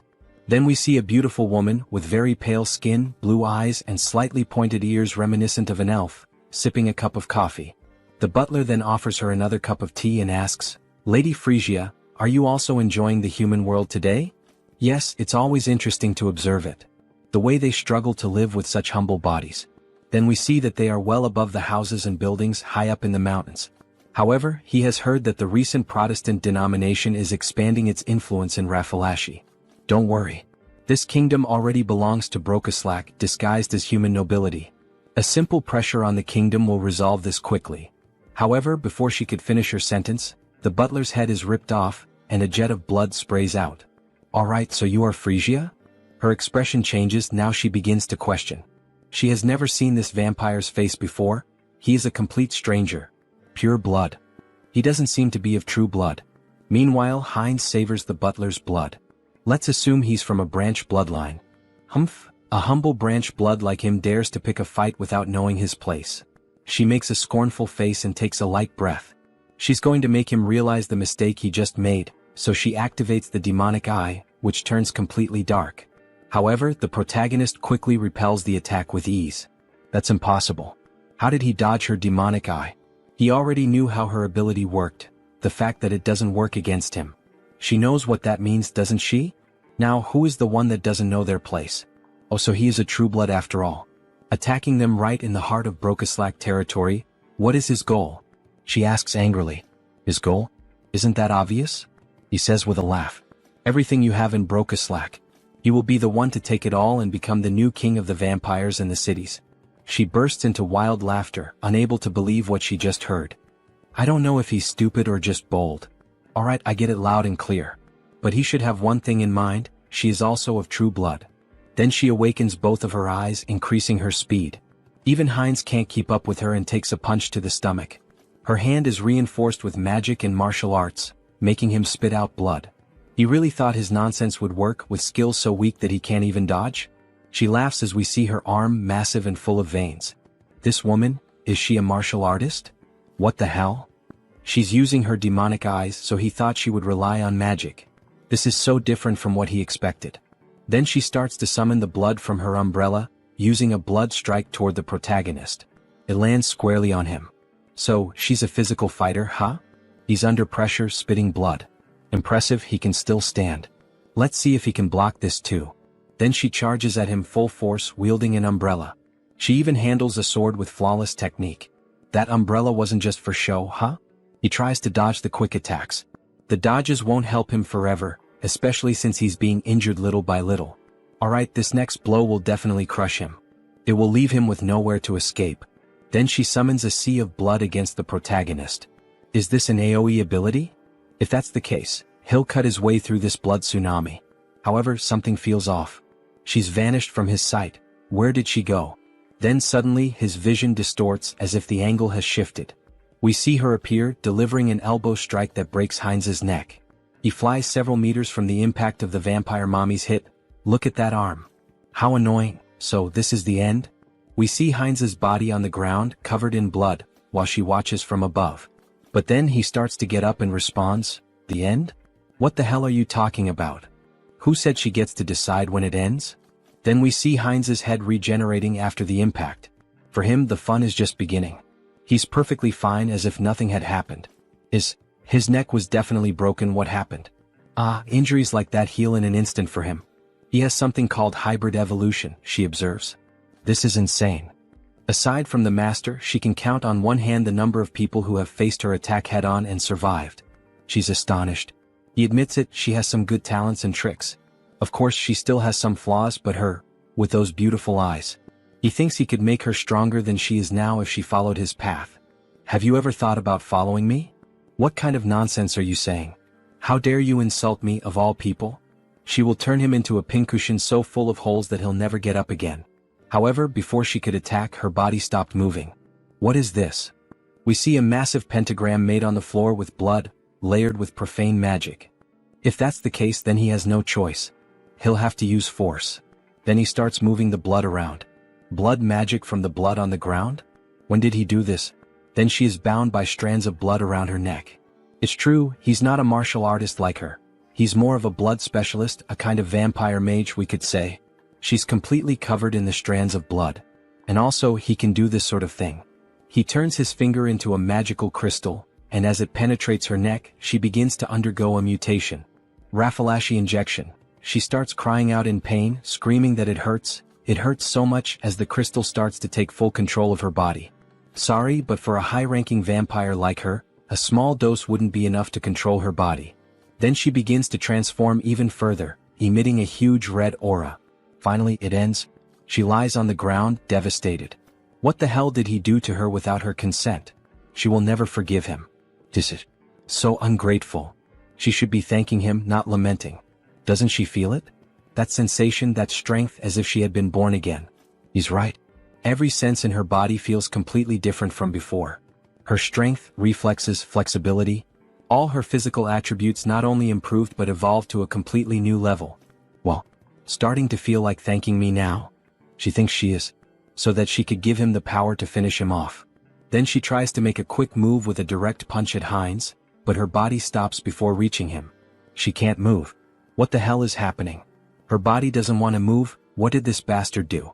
It's as if her whole body is bound by iron chains, or rather, chains of blood. This is the power of his blood domination.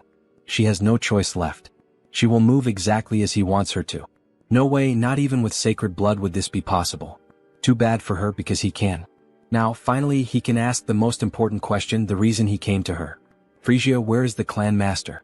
Does he think she'll answer that so easily? It's the Duke Bright's mansion. Wait, what? What the hell? Her mouth moved on its own.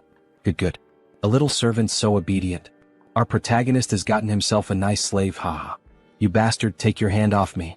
The gold of the Duke Bright's mansion, huh? It's impossible for a clan lord not to notice that a true blood is being captured. I think it's time to end this quickly and cleanly. Time to begin the massacre. Then at night they arrive at the Duke's house. Master, it's Frisia. She has something urgent to report. May she enter? Yes, please come in. Really now, sir? Couldn't he have at least lit a candle or a lamp or something? Isn't it a little dark in here? He's not human. He simply doesn't need such things. He can see perfectly well in the dark. More importantly, she said she had something to tell him? Yes, well, forget it. She thinks she already understands. It's because of that uninvited guest who's after you, isn't it? So he's already noticed. As expected of a clan master, excellent perception. Well, yes.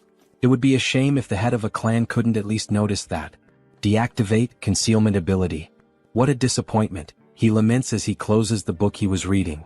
Frisia, oh beautiful woman, why did you do this? Then she became a traitor. He releases a murderous aura. He's ready to kill both of them. He is deeply disappointed in her, Frisia. To think that she would dare betray him and serve another master. Mullo is boiling with rage, almost fully transformed.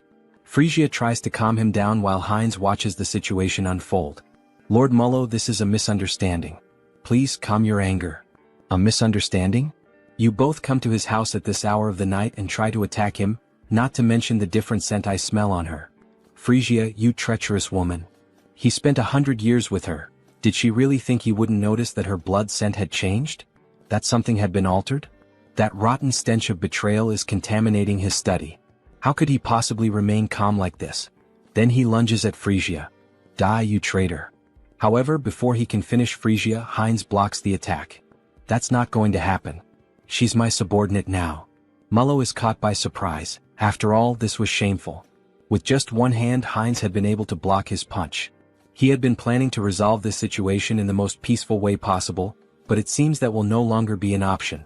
Violence will have to speak for itself. But who the hell is this arrogant vampire? Peacefully? He really dares to move his lips so freely in front of him. As Mullo speaks, he summons a ball of blood in his left hand, as if it were absorbing everything around it. He will cut off that snake tongue of his, along with the traitor. Then, a massive circle of blood appears above them both. He is like Heinz, a magical vampire. Come to me, children of Brokaslak. Several vampires begin to emerge from the magic circle, summoned by his spell. Go and feast on the blood and flesh of these traitors. Kill them for him. Offer the blood of the traitors to Lord Mullo. How dare they? This is no place for people like them. They're nothing but a bunch of puppets who think they're vampires. Then she begins killing them one by one using the umbrella. Something's not right. There are only about a dozen people summoned here.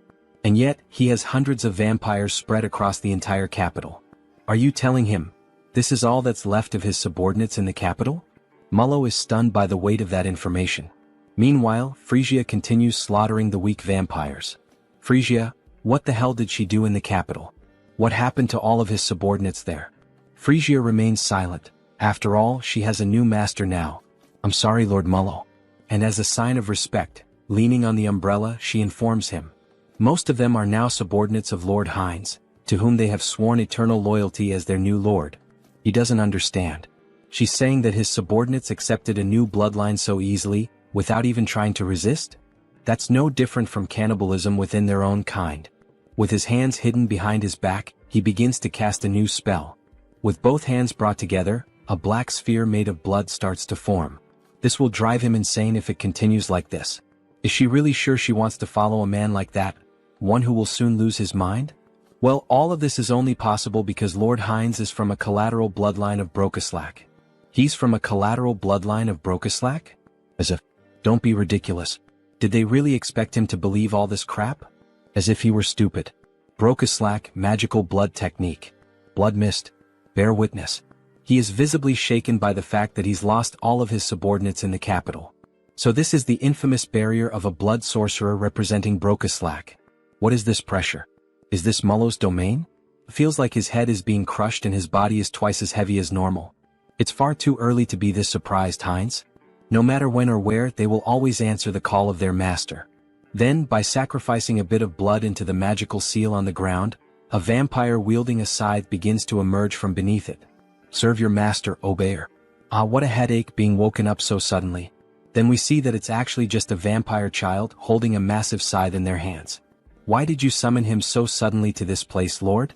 Even though he can see a lot of blood scattered across the floor along with some vampire corpses, what the hell is going on here? Why was a child summoned alone this time? Damn it, Obeyer is already realizing this is a complete mess. No time for chit-chat. Obeyer, kill those two bastards right now. Leave no trace of them behind, wipe out their very existence. Alright. Understood, just give him a moment. He's still waking up from the deep sleep he was in, but he quickly comes to and suddenly appears behind Frisia and Heinz, both of whom are caught off guard by his sheer speed. So this is Obeyer, right? Heinz had noticed how fast he was, so he must be some kind of pure-blood vampire assassin. Obeyer tries to strike Frisia first, but she dodges the sudden attack. However, he can't afford to be held up here, so he activates his ability, Acceleration. Now it's Heinz who appears behind Obeyer, who is taken aback by his speed. Heinz grabs him using a blood claw. What is this? A binding spell? How are you using blood magic inside the Lord's domain? Meanwhile, Heinz charges toward Mullo, who is also caught off guard by his acceleration ability. However, Obeyer manages to break free from the claw and shouts, asking where the hell he thinks he's going. Their fight isn't over yet. He then quickly attempts to strike Heinz again, but Heinz narrowly manages to dodge the furious swing of the scythe. Holy shit, he was right in front of him. He could have killed Mullo if it weren't for that damn kid. Looks like he has no choice now, he'll have to deal with that bastard first.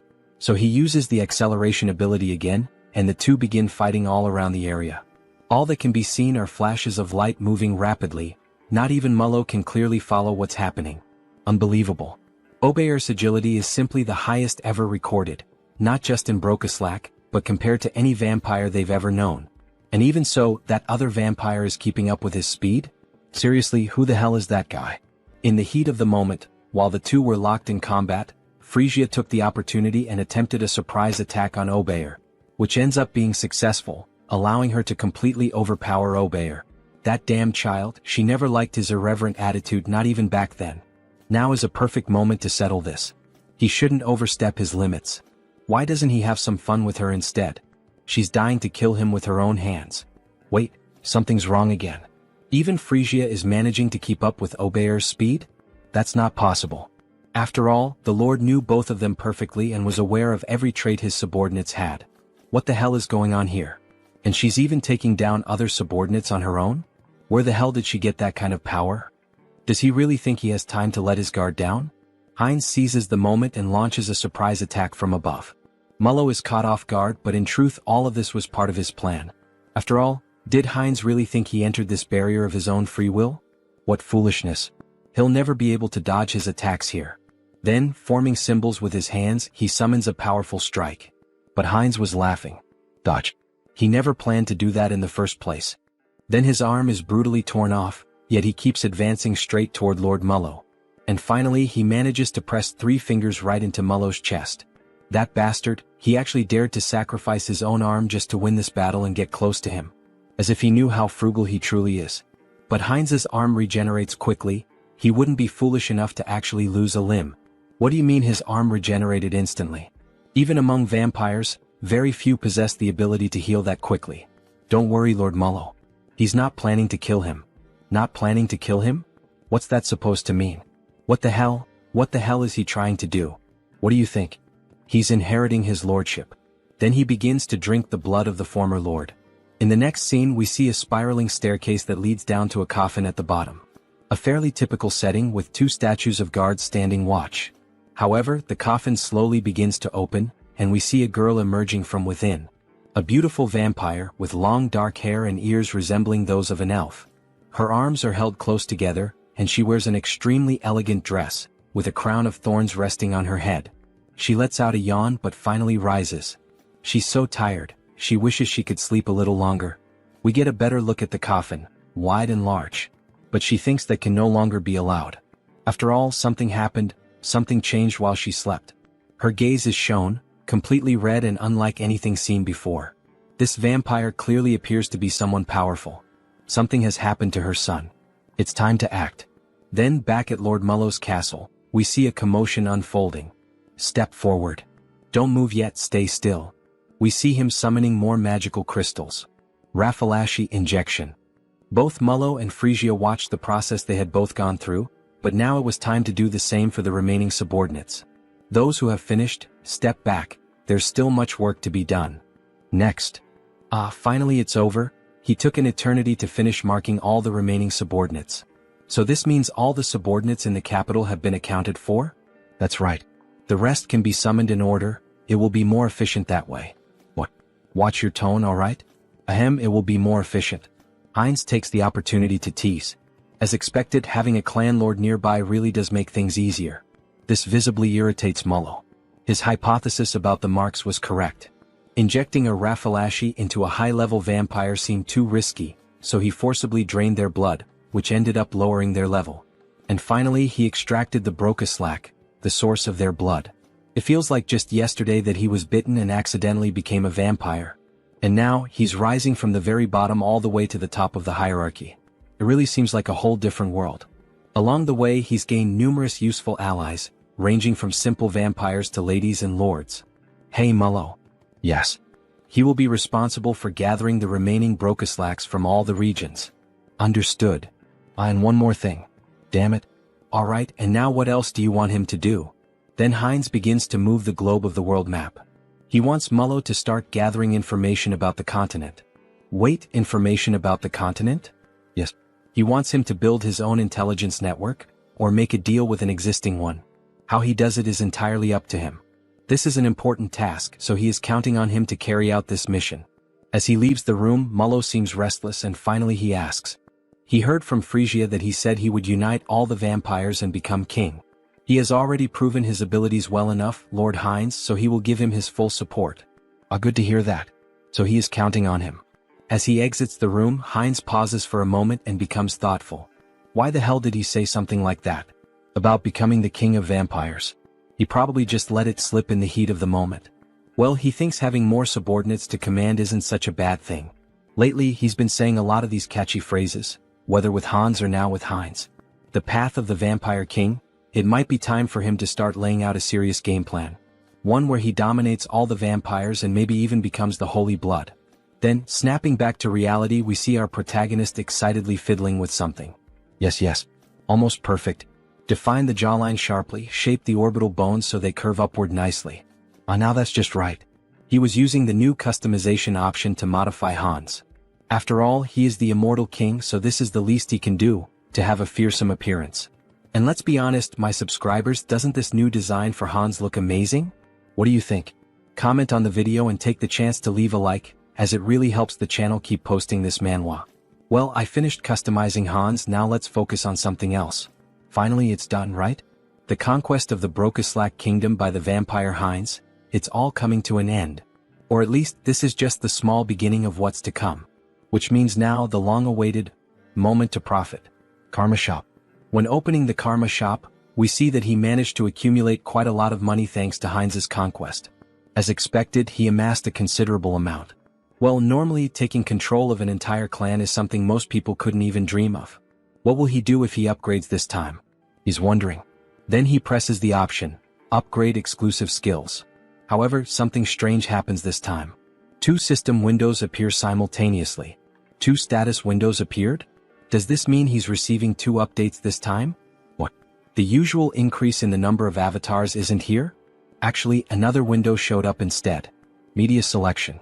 The avatar's potential will increase drastically. The entity's growth rate will become even faster. I can't believe it. This enchantment cost 900,000 in the Karma Shop, after several days of saving up his hard-earned money. This isn't right. Just as he was starting to enjoy collecting different races. What a shame.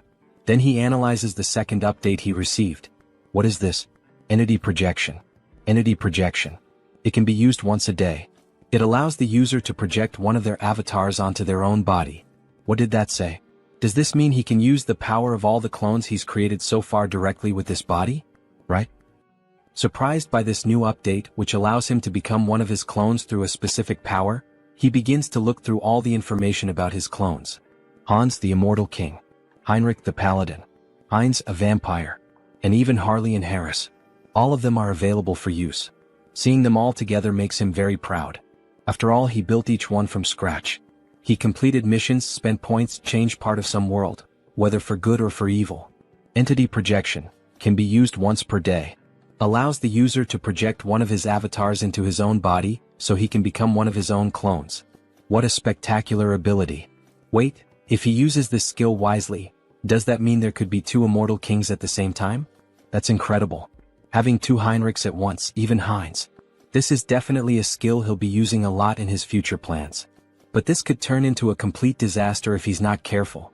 So, Hans is out of the question for now. having two of him at the same time could mean the end of the world. Well, as expected, the first one to use this ability will be him. He will transform into Heinrich. Then he taps on his notification window. His body begins to undergo a transformation. Even the armor and weapon are exactly the same. The hair, the voice. This is incredible. However, not everything is perfect. The divine power is about half of what it was in Out Erica. Is this what it feels like when an awakened one returns to Earth? Then a notification appears on the screen. Duration time, 9 minutes. It's a shame he can only use it for 10 minutes. Well, I'll head out for a bit. That should be more than enough. In the next scene we see a hospital at night. The classic shadow of Hans appears inside a room. Then we see Hans and Hyun emerging from the darkness. So, shall we begin the work? Before Hans leaves, he gives a like. Just like you, subscribers of the channel, make sure to subscribe, like the video, and comment if you want us to keep making videos about this manhwa. Then we see the hand of an elderly woman. Grandma, he's finally here. We see how weak she is, needing machines to help her keep breathing. He holds her hand tightly, almost in tears. She remembers him, right? He's Sunghyun, the one who used to play, go out, and party a lot with Taesan, her grandson. He had wanted to visit her a bit earlier, but he was only able to get out and come here now. Starting today, he'll begin visiting more often, so she'd better not get tired of seeing his face. Then we see him beginning to use identity projection. Target selected, Heinrich. So please just hold on a little longer, Grandma. Let's activate the Uterican divine technique. He holds her hand as he takes on the form of Heinrich and begins to pray for her. The divine power starts to flow from his hand and moves toward her heart. Pour out all the divine power to restore energy, boost resilience, and cleanse the body. May God save this poor soul. As he says these words, the room begins to shine even brighter, as if a miracle is unfolding through Heinrich's hands. After the light fades, we see that the grandmother is still unconscious, but her skin already appears more radiant. It looks like the 10-minute time limit has ended, and he begins to lose the transformation. Even with divine power, there is still a limit to how much can be done to treat age-related illnesses. He seems exhausted. After all, taking on one of his powerful clones with just his ordinary body can't be easy. But this should help improve her condition. Now, he can only rely on his grandmother's willpower. Grandma, she needs to stay strong. We see the sunrise. He stayed the whole night watching over her, and makes a promise. He will come with Taesan next time. Then, back in the world of Out Erica, we see images of a forest. We see the elves within the forest. So, is Harris one of Harley's friends? Yes, that's right. We see Cecily quite curious about the relationship between the two. Meanwhile, the other elves continue walking. It was a brief meeting, but we got along so well that we became like family. She begins to sniff him. Is that why? She senses a familiar scent coming from Harris. Harris is caught off guard. She's saying the same thing Diana says to Heinz. They're not going to figure out we're the same person, right? It's a scent similar to what she smelled on the branch of the world tree. She knows that scent well since she spent the whole day with it. Ah, I see.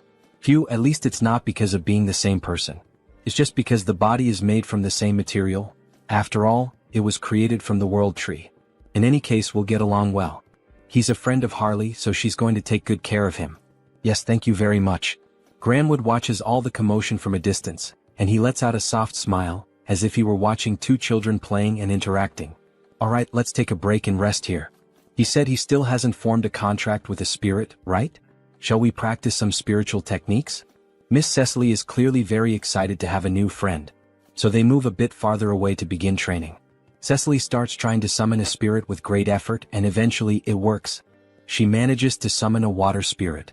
Cecily is overjoyed, as it's one of the first times she's been able to perform the technique on her own. Harris, look at this water spirit, look how cute it is. But he doesn't respond. He has a depressed expression. What happened? What's wrong, Harris? What? Why doesn't it work for him? We only see wind and a leaf moving around him. Even after reaching the maximum value of his affinity stat, it still didn't work. Is something wrong? Is it because he's a false elf? Spirit mages and spirits are companions who grow together. Rayfury, he's going to help us. Before summoning them, it's important to form a bond with them first. Reveal the power of nature that exists within you and show it to the spirit. He had tried to form a bond after summoning the spirit, but it seems he got the order wrong. He's glad he followed the elves after all. First, focus entirely on affinity and release the overflowing power of nature. Then he begins to channel nature's energy, which emerges in its purest form, glowing a vibrant green. He gathers all the natural energy around him. But what is this? Why is he so good at it? He had mentioned this was his first time trying. Interesting, he has a gift for quickly picking up what he's taught. Maybe he has strong potential. Wait, he feels something pulsing in his hand, an electric sensation. Then system notifications begin to appear. Through repeated training, the entity has reached enlightenment. You have acquired the skill, Spirit Magic. That's it. We see that an electricity spirit has appeared, resembling a Pokemon. At this rate, the two of you will soon be on the same level. He's growing so fast that she almost feels betrayed. Ah, thank you. He has also taken a step forward as a spirit mage. From now on, its name will be What? A reference from real life. The What symbol, W, is the unit of power in the International System of Units, SI. It measures the rate of energy transfer. Alright, let's take a break here. Then he places his hand on the tree. From this point on, he will open the path. All forests and trees are connected to the mother tree, the world tree. And among us, the high elves who are the closest to nature, are able to travel anywhere there is a forest, opening a path that links them. We see the magic surrounding Rayfury, reflected in the intensity of his eyes. Cecily can definitely do this as well. Seriously, she can do that too? Maybe not right now, but in the future without a doubt. A path connected to all forests. In other words, it's a vast natural teleportation network, isn't it? This is far more efficient than the portals of the Great Divine Order, which require physical installations. This is the power of the World Tree. Alright, we've arrived. Harris is amazed by what he sees. There's no way this place is Real World 3. We see a massive tree with a structure built around it and a bridge leading directly to it. There are several houses and other buildings nearby. It's much larger than I imagined. It's your first time seeing the World Tree too, right? But Cecily doesn't respond to him. Upon coming into contact with the true tree, she enters a deep trance. Then, with no control over her body, she begins to float toward the tree, while Harris and Rayfury watch in silence. She moves toward the tree, which radiates natural magic. This must be the first time you've seen this as well, Mr. Harris. Watch closely and admire. This is the eye-opening ceremony of a high elf, an event that even other elves rarely witness. Cecily is awakening as a high elf. Her new eyes are beginning to appear. The eye-opening ceremony, what a spectacular sight. Everything is being reborn, an overwhelming force of nature converging in one place. Then some elf spirits begin to appear. Wait a moment, what is that? The fruit of the World Tree. It is handed directly into her hands by the elves. Then she takes a bite of the golden fruit, which resembles an apple. Cecily is truly becoming a genuine high elf. Wait, this is not the time for him to just stand there admiring. He can't let this kind of pure natural energy go to waste. So he begins to channel and meditate. Absorb as much as possible into your body, make it mine. Then something catches Rayfury's attention. His energy flow, something strange. New system notifications appear. The individual has met the conditions and reached enlightenment. You have acquired the skill, affinity with nature. There it is. Now he can grow stronger simply by absorbing natural energy just like the other elves. Mr. Harris. Sir Rayfury, he wasn't just relaxing or anything. Ah, don't worry about that. Look to your side. Then we see a plant floating nearby him. It seems the World Tree is quite interested in you, Mr. Harris. Wait, is that for him? Yes, it's a gift from the tree. Really? Normally, sacred relics like this are only granted during the eye-opening ceremony. It's an extremely rare occurrence. They can even be transformed into weapons or accessories. So you must have received a sacred relic during your own eye-opening ceremony as well, Mr. Rayfury. Could it be? No way, that accessory he gave, is it? You should return it now. I know that's definitely not the case. His sacred relic was transformed into a ring, which he used to propose to his wife. Since then he passed it down to his daughter. Proposing marriage with a sacred relic, huh? Mr. Rayfury is more romantic than expected. Look, the eye-opening ceremony is over. Miss Cecily will probably remain asleep for a while now.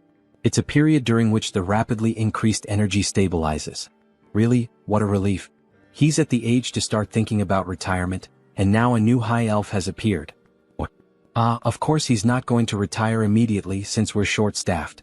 No need to worry. No, that's not what he means. Retirement age? What age does that guy have? In the next scene we see the capital of the elf kingdom, Drasha. After the eye-opening ceremony, he ended up staying at the academy thanks to Mr. Rayfury's help, and as it turned out, the environment was very different from what he expected. He thought everyone here would live like true fairies, peacefully like the trees in nature. The imagination of an elf village. But what the heck is this? What? It's an elf from the continent. Harris, you're from the continent, right? Tell us stories about the continent. He is surrounded by female elves eager to learn everything about him and the continent. After all, most elves remain isolated in this land for eternity. She heard that the continent is so wild that it's impossible to live there. Scary. Didn't the humans also kidnap Miss Cecily? The humans from the continent are completely evil, right? They keep bombarding Harris with questions. If he answers wrong, he'll be hated from day one, won't he? Well, yes, it could be dangerous. But he had good companions with him, so... Companions? He was traveling? Yes, during his time as a mercenary he met quite a few people. It's too noisy, she can't concentrate. Hey, could you guys keep it down? We see a beautiful elf with blue hair, one hand on her hip, clearly showing authority. Sorry, Lady Shapiron. We were making a lot of noise, weren't we? Sorry about that. See you next time, Harris. Finally, a little peace and quiet. Thank you. Thank you as well. Then he is interrupted by her. How low class. As she makes a haughty face, bringing some worthless mercenary from who knows where. Why is she so annoyed with him? Right. There's always at least one character like that in a school setting, isn't there? Will I really be able to get along here? Maybe she's the classic tsundere of the Manhwa. Elf Kingdom Royal Capital. And that concludes the report on our interactions with the Great Divine Order. We also disclosed information about the new immortal king to the other races of the enameled continent. An immortal king who can move freely through space, huh? That means this time he might even cross over to our continent. Still, it's truly a relief that Lady Cecily has appeared now. For me and for His Majesty as well, isn't it about time to start thinking about retirement? Indeed. Thanks to her, one of our greatest concerns has been eliminated. Then we see the Majesty of the Elves, a beautiful elf with yellow hair and golden eyes. Her skin is pure white, adorned with flowers in her hair. On second thought, she heard that the person who came with Lady Cecily is also quite remarkable. It's true. He has already caught the attention of the World Tree. His talent is exceptional and his growth rate is incredibly fast. If we provide him with proper education here in the Elf Kingdom, he will undoubtedly achieve great things. Sir Rayfury, you seem exceptionally enthusiastic. Do I really? He is also scheduled to complete his basic training at the Academy for now. Oh my god, the Academy? That means Sir Rayfury's Academy. Let's pray everything is going well with Harris. If he's that kind-hearted guy, I'm sure Mr. Harris will be a great help to you. Then back at the school near the Great Tree we see Harris feeling sleepy. What a beautiful day, maybe it's thanks to the blessing of the World Tree. The weather is perfect, the air is fresh, and the elves sing beautifully. It's pure healing. Maybe he should just give up on everything and keep living as Harris. Hey you. Books suddenly fall from the sky toward Harris, hitting him hard on the head. You really don't have the luxury to just lie around intoxicated by the World Tree, you know? Intoxicated by what? As a former mercenary, she thinks he probably doesn't even know this kind of basic common sense. This place is the closest to the World Tree itself, which is nature itself. Elves with high natural sensitivity are especially prone to becoming intoxicated by this comfort and harmony with nature. They become lazy. So all of this is because Harris has a great affinity with nature. He starts to feel his vision growing heavy again. Are you listening? Yes, he is listening. He possibly still doesn't know much about being an elf or these interactions with the World Tree, so because of that, she will lend him her book. She made sure to organize everything so that even an elf without roots like him could easily understand. Listen carefully. If the class average drops because of him, she will never, ever forgive him. Scary. Are you understanding me? We see one of the first tsundere traits in this manhwa. Goodbye. Well, at least she doesn't seem like a bad person, he thinks. That ring. He can feel the energy of the World Tree within it. There's no way a sacred relic would be carelessly left lying around. Is she from some noble family? She seemed familiar from the beginning. Somehow, there's a strange feeling of déjà vu. Then he remembers what Rayfury told him. He gave his to his daughter, though. Wait, that can't be true. Could she really be his daughter? Why are you placing your hopes on that idiot father? Then Harris starts to think more deeply about this matter. This is ridiculous. Shapiron is Rayfury's daughter? They don't look alike at all in terms of personality, do they? He is so calm, but she's like a caged beast. Well, she seems not to like him, but her explanations are very kind. It feels like a private lesson about spirits. Alright, should he try it like this? Then he begins to channel the magic into his hands. Wind and fire start to emerge as the two main forces of nature. The fire spirit is called Kali, the lowest grade fire spirit. The wind spirit is called Pascal, the lowest grade wind spirit. Now that he knows the trick, this is not so hard. Even the one he summoned last time, has already been promoted to a lower rank. Low-grade lightning spirit, what? To think they could grow this fast. Coming to the elven realm was definitely the right choice. Alright, he just has to keep his head down and adjust properly without causing any trouble. Well, as long as he doesn't get involved with Shapiron, there shouldn't be any problem. Or at least that's what he thought, until he ended up having to sit right next to her like they were two stubborn kids. Somehow, he got himself tangled up in this situation. We see a flashback. 10 minutes ago, the teacher started to explain the lesson's content. Let me repeat, forming bonds with spirits is extremely important. And traditionally, there is a secret to maximizing this connection. It is done through dance and song. Just like our ancestors used to do in the old days. Dance and song? That is an interesting theory. Soon, there will be a festival for the new High Elf, Lady Cecily, right? On that day, we will rent one of the main stages in the capital for the evaluations. It will be a performance that Cecily herself will be able to watch. It has been a while since he has done something like this, so wouldn't it be better to show his coolest side? Now, as everyone knows, we have a transfer student. Therefore, this time we will do a group project for the new student. Each group will work together to create their own performance. Your ability to connect with the spirits will be evaluated on stage that day. They can't believe what just happened. Then we see two together and two other unknown elves forming a group of 4 members. Wow, working with celebrities. How lucky. I'm Timer Coffin. And the elf very shy. Nice to meet you. Curie. Well, things have come to this point, so there's nothing to be done. So do you know how to dance or sing anything? If not, we will adjust to match you. He has no idea what to do, so I'm in. Me too. They are being so blatantly dismissive that now he is starting to get annoyed. From what he heard in class earlier, as long as it helps build bonds with the spirits, it doesn't have to be traditional elf music or dance. In that case, thank you for your consideration. At that moment, he remembered a song he used to sing often in his hometown. Ah, it's a song from his hometown, so it must be from another continent, right? Yes. His parents loved it too, so it's a song he could never forget. Ah, he's confident, isn't he? Of course. Even though he lived a reclusive life for a long time, there was a time when he never scored below 90 in karaoke.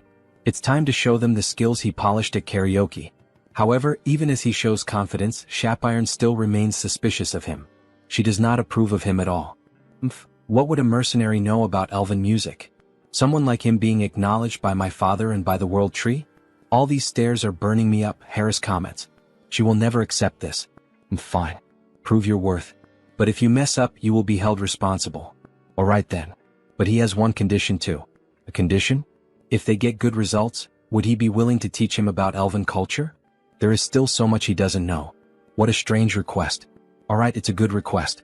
But only if they achieve a good result. Then he starts to sing a song from planet Earth itself. By my light. Find my light. To the paradise that I will find. I will embrace you, one that will never disappear. While playing an instrument, the spirits danced along with him. Then, a system notification appears. The entity has reached enlightenment through repeated training.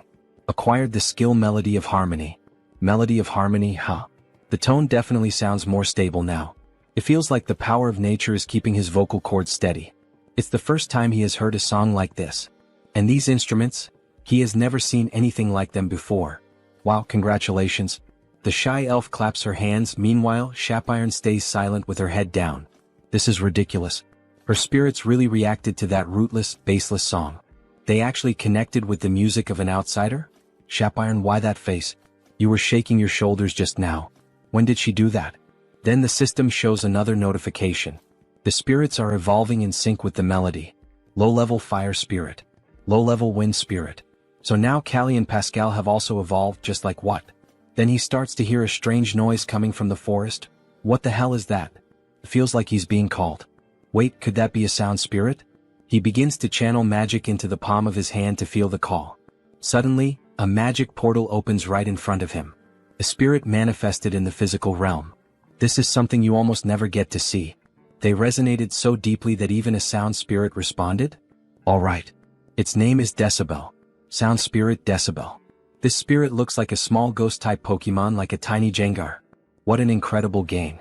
Shapiron said that spirits from the phenomenal realm can perform a wide range of tasks. To think there is a song that moves the hearts of the spirits like this. Let's do this one. It will definitely be a huge success. She thinks so too. Sound spirits are only attracted by beautiful sounds. So what did you think, Miss Shapiron? Alright, I admit that the sound was very beautiful. Great. Then shall we start planning the rehearsal schedule and the stage production until the day of the performance? Yes. Well, could he teach her how to play the instrument he used earlier? It seems interesting. Haha, with a mischievous look he says, of course I can help, miss. What is that expression? That is not appropriate for elves, so stop that right now. So, shall we split the parts first? Then the day of the main event finally arrived. You said your daughter is in the same group as Mr. Harris, right, Mr. Rayfury? That's right. You must be very nervous. Not at all. Why would he be nervous about a simple performance? Ah, he is very nervous, it seems. So, shall we listen to the song that Mr. Harris prepared? We see the 4 members up on the stage. Harris is holding a guitar, Timer Coffin is playing the drums. Then the show begins. Harris starts playing the guitar, creating a beautiful sound that even makes the spirits around them start to dance. Timer Coffin and Curie follow along with the rhythm. And of course, our dear elf, Shapiron, is playing the acoustic guitar in a very shy way. Harris notices this and starts playing more strongly to draw everyone's attention. Among the green bushes. If we run together, the spirits will guide us. As Shapiron and Harris keep singing, everyone becomes moved and amazed by the quality. Even Rayfuris is enchanted. The beautiful singer is showing all her talent for culture. It's the first time she hears this song, but it makes his heart race. The tone is also very beautiful. In search of the miracle of connection, let's find it together on our new journey. Shapiron can make that kind of expression? What song is this? It's the first time she hears it, but it's amazing. My ears are sensitive, but this music is really good, isn't it? Walk under that light, take my hand. Sir Rayfury, look over there. To think they are using the spirits this way. It's incredible. We see all of them together on stage, singing and smiling, a true show. Then, when Cecily was about to speak again with Rayfury, she noticed that he had vanished. Where did he go? That child over there is my daughter. She is my daughter. Yes. The woman is confused. Who would have thought he had this side, the overprotective father? Let's go together toward a new light. I'm not afraid. Shapiron helped a lot with the splendid stage production and the tuning of the instruments. As expected from an elite. Her spiritual knowledge is incredible. Since we are together. After being so irritable, she is the one enjoying it the most, isn't she? They keep singing, everyone happily putting on a big show for everyone in the elven realm. At the end of the show, everyone gives a round of applause. Sing another song again. Her breathing was more stable than usual, and the music flowed smoothly. Who would have thought she would become so immersed? System notification. Melody of Harmony Skin is in action. Target, Shapiron Sylvest. Looks like it works well on other people too. He used the new skill to support Shapiron. So even her father was there watching her. Shapiron is moved. Shapiron, what do you mean? This is... Sir Harris, she has misunderstood you all this time. Sorry for being so rude to you. She lost the bet. Just hearing that already calms his mind. It's amazing that music alone can have such a big impact on so many people.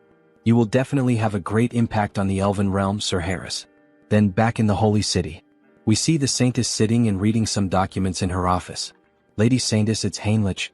Ah, so he has already arrived, ask him to come in please. Come in, make yourself comfortable. Welcome, Sir Heinrich.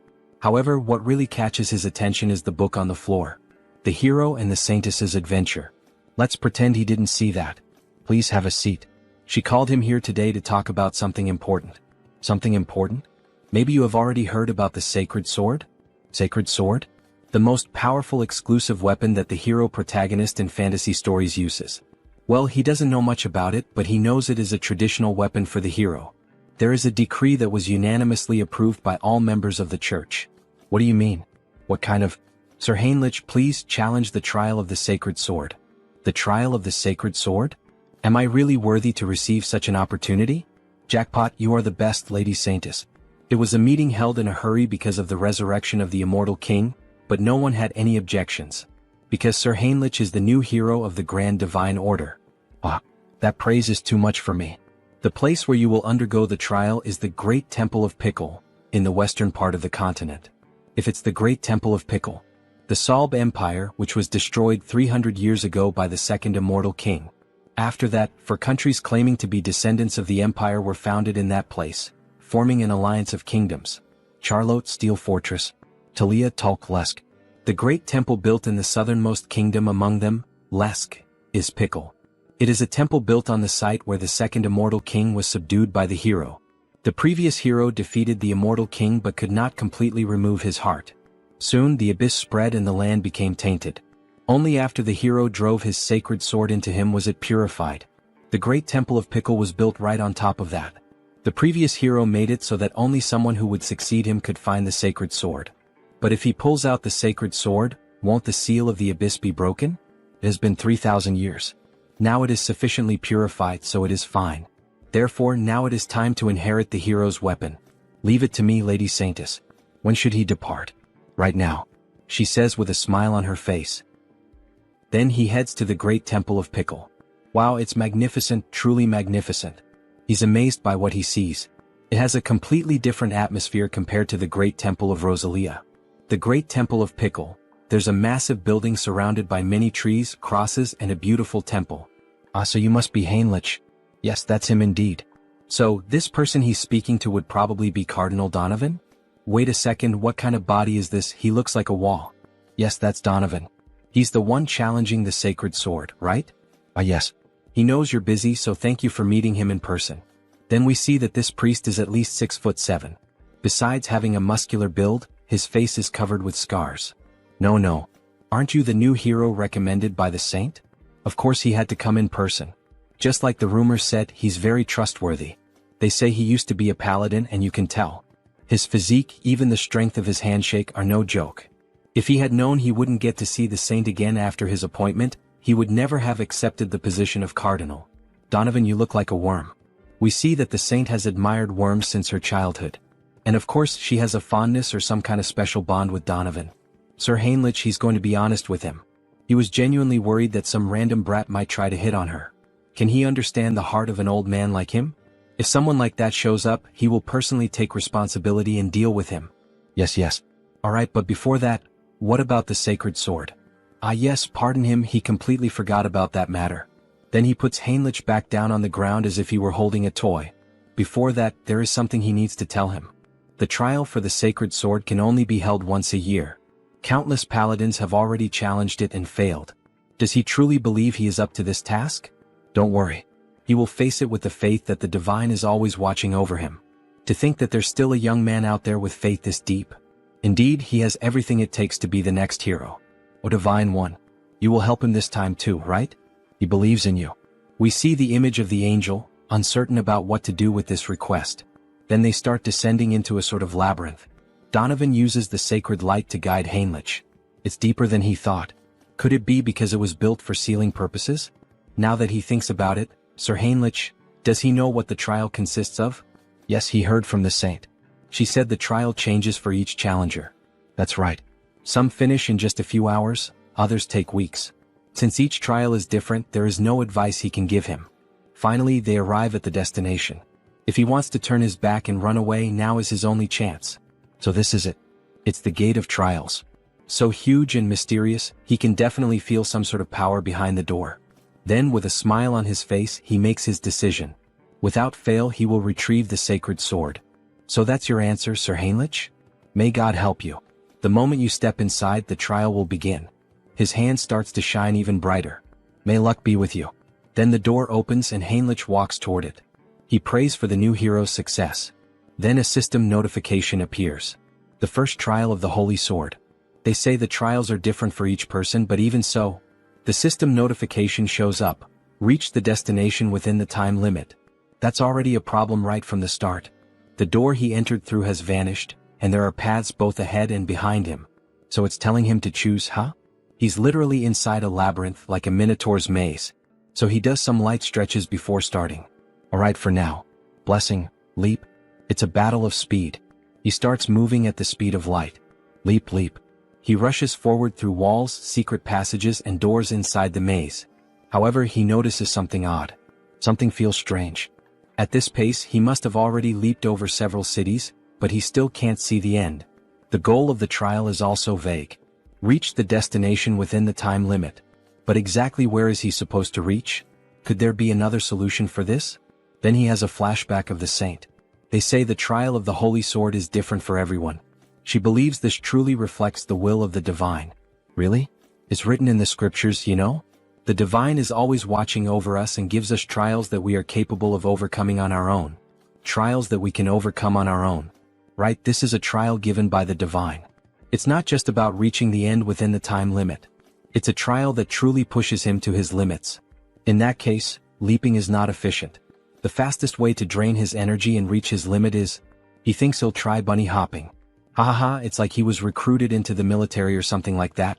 And then, after some time, a system notification appears. Having cleared the first trial, proceed to the next.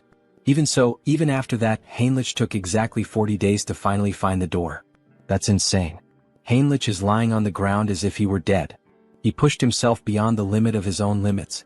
40 days, don't you think that's a bit too much? He realized it about halfway through, but there's a time dilation here compared to the outside world. In Out Erica it's 10 to 1 and on Earth, it's 100 to 1.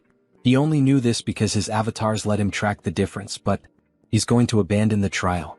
For the paladins who had no way to sense the flow of time, this must have been one of the hardest ordeals. From the halfway point on, it also started testing his mental strength. Various phrases began to pop up in his mind. Give up, you won't make it, weak. Just quit, you're not worthy. If it weren't for Mind Hub, even he might have lost his sanity. Alright then, he thinks he'll move on to the next stage. So the moment he touches the doorknob, a golden light begins to emerge from his hand. Everything has been restored. He's perfectly recovered from everything. Maybe it's because he pushed himself past his limit and then recovered, but he can feel it, he's tougher than before. Wait a second, if there's a 10 times time difference from the outside world, that means it's basically a training bonus event with 10 times more time, isn't it? Hell yeah. It's basically the Dragon Ball Z training room. He's going to do 10 more days of bunny hops before moving on. Then the scene cuts and we see blood and someone screaming. Hey, is that ready? Almost finished. We see two men of unknown identities talking while they kill a man over a circle of black magic. Very soon, this continent will be swallowed by darkness and will walk its own path toward ruin. Now that the immortal king has been resurrected, just a little push is enough. The rest he will handle on his own. The abyss. If the abyss opens again on this land, we can finally bring this world to its knees. All of this is for the oath that defies the heavens. We see the two of them casting a spell together, and a hand made of shadows emerges. Back to Heinrich. He moves forward toward the location of the second trial. Entering the site of the second test, he begins to look around and is taken aback. Is this a chapel? If the trial is taking place inside a chapel, then the second trial of the Holy Sword, pray to the deity. Pray? Well, if that's what the system says, he just has to follow it. So he begins to kneel down in a prayer position. This trial is based on questions from previous exams taken by veterans. It's a test of faith and divine power directed toward the deity. Well, with his divine power being somewhere between that of a bishop and an archbishop, this is basically a free pass, isn't it? He'll pass as long as he perfectly fills the divine symbol with divine power. How about this? Even while praying, he wasn't able to meet the requirements. Unbelievable, even using all his faith wasn't enough. So he begins to pray again, but this time using the skills, Mind Hub and Persona. With those, he merges all of his personas and alter egos into a single mind to enhance the focus of his prayer. Use all mental strength and convert it into faith. Still not enough. Then, as the final step, he's going to add the power of his main body. His body begins to glow as if it were turning into gold. His faith level rises significantly. Then a system notification appears. You have fulfilled the conditions and attained enlightenment. You have acquired the special ability, Blessing, Amplification. The divine power that had been overflowing has now settled. The maximum amount of divine power he can withstand has increased. With this, he could almost rival an archbishop, huh? You have passed the second trial. Proceeding to the next stage. Great, everything is going smoothly, isn't it? The trial continues. He then enters the next door. The next trial setting is a dark and ominous environment, with crows and everything around in ruins. The system states, eliminate the enemy. Are we just going to do this out of nowhere? He then notices something strange in the sky, a mysterious cloaked figure. This feels familiar. Where has he seen that figure before? Then it descends to the ground. A subordinate of the former immortal king. An archlich. A hunter from the church, huh? How did you make it this far? He looks like Hans before his awakening. It's best not to underestimate him. After all, even a paladin would hesitate to face an archlich in one-on-one combat. If he doesn't intend to answer, then he strikes his staff against the ground. Die, dog of the church. He summons several skeletal soldiers, some of them with human-like appearances. Just the Archlich alone is already troublesome enough, and now he also has to deal with this army of undead? He was probably expecting exactly this kind of reaction. But unfortunately, dear trial creator, why is he muttering to himself? Like someone about to die, your resistance ends here. Go forth, my subordinates. However, Heinrich begins to easily cut down the soldiers, dodging their strikes and countering with simple blows, yet enough to destroy them. How is he managing to dodge all of them? Damn it, just crush him already. Then they all charge at him. That Archlich shouldn't assume that all he knows how to do is dodge. So he draws his sword, embedded with holy power, and begins slicing all the enemies in two. That divine power? Are you an archbishop? To think an undead would know what it means to feel fear. How ridiculous. He's just glad to finally be able to show his full power. So this is where it all ends. The Archlich begins to channel a powerful spell. Let's see if you can block this too. He summons a few ghostly skulls and tries to strike the protagonist. However, he keeps defending and striking back with only a single attack. You stopped everything with just one blow? Impossible. He says with a look of shock. You predicted all of his tactics? Asks the defeated Archlich lying on the ground, almost begging for his life. It's a shame, but he doesn't have any kind of cheat ability like that. On the other hand, he does have a very talented tutor, the strongest direct impact instructor among the undead. And we see that the instructor is Hans. Some kind of personal tutor or whatever. All you ever do is talk nonsense. He's curious to see how much longer that talkative mouth of yours will keep running. Let's see if you can dodge this. Then he starts casting a new spell again, in which a magic circle appears and begins to aim at him from the sky. Heinrich is impressed by such a powerful display. Deathbolt rain.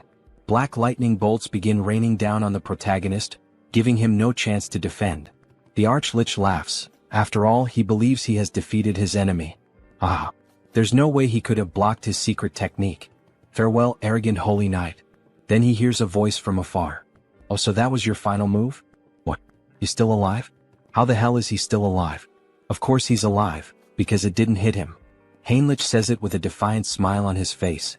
That makes no sense. How could a mere holy knight block his ability? It's impossible. This is completely impossible. Then he unleashes his secret technique once again, and we clearly see that Heinrich has no difficulty moving and dodging all the black lightning bolts. In fact, he's even laughing while dodging. Yeah, it probably doesn't make any sense to him, logically speaking.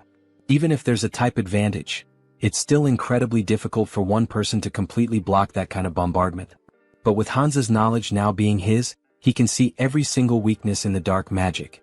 So he quickly closes the distance to the enemy and declares that this is the end. With a swift and clean slash, using all the holy energy he can muster, he cuts the Archlich in half, purifying even the ground beneath the strike. However, even though he appears to be dead, the Archlich continues speaking. Ah, not bad, holy warrior of the Orda. But he will never be able to kill the Archlich. As long as he doesn't manage to destroy the core, he'll keep regenerating, again and again.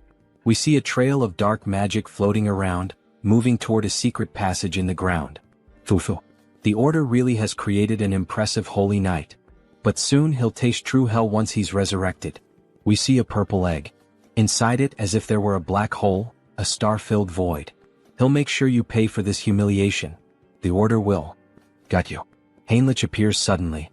Spreading dark magic around like that, how could he not notice? He arrived first and had been waiting. Wait. Very well then, goodbye. He swiftly slices the egg into pieces, and a system notification appears. Third trial cleared. Proceed through the gate to the place where the holy sword lies. Then he sees the new door in front of him. As expected, defeating monsters and receiving rewards really is the proper way to do things. Alright then, he should head inside. We see the new location he's been teleported to. Several statues stand around, with a sword embedded in the ground, surrounded by 7 tombstones. Heinrich is struck by the sight. So this is the famous holy sword. A beautiful weapon with golden inscriptions running from the hilt to the blade. The spot where the sword is embedded is the abyss created by the immortal king. Remove the holy sword and be recognized as its master. Alright, let's do this. As he begins to pull the sword, all the sacred energy in the area starts to become distorted. Something is endlessly pouring out. Are these the battle records of the previous heroes? The techniques for wielding the holy sword, the tricks for manipulating energy, even methods for dealing with special monsters.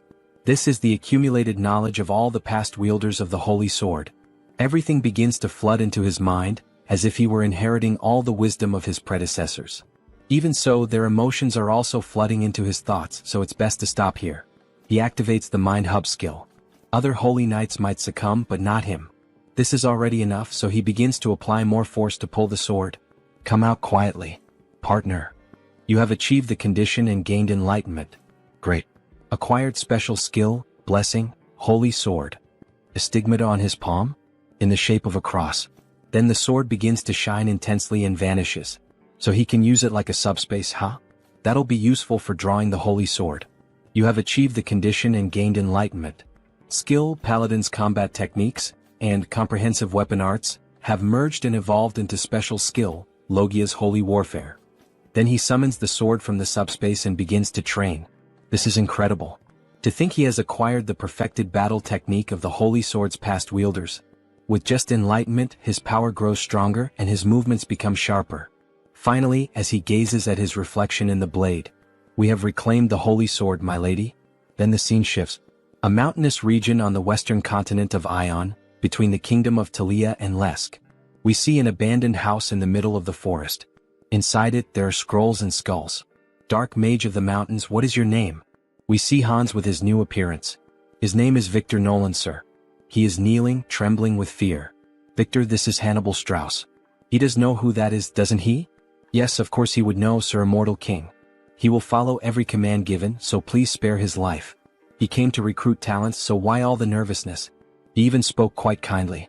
But he forgot he still had the Eyes of Darkness skill active. While talking to Victor, he sensed something strange like a sixth sense. But what was that? Victor, confused, asks, what happened, my king? Someone openly conducted sacrificial rituals. And on top of that, they occurred simultaneously in both the western and southern regions of the Kingdom of Lesk. To think those reckless fools would dare make plans without consulting the Immortal King. What does he intend to do? Well, dark energy begins to radiate from his entire body. He needs to hear their reasons in person, of course. The secret organization continues the ritual, now involving even more people. The pentagram grows more colorful, more intense, and begins to emit an even greater amount of dark power. Everything is proceeding smoothly. It seems there are no issues anywhere else either. 30 years. They spend an unbelievable 30 years preparing for this. This is the moment when all their hardships are finally being rewarded. However, the elder with an aged appearance suddenly begins coughing up blood. What is happening? The magic circle is vanishing. Even after everything, he still hasn't been able to complete the grand spell. But he cannot stop now. If things have reached this point, he grabs hold of a necklace bearing a purple gemstone. Then he will offer himself as a sacrifice. The necklace is shattered and black flames begin to corrode his body. He becomes one with the pentagram, dedicating the remainder of his life to completing the spell. Another sect member watches, pleased by such a profound display of loyalty. So, he has finally embraced even the seed of madness within his own body. He will remember this moment. He was the greatest bearer of vows he had ever acknowledged. He was truly a madman in both body and soul. But that madness will be rewarded. Very soon, exactly as he wished, this world will fall into ruin. Outside, Hans watches this overwhelming display of power, one that reaches even the clouds. Something unbelievable has occurred. The Abyss, the entity said to hold power capable of destroying the entire world. That Abyss, for the first time in 1,000 years since the first Immortal King, is opening once again. He had never even considered a variable like this. By the time they managed to track them down, it was already too late. The vow of defiance. It's time to settle the score with those bastards. But before he can finish that thought, he feels a sharp pain in his heart. Whispers begin to echo in his mind. Death to the world. Vengeance. Let this continent drown in death. Erase every living being from this land. March silently toward destruction and sleep forever. The voices of the former immortal kings. Are these the remnants of thought left behind by the immortal kings who once rested within the abyss? But what the hell is he doing? Suddenly, the former immortal king appears before him. Come and join him. They must shroud the world in death. You think some ghost from the past has the right to give me orders? He's stunned. What the hell did he just say? He has absolutely no intention of obeying the orders of a loser. He begins to laugh like a demon. Ah ha ha. So, you broke free from the will of death, didn't you? Even after becoming an immortal king, you managed to keep your consciousness intact. This junior of yours truly turned out to be a prodigy. That makes their blood boil with rage and envy. We are still chained by death. Chain, he says. Now he thinks he understands. That impurity he'd been feeling in his heart all this time, was it the lingering thoughts of them? We are bound by resentment, forever unable to break free. We too seek liberation, O new immortal king. Liberation. Liberation from these emotions. These guys are getting way too noisy. Wait a second, emotions? So, in the end he's still shackled by the emotion of death. Why don't you all just shut up already? He'll grant their wish. And erase every last one of them. If he truly grants them an eternal death, then he will give them a gift. Something they should have had but never could. Something he should have had, but never obtained? What the hell is he talking about?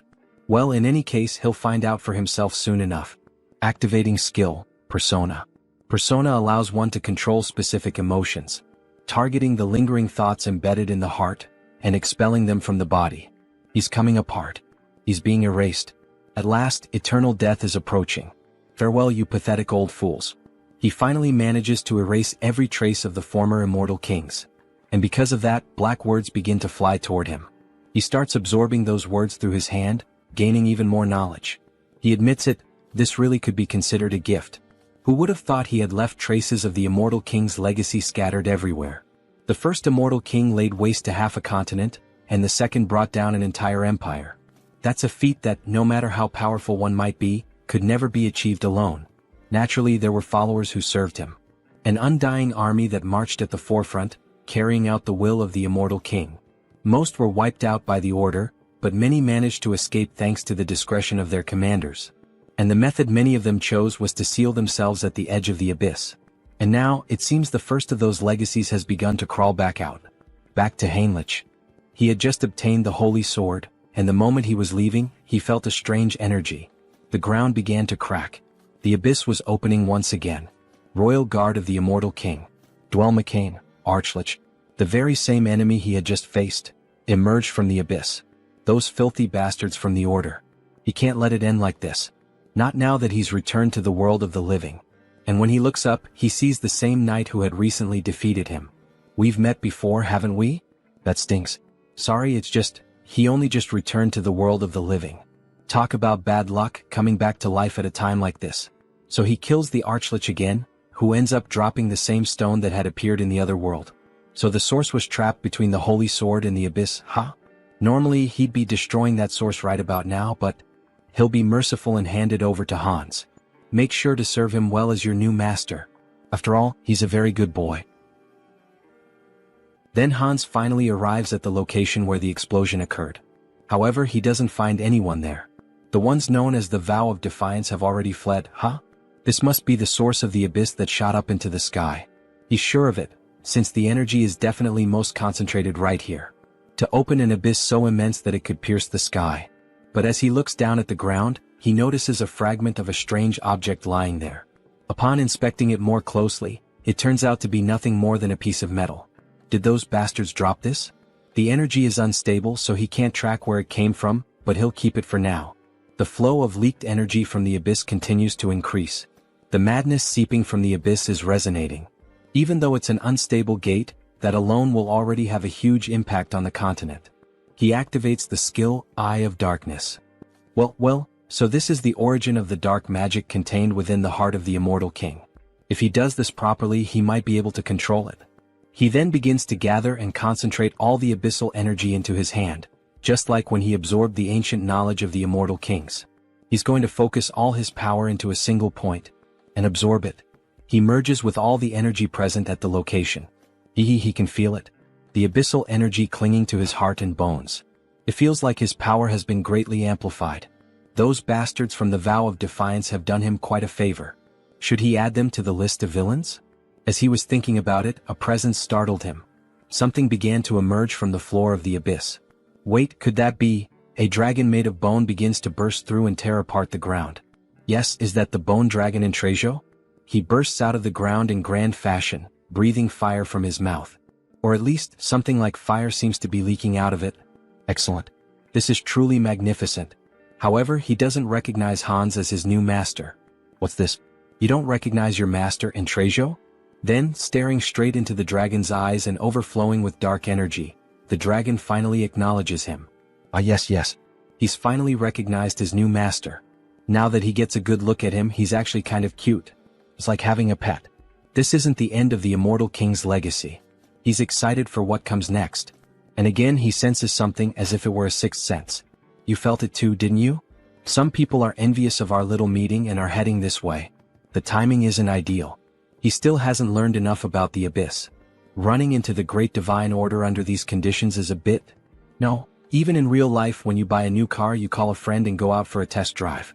The Abyss that was opened after 1,000 years, and the appearance of the Bone Dragon.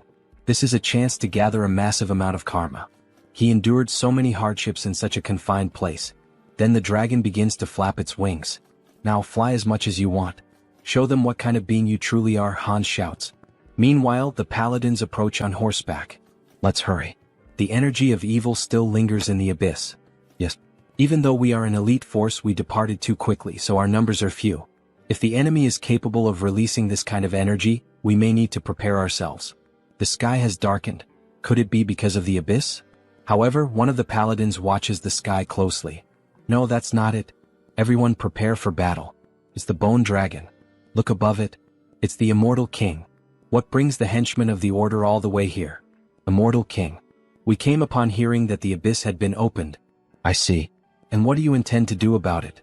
Are you serious, even after the disaster that unfolded across the continent just to open the Abyss? Tens of thousands were sacrificed in a ritual. Tens of thousands. He knew rituals were happening all over the continent. Those bastards from the Vow of Defiance are even more insane than he thought. And that's not all. The damage the continent will suffer due to the Abyss's influence is beyond imagination. Of course, all of this is your fault. No, it wasn't. He's curious about that too. But he must play his role as the villain here. That's a question not even worth answering. Who else but him could accomplish something like this? As expected. He will bring judgment upon you this very moment. Don't get carried away, dogs of the Order. Today he intends only to give you a warning. A warning? What nonsense. Let's shut that mouth of yours. Everyone stand down. Archbishop Latius. What do you mean by this? None of you have noticed? He's maintaining a constant distance in the sky. The Immortal King wouldn't simply want to have a peaceful conversation with us. This is clearly a trap meant to kill us. Wait, what the hell is this lunatic talking about? What kind of warning could the Master of the Abyss be giving us? The Holy Knight Heinrich Landgard, the one who pierced his heart. This is a warning for him. What? A warning? What does that mean? What kind of warning does the Immortal King want to give? Perhaps it's because of their faith in Heinrich that the heavens are lending me their aid. It's so easy to get into character. This is his victory. A warning for Sir Heinrich? Yes. I, Hannibal Strauss, acknowledge his power. Next time we meet, he will take your life and make you his subordinate. You dare to defile the hero of the gods like that. This is intolerable. For the climax, he needs to emphasize Heinrich's name. And his own name as well, Hannibal Strauss. Perhaps he should wrap things up for now. Enough of this commotion. All of you have your roles to play too. In Trejo, show them your strength. Prepare your defenses. All the paladins begin to pray and invoke divine power. Faith will overcome all evil. Bone Dragon's unique skill, Breath of Death. He releases a black beam toward the paladins. Latius steps forward, trying to absorb as much of the damage as possible. Endure it, Knights of the Gods. Sir Latius, any more than this and... Suddenly the black beam is halted. We managed to stop it. We're alive. We survived. Don't lower your guard. Immediately return to battle formation. Sir, the Immortal King, he's gone. What? Damn it. Did he really think that the elite of our great divine order would be defeated by a single breath? He clearly underestimated us. Immortal King. What exactly is he plotting? What kind of wicked plan does he have in mind? In Trejo, your smoke was masterfully done. How did you manage to create such a flawless breath?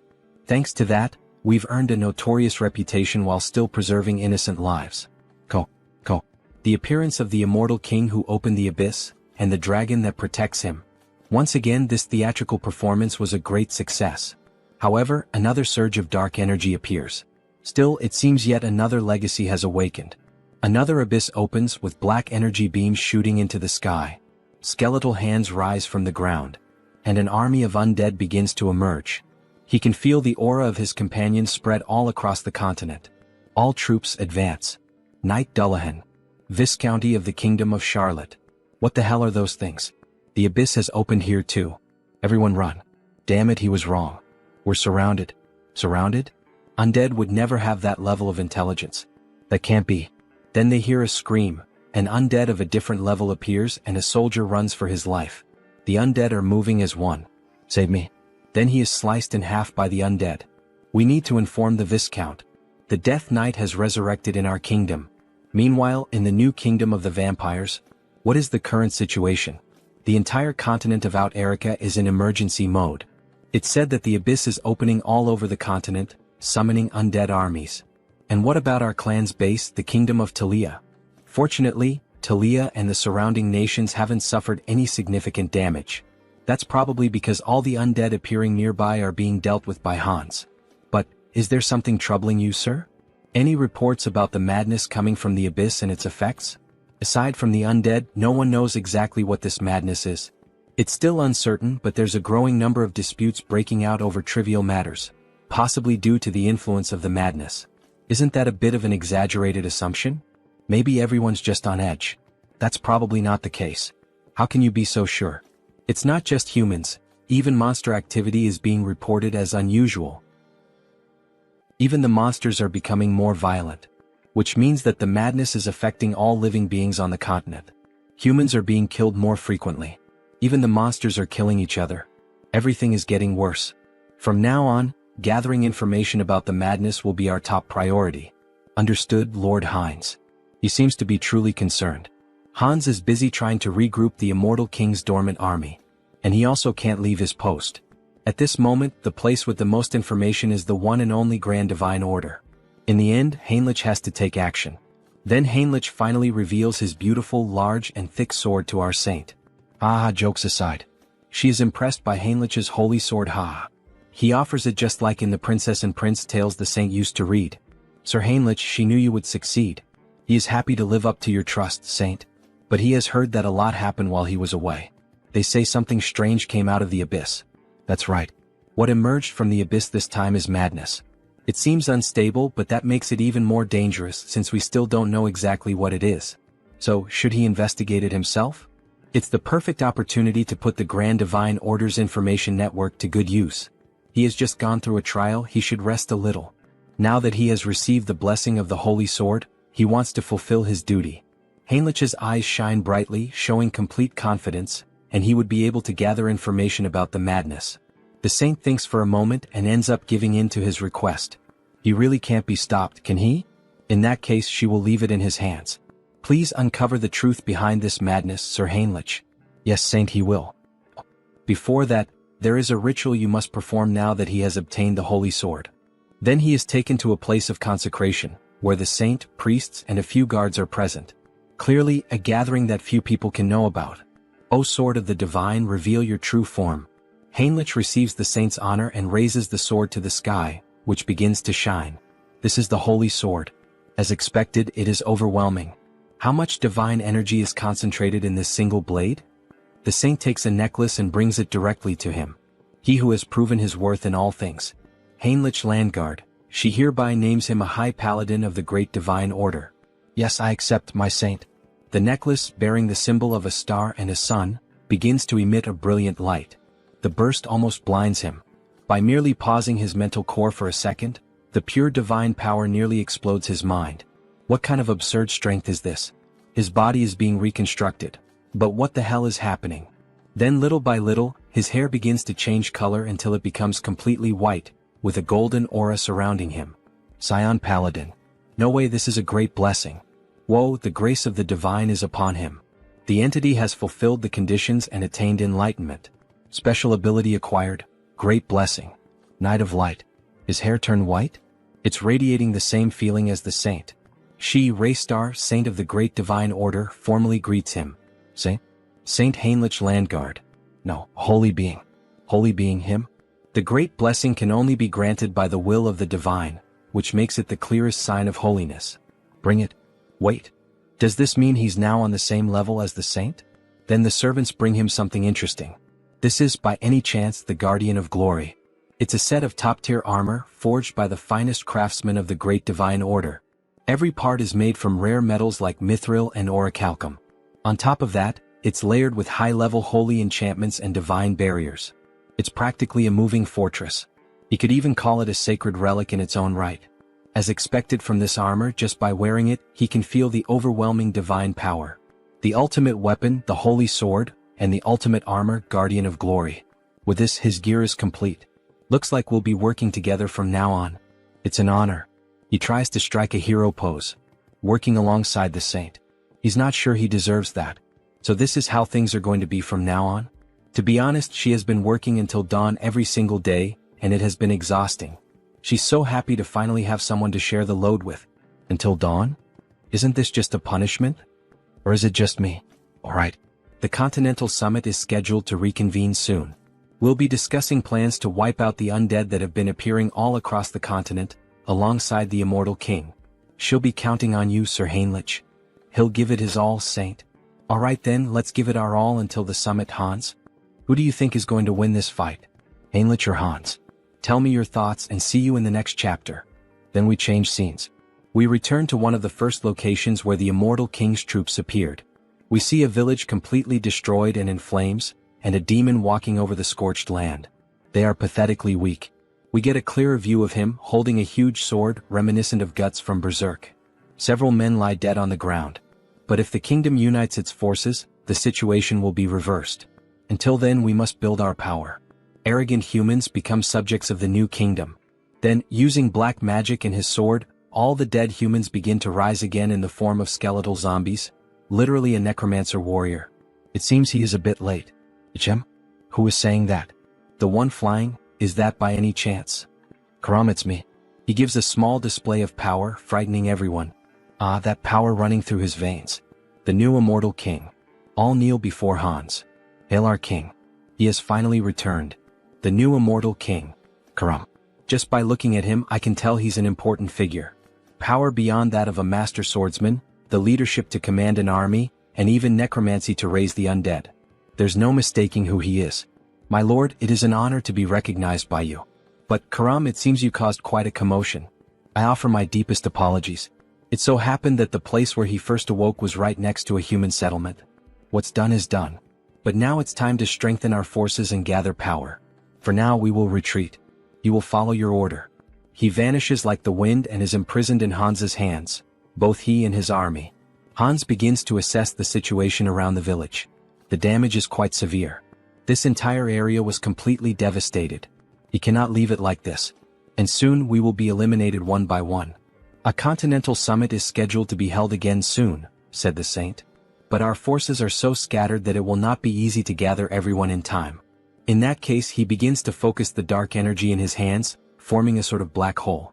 He wanted to avoid this method because of its strong side effects, but there's no other choice. By channeling black magic into the ground, he manages to connect with everyone in the army of the former Immortal King. Hear me, my children. Your lord, the Immortal King. He is here in the flesh. This will inevitably reveal his location, but the order will need time to analyze this dark magic. As long as we gather quickly and disappear, that is enough. Now, hurry and answer him. All present begin to respond to the call, creating a screen of dark magic. We obey the command of the Absolute One. We stand before the true Lord of the Undying. O new King, your servant shall depart there at once. He will march immediately with the troops stationed in the southwest. He will march immediately with the troops stationed in the southwest. Yes, my loyal and devoted army. He shall lead you to a new future unlike anything that has ever existed. Ah, he laughs like a true villain. Changing scenes, we see two adventurers walking through the forest at night. Hey Mike, are you sure this is safe? He's heard that undead have been appearing all over the place lately. Come on, they're just rumors, just rumors. Let's just focus on transporting the supplies. What was that? Sigh, you coward. What kind of undead sneaks around quietly? Obviously it's just a wild animal or something like that. Hey, look behind you, this time I'm serious. What is it now? Must be another animal. Could there really be something behind him? Before he could finish, a sword slices through his neck. A fierce ogre annihilates him. Hey, what the hell was that? Monsters are nearby. What the hell are these things? They're supposed to live deep in the mountains. Why are they here? He's never heard of anything like this before. Monsters joining forces? Meanwhile, in another region involving another clone of the protagonist, Hubert the Merchant. Hubert Trading Company. What is this? Monsters from the northern mountains attacked a caravan in a group? This is also an effect of the madness. If this continues, even Tarak, which is nearby, will be in danger. We secured food and war supplies in advance, but this is not the time for business. Small merchants chase after coins, great merchants chase after hearts. Times like these call for providing help. He begins to analyze the map of the kingdom and nearby cities.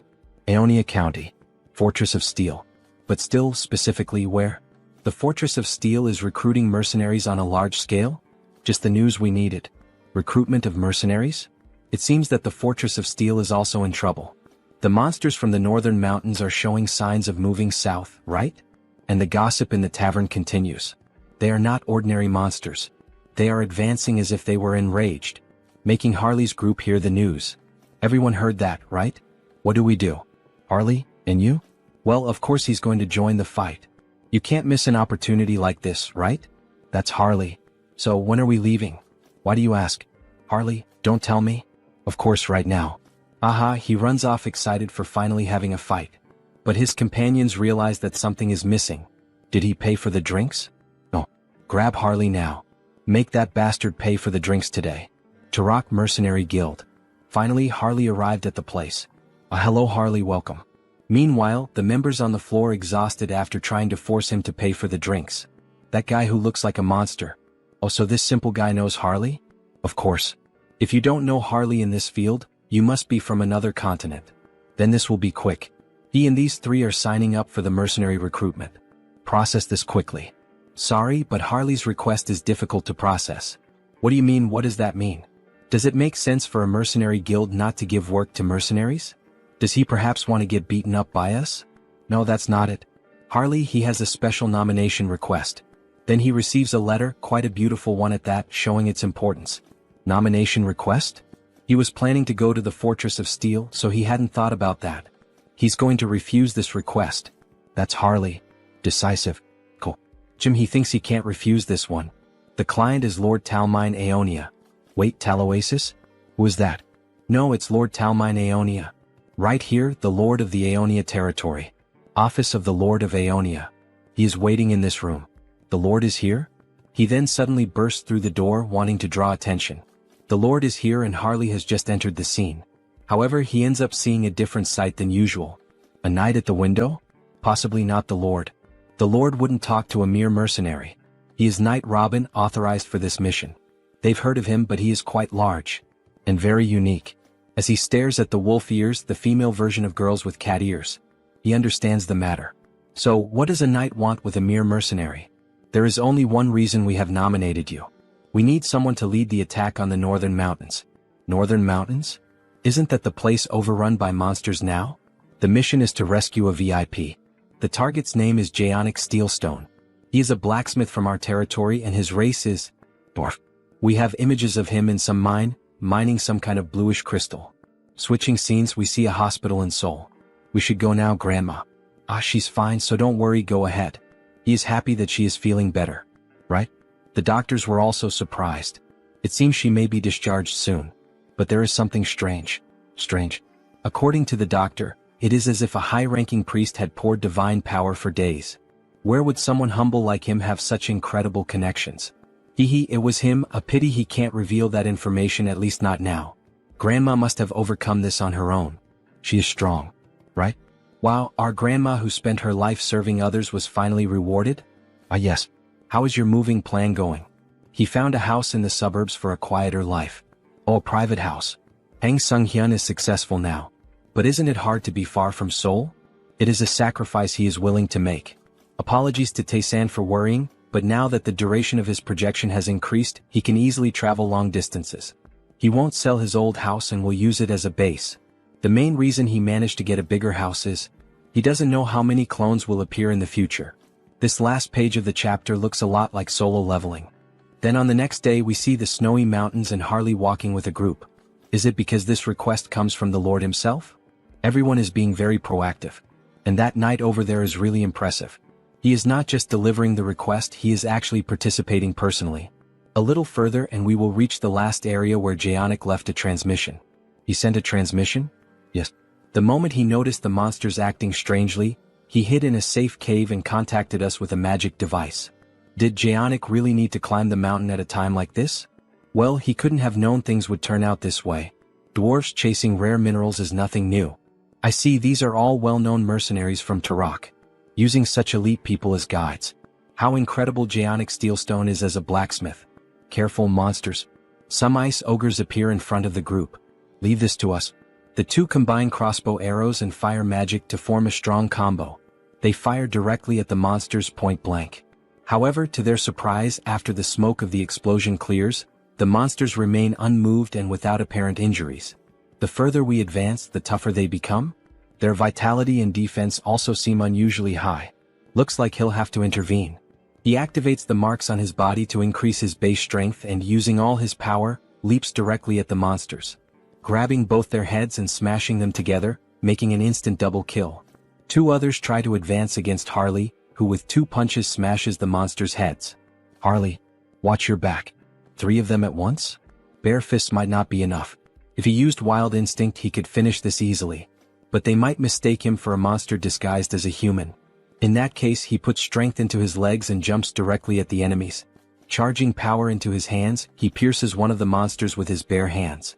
The other ends up making a huge cut on his chest, and the last monster using both hands together. He's going to finish this before even landing. Invisible hand operation. What? He just punched 3 of them at once? Now they don't know who's really the monster here. Is something like that even possible? He's already seen this several times just today but still can't get used to it. Harley starts consuming the magic stones. Wait, Harley? What are you doing?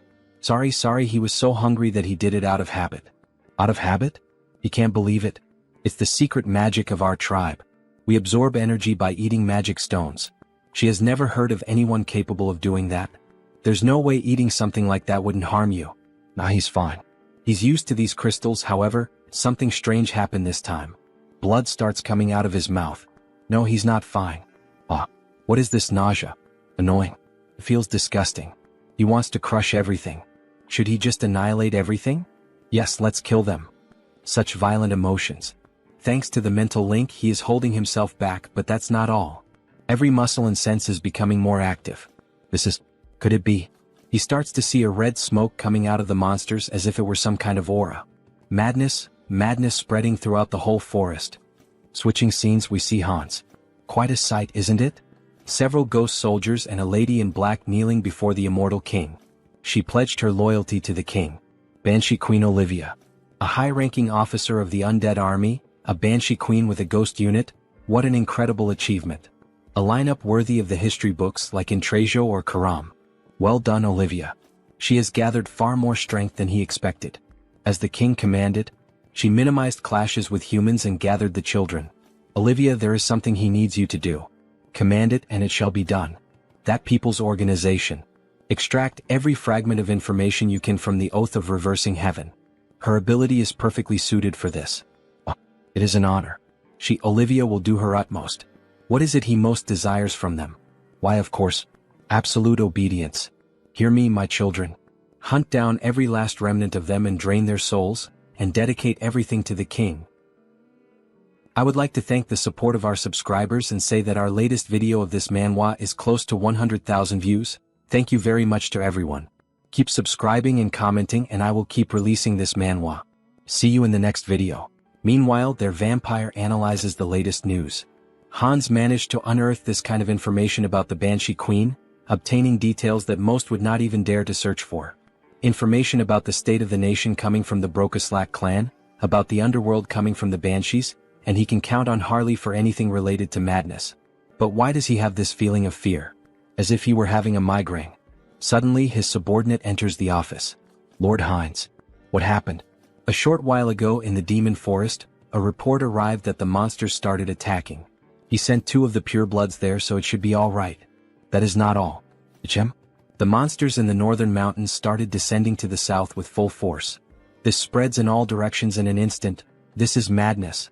Something that cannot be seen, as if it mixed with the air. Everyone is being corrupted by madness just by breathing. Wait, what about his companions?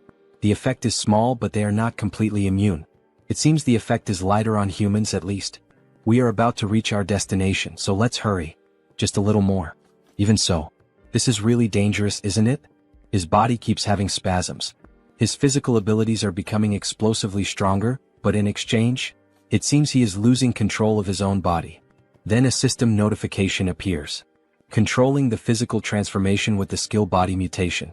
If it were not for this skill, he would have become a lunatic like the orcs. Everyone stop. What, there are more monsters? At least he is dressed like a monster. It suits me quite well, don't you think? Some plants start moving. They are already here. He was waiting. Blacksmith, Zeonic Steelstone and another unknown. He dug a cave there. He will escort you to it. He is curious but he cannot. Hallie, don't tell me. That's right. Monsters are coming. Let's go down there now. Several orcs appear with different types of weapons. All possessed by madness. Everyone, cover our rear as we go down the mountain. While they run, the dwarf starts falling behind. After all, he takes short steps. One of the orcs is approaching to wound him. Someone please save me. Harley appears, cutting the orc in half using only his bare hands, leaving the dwarf impressed. They are so big it is satisfying to cut them. Hey, this is not the time to have fun. At this pace they will catch up to us in no time. Then Harley has an idea to run with the dwarf just like he did with the elf he saved months ago. How ruthless. Those monsters run fast too. They are right. At this pace we will be exterminated. Except for him. Don't say such frightening things. Isn't there a better way? Hey Mr. Knight, he is running out of energy. Could he receive his share of the magic stones now? What? He does not know what he wants to do with this, but if it is necessary for the mission, he sees no reason not to. He gives a bag full of magic stones from monsters. Thank you. For now, he will leave this dwarf with them for protection. Harley, what the hell is he doing? It is dangerous, he has to get out of there. Ah, wasn't it them who asked if there was a better way? He opens the bag full of red fragments and starts ingesting them all at once. He can feel a madness far greater than before. It seems that each magic stone contains a different amount of madness. If he absorbs the power of the madness from the magic stones while controlling it with his skills, theoretically he can become infinitely stronger. In that case, he will devour all the madness that has arisen in this world. He screams and his voice echoes throughout the mountain. A system notification appears. The individual has met the conditions for growth. The skill wildness has evolved into the special skill frenzied beast. His whole body starts to turn slightly red, even the tattoos begin to gain more colors. Upon opening his eyes, we see that even his eye and his breath leak madness. He became slightly mad, although he can still control himself.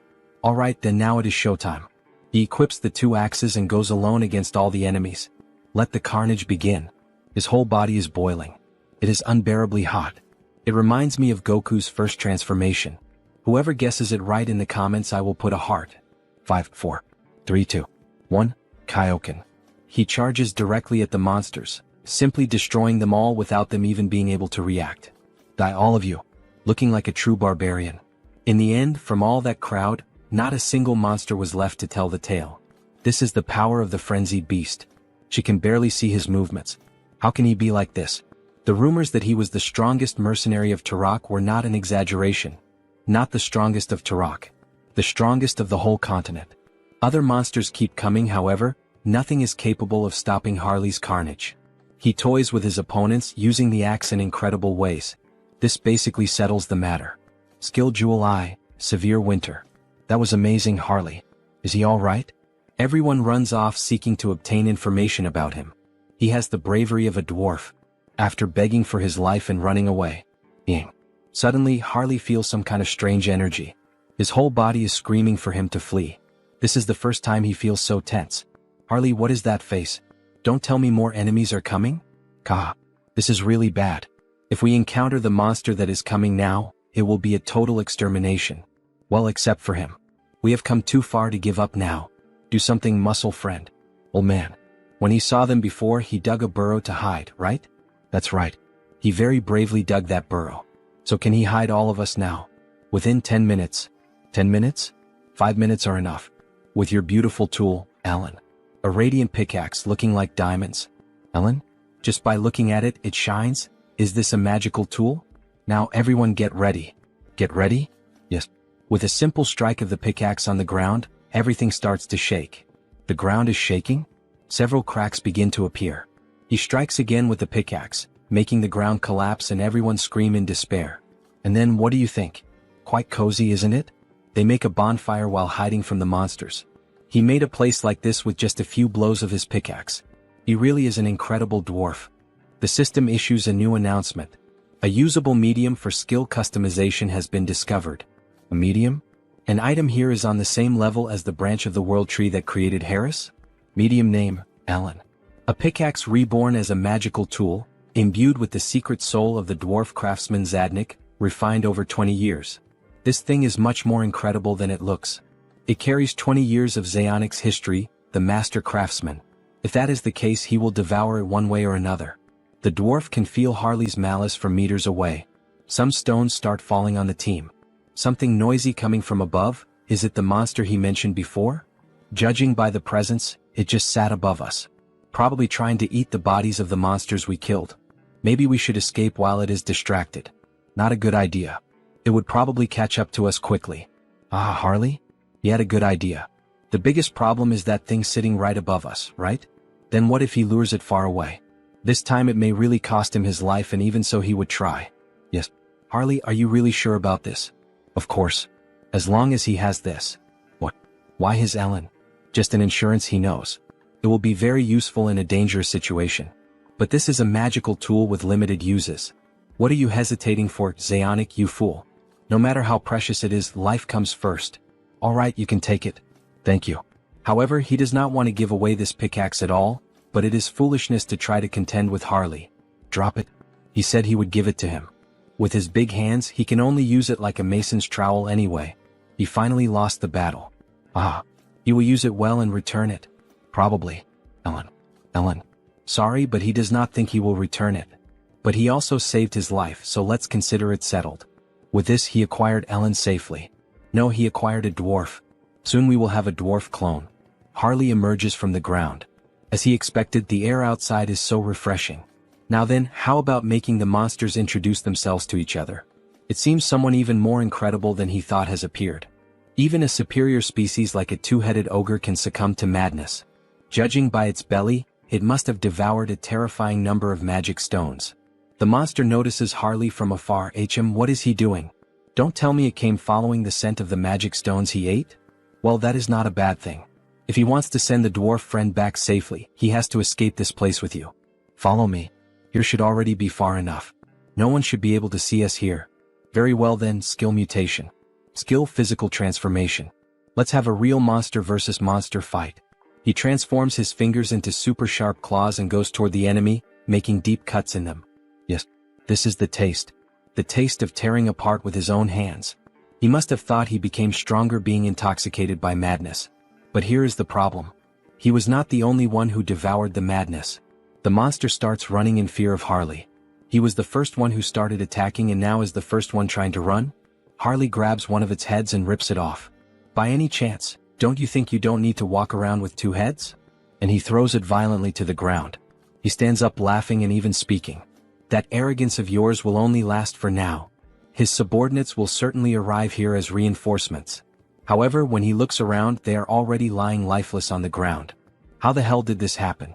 Thanks to him, he was able to relax a little. He was here just completing a task. And it was already becoming boring.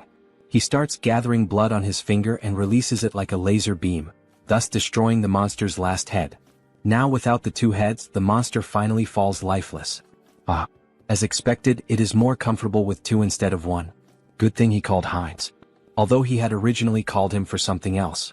But the gift from Lord Zaonic will be very useful.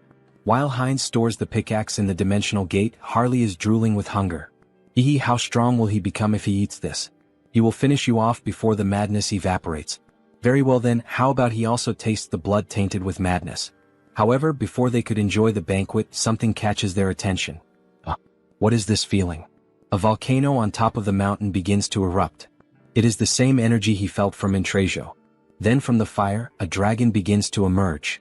Red Dragon Herados. He will devour everything. Hunger, he is starving, he is going insane. This is a real living dragon. Depending on the era, they can even be revered as sacred beings. But that one was completely devoured by madness. There is no point in expecting a rational conversation. A half-breed human and a vampire? What fine snacks. They might be enough to sate his hunger. Who should he eat first?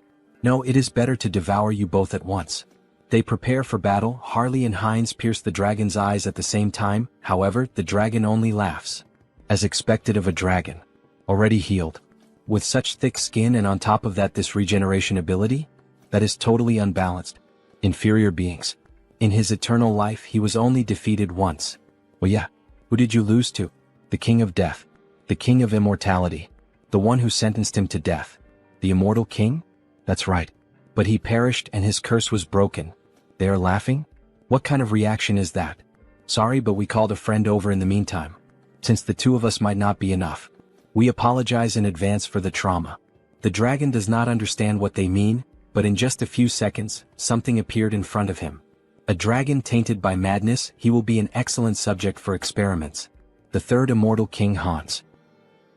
Then, the monster knows the monster. The dragon becomes terrified upon realizing that the one standing in front of him was the new immortal king. A dragon consumed by madness, what an excellent test subject he will be. What? The immortal king has returned here. He can see him through the memories of the previous immortal king. If even you could awaken from that corpse-like slumber, then who can say he cannot return from death itself? The dragon truly felt the pressure and little by little tries to move away. However, it ends up striking its tail against some kind of barrier. Aha, don't even think about running or flying away from here. Inside this barrier your wings will not take you anywhere. After realizing that he had been trapped, the dragon begins to go insane. Kill him, kill him. The immortal king. Kill him. Avenge us. Then Heratos begins to accumulate power. Incredible, he is absorbing all the madness in the air. Not even he would be able to accomplish this. An overwhelming power is emerging. Yes, that strange power is the will of nature, commanding vengeance. He will erase you, immortal king. This hinders your plans. So the so-called immortal king flees in terror. He was going to kill him cleanly even if it meant a small loss, but releasing so much condensed madness would be a waste. That bastard, what nonsense is he telling himself? So that is an option. If we are not on the same level, he should enter his own game. The immortal king begins to summon something from his gate. Come forth. Intratio. That's right, now we will have a war of dragons. He mounts the dragon of pure bone and commands it to attack. Wait, is that a pure-blood dragon? Intratio, make sure that his flesh and bones remain intact. Remove the curse and the rot before he fights. The bone dragon charges in with everything, biting the fire dragon's jugular to immobilize him. Now then, let us begin the analysis of how best to carve him up. Skill, gravitational chains. Skill, spatial lock. Skill, shock absorption. What petty tricks. Now is the time. The two run toward the imprisoned dragon. Solid body, merely looking at it already makes him salivate. He will take a good taste of this precious dragon blood. The vampire launches a blood strike which causes great damage. Meanwhile, the barbarian, dying of hunger, is already there biting the flesh. Infinite refills of dragon meat? He will gorge himself until he is restored. While the vampire was savoring the blood, he ended up feeling something strange on his palate. The blood itself is good, but the madness mixed into it keeps getting in the way. Wait, madness? It seems our protagonist had some kind of idea. Heratos manages to free himself from the chains. Did those insects think he would just sit and watch? Breath. At this range there is no way to dodge. But they did not use it. He is not the only one with a breath attack. To keep pestering me like this, burn you cursed dragon. After both dragons charged their unique abilities, they fired red and blue breaths, causing a huge explosion in the middle of the ice mountain. Meanwhile, the vampire begins to prepare something. He focuses every drop of blood in his body and pushes the mysteries of blood to their extreme. Great sword of blood. He prepares himself, uses the acceleration skill, and delivers a tremendous strike to the dragon with his new sword. That worked. Useless insect. Useless. An injury like this is nothing, he can simply regenerate it. Sorry, but that is not his goal. What? An insect, ha. That is the perfect word. What is this? Your stockpiled madness looked far too appetizing, so he simply slipped a parasite into your body. One so vicious that not even dewormers will work. That's right, Harley entered inside the dragon's body. And the texture? Not bad at all. Let's see how much he can gut this restaurant. See you next time, guys. Inside Heratos, the feast seemed endless. The deeper he dug, the richer the nutrients that surged through him. The dragon's body reacted violently, muscles convulsed, straining to crush the parasite gnawing within. The pressure threatened to shatter bones and rupture organs, yet retreat was not an option. He would keep devouring until the beast's body refused to move. As the consumption continued, notifications flared in his mind. The creature's regeneration had surpassed its natural limits. The skill had advanced into something far more dreadful. Ultra regeneration. Lost vitality surged back with overwhelming force, and its meaning became clear. This was the dragon's true gift, a power that could restore the impossible, even without feeding on a magic stone. For Heratos, the wound was nothing more than a scratch. For the invader, it was proof that every effort seemed worthless against flesh that endlessly rebuilt itself, while the dragon dismissed all resistance as the pathetic tricks of an insect. Once again the notification surged before him. The creature had fulfilled the conditions to evolve. The skill Devour transformed into the special ability known as Gluttony. Gluttony, just like the 7 deadly sins. A shiver rippled through his body as the change took hold. Scales suddenly began to form across his skin, undeniably dragon scales. The realization struck hard. From now on, through consumption alone, he could absorb traits. Every single one of them would be his to claim. The dragon grew restless, its rage boiling as the parasite dug deeper inside. If the intruder refused to leave on his own, Heratos would rip him out piece by piece. Yet the fight shifted before he could act. The immortal king and the vampire launched a coordinated strike alongside Horatio, who tore into the beast's neck, while Heinz's blade carved through with relentless force. That was the effect of gluttony. With Harley suppressing the madness, even the dragon's bloodline fell silent. Just one taste, and a torrent of power erupted within, flooding him like an unstoppable tide. And at last the notification appeared for the vampire. The special skill Clan of Blood, True Blood, had advanced to a far greater stage. As expected, to ascend into sacred blood, the condition was clear.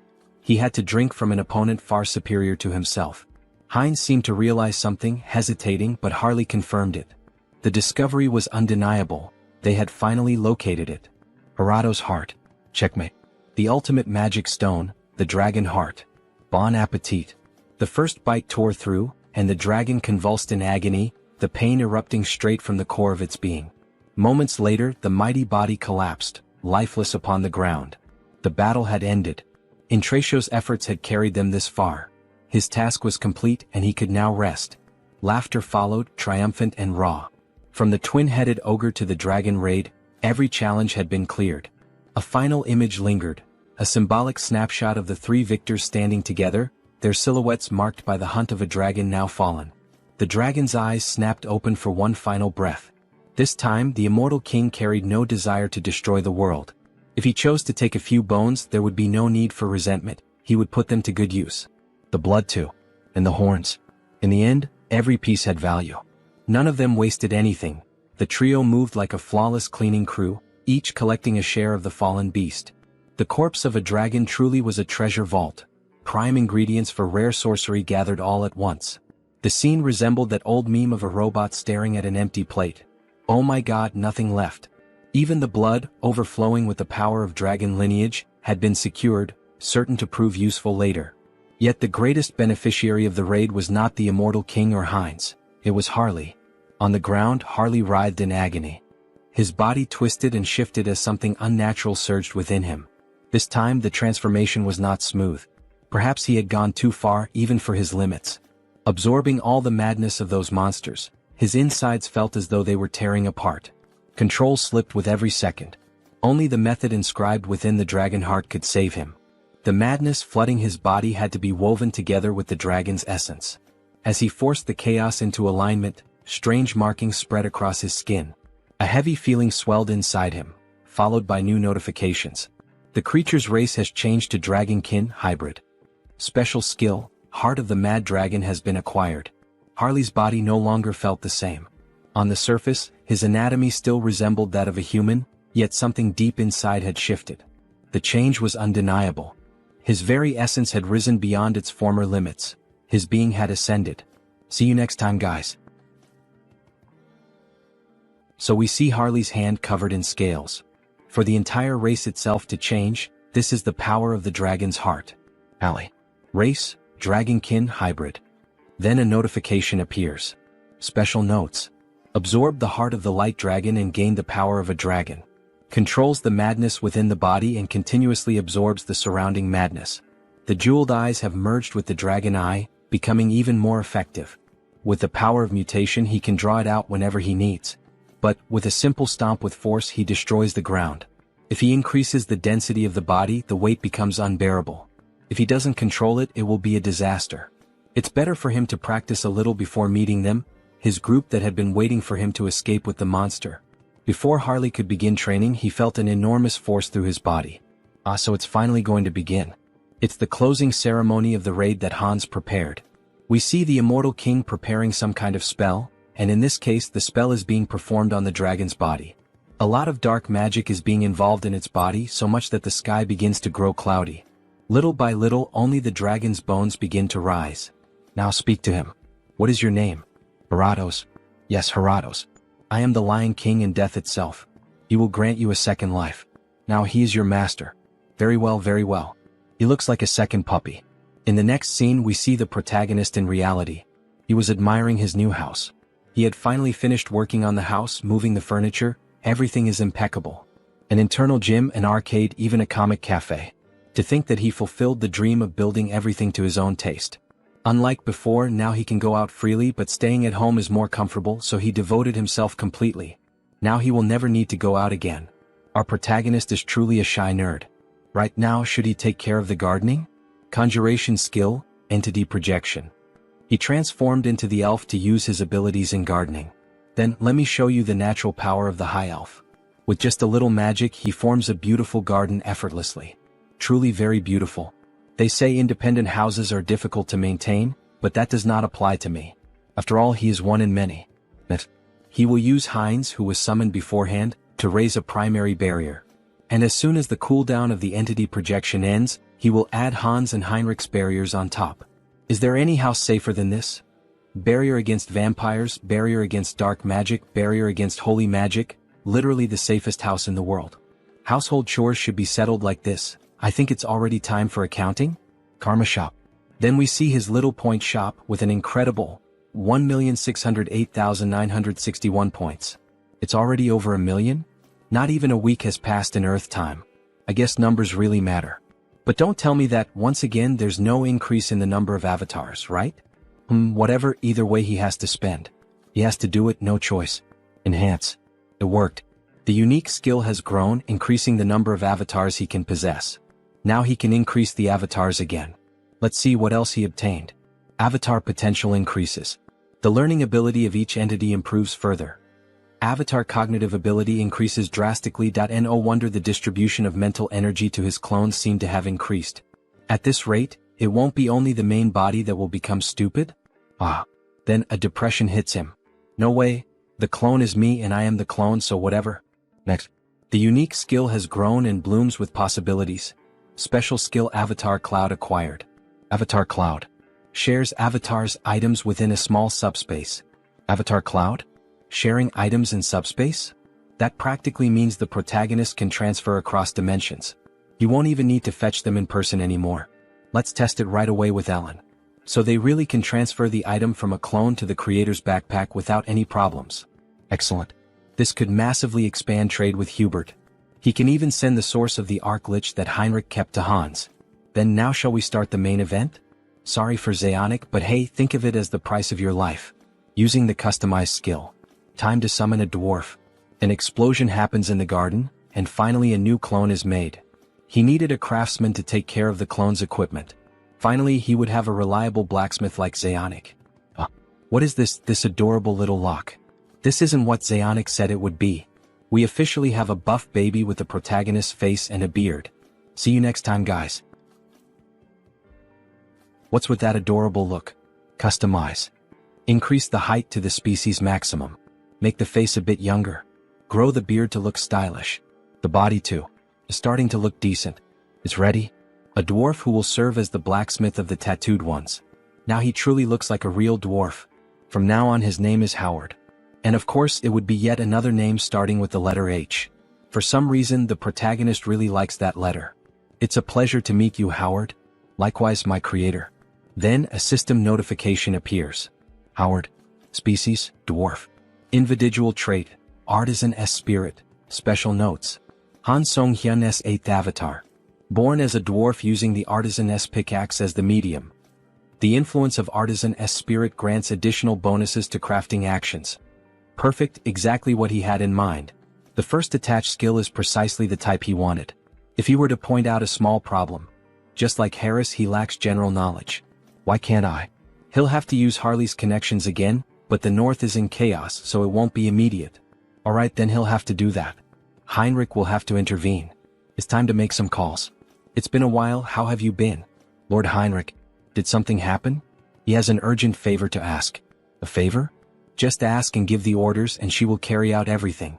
Prepare materials on materials engineering, especially metallurgy, which deals with metals. He doesn't care how much you bring, whether it's articles, videos of craftsmen, or anything else. Yes, sir. Forging techniques can be pre-trained using information from Earth. He will need to set up a workshop in Turok. Practical training will be more efficient in Euterica. In the next scene we return to the second planet. Some kind of material is coming out of the new system acquired by the protagonist. The avatar cloud is really useful. He can't believe he could receive Heinrich's gift so easily. Finally, he'll be able to make good use of the source. Now rise. There's something he needs you to do. Then from that crystal, we see that it was actually the necromancer, who awakens from his deep slumber after being defeated by Heinrich. Who are you daring to summon McCain? It's me. Oh, immortal king. He was sure the hero had defeated me, sniff. He's truly incredible. Dwell McCain. He called your name. The necromancer swears loyalty to the immortal king. From the memories of the former immortal king, he was quite a skilled strategist. The more capable the one he can use, the better. Though with that slightly cute face resembling a dog, he doesn't really seem that strategic. However, their conversation is interrupted. The girl Olivia. She pays homage to the king. So, what happened all of a sudden? He came to report on the order the king issued. Report. Speak. He ordered Olivia to pursue the Oath of Reversal. Extract every piece of information she can from the Oath of Reversal. Her ability should suit that task perfectly. In that case, they expanded their investigation westward across the continent and extended it into parts of the Central Empire. And she discovered a location suspected to be a key fortress. So she finally found the place. Very well, Olivia. The girl, she will devote herself completely to the king. However, the necromancer seems confused. Olivia has no bones, how can she devote body and soul? That kind of reminds me of Brooke from One Piece, haha. Obviously, she becomes very nervous and shoots him a deadly glare. Olivia has no bones, how can she devote body and soul? Dwell, there's something he needs you to do immediately. Help Olivia. What? He really got nervous about going out with Olivia. After all, she is bloodthirsty. Yes, immortal king. He will follow your order. Olivia. Make sure to force them into submission. If necessary, you may bring Karam. Yes. Everything according to the king's will. The trail of the Oath of Reversal was finally detected. Just a bit, wait just a little while. He will come find you soon. In the next scene we see several souls in a city.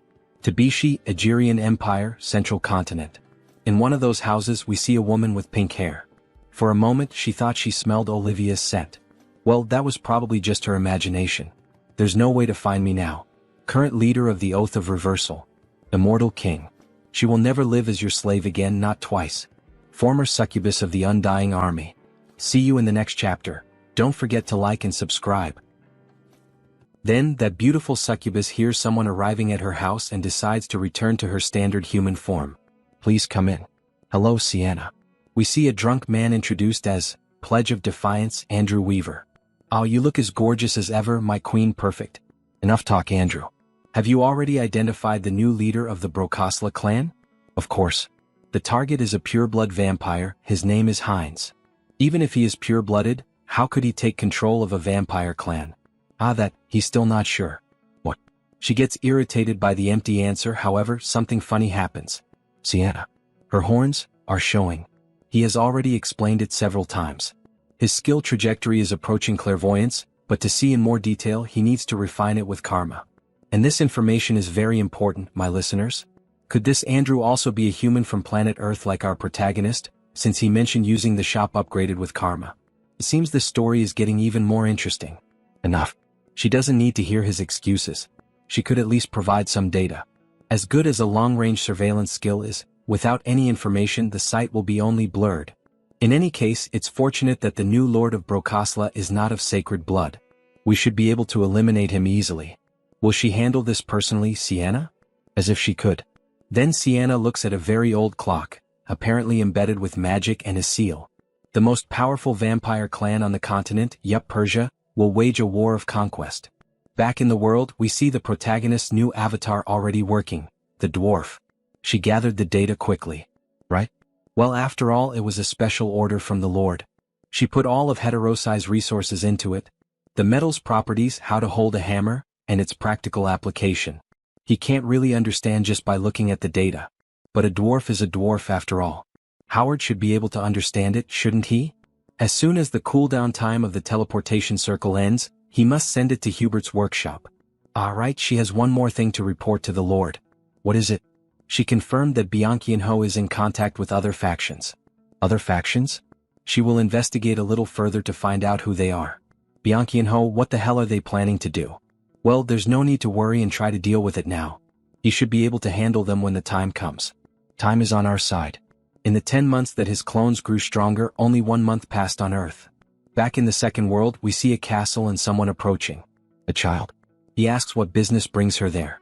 She came to see Mullo. Show the way. How dare she speak so informally about Master Mullo? Did she have an appointment?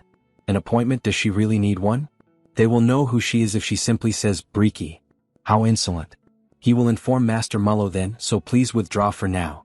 Mullo quickly appeared behind the servant. There's no need for that, you may leave. He then kneels down, leaving the servant bewildered. Welcome. Master Brokaslak. It's been a while, Mullo. Master Brokaslak, he said. Then, could this person be the founder of the clan? The sacred blood, Brokaslak herself. He apologizes for not being able to greet her properly while serving tea. Master Brokaslak. Frisia was not present. She told him to call her Briki. Brokaslak sounds too formal. Right, Miss Briki. This is a big problem. There should still be at least 20 years left until her scheduled visit. Why did she suddenly appear like this? But it's so strange. That child at the door earlier. His essence hasn't changed, but there are too many incomprehensible changes. He didn't even recognize his own master. Is that so? He's not sure. Don't try to deny it. The same goes for you. He can't fight against Lady Briki. Nor does he want to. For this to happen precisely while Lord Hines is away, of all possible times. He definitely inherited her blood, but could it really change this much? Well, anyway, where is the one who made him like this? She knew everything and was merely testing us. So, it has come to this. He is currently away. Then she supposes she'll stay here while she waits. Have the guest quarters prepared. Of course. How truly interesting indeed. She had always dreamed of this. The strengthening of a bloodline through evolution and the transmission of superior blood. If something like that were truly possible, he believed that we vampires could also take a step toward the light. And yet, to think that upon awakening from her slumber, she would find someone who had actually opened that possibility. It's truly fascinating. His praiseworthy descendant. And the traitor who dared to defy his own blood. See you in the next chapter. Then, in the middle of the ice forest, a madman starts shouting. Now, everyone who can hear me, all of you can come out of hiding. Harley arrives, jumping and making the ground shake with the dwarf and the girl. You scared me, Harley. It seems you succeeded in the subjugation. Are you okay? It was a tough battle. But somehow he seems even more energetic than before. Harley, did you just get scales on your body? Or did I? I hadn't noticed, Well, anyway, we don't know when another monster might appear, so let's hurry back to the Iron Fortress. They start running toward the city as fast as possible. However, the dwarf being carried by the protagonist begins to ask. So Harley, you really are a very strong warrior, and even though you went alone to fight that monster, you came back even stronger. That's right, isn't it? But for someone as strong as you, why can't I feel Elin's presence? You couldn't protect her? Or was there some kind of accident? The time has finally come. He's planning to leave Jaonic in charge of Howard's education, so he can't let this get complicated. In fact, there's a touching story behind this. A story? Then the author begins to narrate a story that never existed. Harley's Great Adventure 2. My comrade, F.Over.at first, everything was going well. The beast was strong, but he had already expected that. However, the area was already surrounded in multiple layers. This can't be. Even for me, how am I supposed to? He used all his strength and began slaughtering the monsters. Even so, he was gradually being overwhelmed. Damn it. From behind too. He was about to be struck by a surprise attack, and at that moment he prepared for death. And then, suddenly he just heard a sound and saw something broken on the ground. When he approached, he saw that it was the enemy's attack in Elin. She had saved him from the deadly strike. Don't die, Eliane.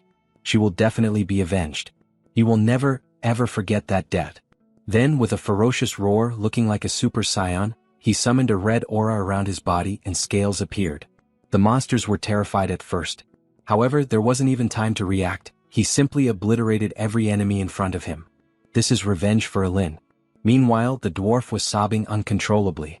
What a sad story. At the moment when his thirst for revenge reached its peak, he realized something, that the blood of a dragon flows within him. He only discovered that thanks to the last chance Alin had given him. In that case, it seems you had a dragonkin ancestor. Probably around 300 years ago, and the knowledge was lost after the Great War. So that's what it was. Thanks to you, my doubt has been answered. Oh, I like that past. He's going to use it. The blood of a dragon, awakened in the midst of a crisis. That's truly the stuff of heroic tales. He knew there was something extraordinary about Harley. Aha, you really think so? While everyone was talking, the knight noticed something in the distance. Everyone please look over there. Just beyond that ridge lies the Iron Fortress. But why did he stop? Please look closely. At the entrance of the city, it was a true war scene. Monster corpses were scattered all over the place. And above them all stood a creature that stood out, a mutant minotaur. It has already reached the Iron Fortress. We must hurry. At this rate, everyone inside the fortress is in danger. Right, let's hurry up and eat. No, he means let's go save them. To think it so easily took down the priests of the Holy Order and the mages of the Magic Tower. Even the mercenary company gathered from across the continent can't get close. He's here. He's here. Harley approaches the monster from the sky. Before the poor creature could even realize it, the protagonist was already on top of it, grabbing its horn. The monster of Turok. A monster, huh? In that case, he'll have to show this bull what it truly means to be a real monster. He equips the scales and, using all his strength, rips off the monster's horn without mercy. How's the taste of this monster, you monster? Oh, you want to have a contest of strength? Like bull versus human, just like in rodeos. Fine, let's do this, damn it. The two charge at each other at a speed beyond normal. Only blood can be seen flying, with a guard watching everything. In the end, the bull is seen standing. But in the next scene, in truth, it was on its knees, missing an arm and its horns falling lifeless to the ground. Well, you were pretty impressive. But you are beneath me. All the guards cheer ecstatically at his victory. We won, we managed to stop the monster. Meanwhile, Harley stores one of the enemy's horns in his inventory. This guy's horn should be useful. So big, it even looks like your friends in real life after getting betrayed by his ex-girlfriend, ha. Maybe Howard can turn it into equipment later. And the biggest reward. Harley begins to devour the creature's body and mana gem. Meanwhile, the notification window appears. Madness Control is controlling the madness that has entered your body. When you think of Minotaur genes, it's definitely all about the lower body. The clash was over, and in the end, Harley finished devouring the monster while the others celebrated their victory. It had been an incredible performance. The king's warrior congratulated him. They had won thanks to him. It was nothing. Lord Tarmin Aeonia was here. He said he would like to see him in person. The Lord really called for him this time. He had just finished the fight, so he should rest a little. However, while they were speaking, Harley had already disappeared. That bastard was already on his way there. The king's castle came into view, covered in heavy winter snow. The protagonist began to open the door, but the guard stopped him. He had already told the Lord about him many times, but it would be good if he were a bit more careful. Is something wrong with me? He imagined Harley as a fool. Is the Lord here? It's me, Harley. Please be as polite as possible. There's no need to worry about that. When it comes to manners, he's the best, right? Just go in. Then the protagonist finally entered and was received by the king. So this was the famous strongest mercenary in the entire kingdom. The king was introduced to us, Tarmin Aeonia, Lord of Aeonia County. Come and sit here. Hello. The guard nudged Harley with his shoulder to remind him to be polite. Hello, sir. He had heard so many praises about him, but seeing him in person was different. He hardly knew what to do with himself. He was just doing what he was paid to do. As he shouted, his saliva flew toward the king. Even so, the king thought he was quite impressive. Did he think that just speaking formally was enough? Anyway, besides the request, he also played a big part this time, so he should be rewarded. A reward? There's no need for that. The king's tone grew more serious. He offered him a position as an official knight of the county. He refused. Everyone in the room was surprised, even the Lord himself. You bastard. How dare you refuse the Lord's offer? And what's with that stupid look on your face? That's enough. Everyone calm down. He waved off such grand gestures. He only wanted a cool axe he could use. Right, an axe. He would have one custom made for him through Jaonic. Thank you, my lord. He was quite generous, just as one would expect from someone ruling over a great territory. That's right. I'm not stingy when it comes to giving. Refusing once is fine. He'll definitely find a way to get you. Ah, as if I'd let you have me for free. He'll just keep dragging you along and wearing you out forever. In the end, the two were simply trying to outsmart each other. Suddenly he felt a chill. Switching scenes, we return to the merchant character. Lord Merchant, they said Mr. Howard's workshop has been completed. Really? I trust they put great care into it. Of course. We prepared state-of-the-art facilities and personnel to assist him. From now on, if Howard needs anything, the Merchant Guild will provide it. Just treat him as you would treat me and Harley. Yes, Lord Merchant. As they walked through the neighborhood, there were 4 guards assigned to the merchant. However, he soon noticed something strange. What? 4 escorts? Lord Merchant. What? There was one more than usual. You have good instincts, but it's already too late. In an instant, the protagonist began to bleed and collapsed to the ground, barely clinging to life.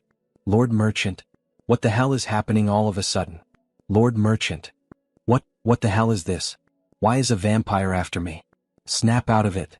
He finally died and a notification appeared. You have sustained a fatal injury in a single blow. Suddenly the merchant came back to life. Lord Merchant, are you all right? Take him somewhere safe now. Another notification appeared. Instant death immunity has activated, reducing the fatal injury to critical damage. Instant death immunity will be sealed for 1 day. If it weren't for that skill, he would have died. The assailant was a vampire. Judging by his abilities, he was at least a pure blood. Such a high-level agent going after a mere merchant like him? What in the world was he after? If they find out he isn't dead, they will definitely come back to finish the job. He will leave the task of uncovering their identities to Hans. For now, he must retreat. He has a personal means of contacting Howard. Therefore, he will deliver work-related matters through him. What? But in this state, how? They are talents recommended by the 3 warriors of the South, so he should be able to trust them. He needs to get medical treatment first. Then he suddenly vanished before the guards. Sir Hubert? Hubert is unsummoned from the Oterica dimension. Later that night, in a different castle, several people were gathered with a king. He trusts that everyone is prepared. Clan Lord Visk Yup Persia. My lord, there's an update. A report has arrived stating that the job in Tarak has been completed. True blood of the Yup Persia clan, Theodore Yup Persia. Tarak? By killing the merchant who was secretly cooperating with the Brokosla clan, we managed to divert their attention. Well done, Klein. You have opened the gates of war. Finally, things are about to get more exciting in this manhwa. War is approaching. Don't miss the next chapter. See you in the next one, everyone, and don't forget to subscribe to the Absolute channel. He flatters him too much. It was a simple task. The timing is good. We also just finished cross-checking the information from the challenge oath. That is not all. The blood gate is finally complete. Does he trust that you set the coordinates correctly? Yes. We plan to stop in the city of Rapella to regroup before heading to Teleria. We should be able to reach it in half a day from there. The king begins to think. An unknown vampire has taken control of Brokosla. He is already eager to face this unknown figure. Everyone prepare yourselves.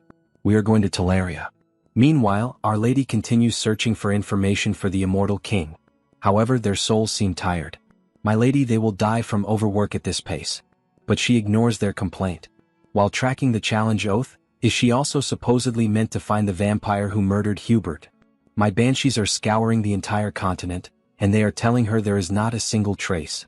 Today she will only check up to the city of Rapella, and just when she looked, she saw something unusual. From afar, a suspicious portal appeared, filled with red energy, and suddenly, a few completely pale people came out of the portal.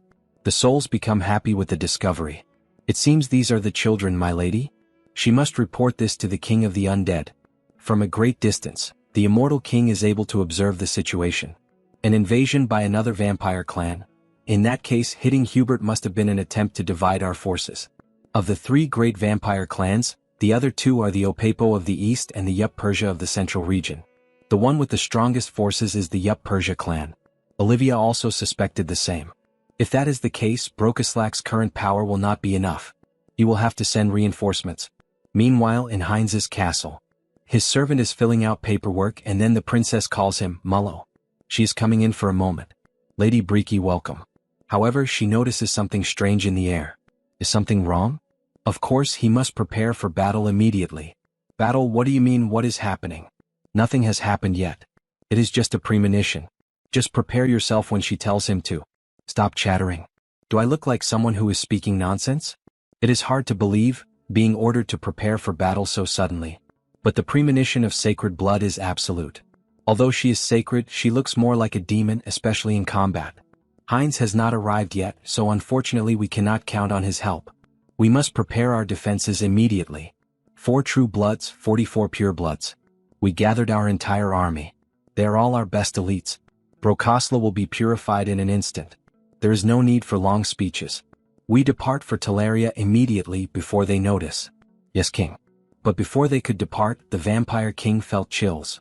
He begins looking at the sky, and one of the servants asks if something is wrong. Only the moon is in the sky, and even so he is suspicious. This unsettling feeling must be his imagination. We are only dealing with rabble that do not even possess a sacred blood. It is nothing. We are finally introduced to the Vampire King. Yup Persia Clan Lord Visk Yup Persia. Sacred blood. We will wipe Brokoslak clean by the end of the day. From high above in the sky, the immortal king observes everything using the ability, Eye of the Abyss. They have begun to move. A sacred blood from Yup Persia HM. This will be complicated. And Heinz's summon is still on cooldown. It will be too conspicuous if he intervenes. Heinrich also cannot leave the holy ground. In that case, the mercenary warrior who holds a grudge against the vampires for what happened to Hubert is the right person for the job. So hurry up and get here, Harley. On the other side, we only hear the guards screaming with Harley. Capture that suspicious ogre. A brute of that size cannot be human. He told them he isn't. He even has identification from the order right here. Shut up, ogre. Damn it, how many times does this make? While Yup Persia analyzes the city, he discovers something interesting. This has gotten interesting. Is something wrong, Lord Visk? He knew he felt something unpleasant. Brokosla, it seems that Ghost has returned from the dead. The servant became nervous and began to stutter. Don't tell me you mean the sacred blood Brokosla is here. However, the king only grew more irritated. And what is the problem with that ghost being here? Can't you see the king of Yup Persia standing right here? No, that's not it. He was only worried that the damage might be. Enough. We will proceed at once. Do not forget anything. We Yup Persia have no equal. They head to attack the castle. However, Telaria's castle is perfect. Even the queen praises it. The barrier looks good. What is the status of your other preparations? We gathered as much combat power as possible. But the numbers are definitely not enough. With a carefree tone, she even jokes about the situation. We have no choice, they are already at our doorstep. Mulo asks if she is able to sense their location right now. Naturally, and they are going to enter at this exact moment. All of them come in through the window, making a triumphant entrance. They are right in front of us. You are still clinging to life, Prokoslak. I thought she was already in dire straits. Why does this still happen occasionally? Is this the path of Eupresia? Youth silly one. Well, he will personally ensure that her eyes close in peace forever. Just look at him, that child only knows how to talk about himself. How annoying and inconvenient child. Meanwhile, Mulo is trembling with fear. After all, there are 2 sacred bloods in his presence. This is definitely bad. Even if Lady Breaky can handle him, there are still 4 true bloods left. The difference in strength is hopeless. But there is something we can rely on. Mullo prepares the barrier. Inside his barrier, their allies are strengthened. They have set foot on the lands of Brokoslak. Do not think you will escape with your lives. Blood barrier. Come to me, Bridia. My god, an entire group of unwanted guests has gathered here. Alright, get ready. Maintaining this barrier prevents him from fighting the enemies. Do everything you can to protect Brokoslak, even if it costs your life. Yup Persia is surprised, but in the end, wasting energy on useless things is pointless. He tries to attack Mullo directly. After all, if he destroys him, the barrier will disappear along with Mullo, right? Before the sharp claw reached his neck, something happens amid the chaos. Do not get in the way of our little game, Ghost. Are you perhaps underestimating me too much, child? She easily stopped his attack and forced him to retreat. All right, first he will get rid of this ghost in a one-on-one duel. Unfortunately, it seems you need to be disciplined, child. Both groups face each other until they finally begin the war. Bridia, punish those who dared to invade our lands and send them to hell. Members of the Yup Persia clan, crush those arrogant insects and show them their proper place. The war quickly escalates. but in the midst of all that chaos, we see a clawed hand piercing through the barrier. The vampires are shocked to see that thing. Something is behind us. What is that? Someone is breaking through the barrier with their bare hands. So it was this red-haired one, the person who tore out the insides of that weakling Hubert. With the look of a psychopath, Harley says he finally found him. Wait, Hubert? Is he talking about that merchant who was assassinated? And we see Harley in a badass stance. Klein, what kind of missions did he carry out? Lord Theodore. He completely erased all traces. However, there is someone in front of us now chasing you. You will deny it after this? But he really, my God, you are running away right in front of me. While they were chatting, Bridia did not waste time and launched a surprise attack. Striking the vampire directly in the mouth. A beautiful punch. Damn it, dealing with this woman. Call the other nobles. High blood, incredible. He wanted to test his newly acquired strength. Notifications appear. Vital aura ignited, berserk mode and madness. Dragon scales mix into the pattern. The servants are shocked. But what the hell is this monster with scales? No, they are all from the same damn vampire group. I'll make them taste misery because of Hubert. Harley begins hunting the vampires one by one, as if they were nothing more than common monsters. That guy, the followers of Yup Persia are being massacred by this incredible young man. That witch, who else did she bring with her? Does he have any reason to explain this? Why does she also not know why that monster appeared? Alright, this won't take long anyway. Unlike your followers, his men are very competent. Incredible, he can't even see their movements. Although they look like they are standing still, they are fighting at the speed of light, even battling only with their minds. This is, therefore, the famous battle of causality between the superior bloodlines. Then you finally made a mistake, Ghost. And thanks to that mistake, her arm was completely cut off. Just as she suspected, he is truly taking this fight seriously, dedicating himself fully to this battle. Previously he wasn't much. Seems she really is getting old. Back to Harley's fight, the vampire has no idea who he is, but he would like some help, because he cannot defeat him. The dragon is truly furious and insane, defeating everything he sees in front of him. He saw that Brokislak's sacred blood lady was in danger. Just waiting for Heinz may end up being too late, he needs to act now. He needs to use every weapon at his disposal. Mutagen and the Raging Beast and the Calca-style combat pattern, and the Vital Aura and the Jewel Eye. Subjugation. Harley begins transforming into something. Combine all the powers and it's complete. No one can believe what they are seeing, not even the vampires who are monsters themselves. What the hell is that monster? Look at what our boy Harley has become. What kind of monster is this? It isn't something like a chimera. This is killer. So this is what it feels like to go all out using the power of consuming the mad dragon. With a smile on his face, he announces excitedly. Alright, let's do this. Harley positions himself like a bull and charges in with everything. Cover fire. That guy, he dares to try attacking Lord Bisk. Damn it, we have to stop him. We need to stop him, but how are we supposed to get in there? Harley charges directly at the Lord, trying to injure him. However, his hands are blocked by some kind of barrier. Tiske, his scales are being destroyed upon touching the domain. This is the domain of causality unfolded by the sacred blood. But if he connects the heart of the mad dragon with the power of the Jewel Eye, it isn't something he cannot break through. With a dragon's roar, he slowly starts opening the barrier with his own hands, until he finally breaks it, leaving the Lord surprised. In fact, leaving both lords surprised by such strength. What the hell, who is this crazy bastard? Aha, so he is the boss of all these vampires here, right? Yes. Who exactly are you? One could say he is the representative of the victim. Victim. Harley loses his patience and goes straight for violence. If the perpetrator doesn't know the victim with a nice punch to his face, then he has to become a victim himself. Aha, what do you think of his serious punch?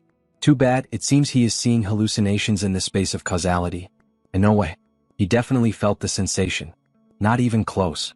Did you think a sacred blood like him would fall from such a trivial attack? Yeah, and what? He is dumb. But you really got distracted by his trivial attack. He is all talk. And when you least expected it, the queen took the opportunity to strike the unsuspecting lord, hurting him severely in the neck. Damn it. Thank you, elegant young man. Thanks to him, it seems the balance has been restored. So he will go back to fighting there. And he turns toward the lord's own mere guards. You bastard. Do you think we will let you approach Lord Bisk again? We will face him. Don't worry, this is exactly what he wanted. Because there is someone else who will finish off your boss. With several vampires on the ground lifeless, the redhead begins to question himself. Mulo, was Brokislak this strong? They are overcoming the numerical disadvantage. No, at this rate he is done for. If he doesn't find a way to advance. Suddenly, the environment around him starts to change. What was that? The surroundings were isolated. So it's you. Who the hell is this vampire? The guy who dared to touch our Hubert? Hubert? Without much talking, our vampire quickly places his hand on the redhead's heart, making him groan in pain. He shouldn't have taken that mission. That dragon monster that appeared earlier, and now this bastard vampire too. Who the hell is he? What the hell? What kind of human is Hubert? That is, after finishing ingesting the vampire's blood.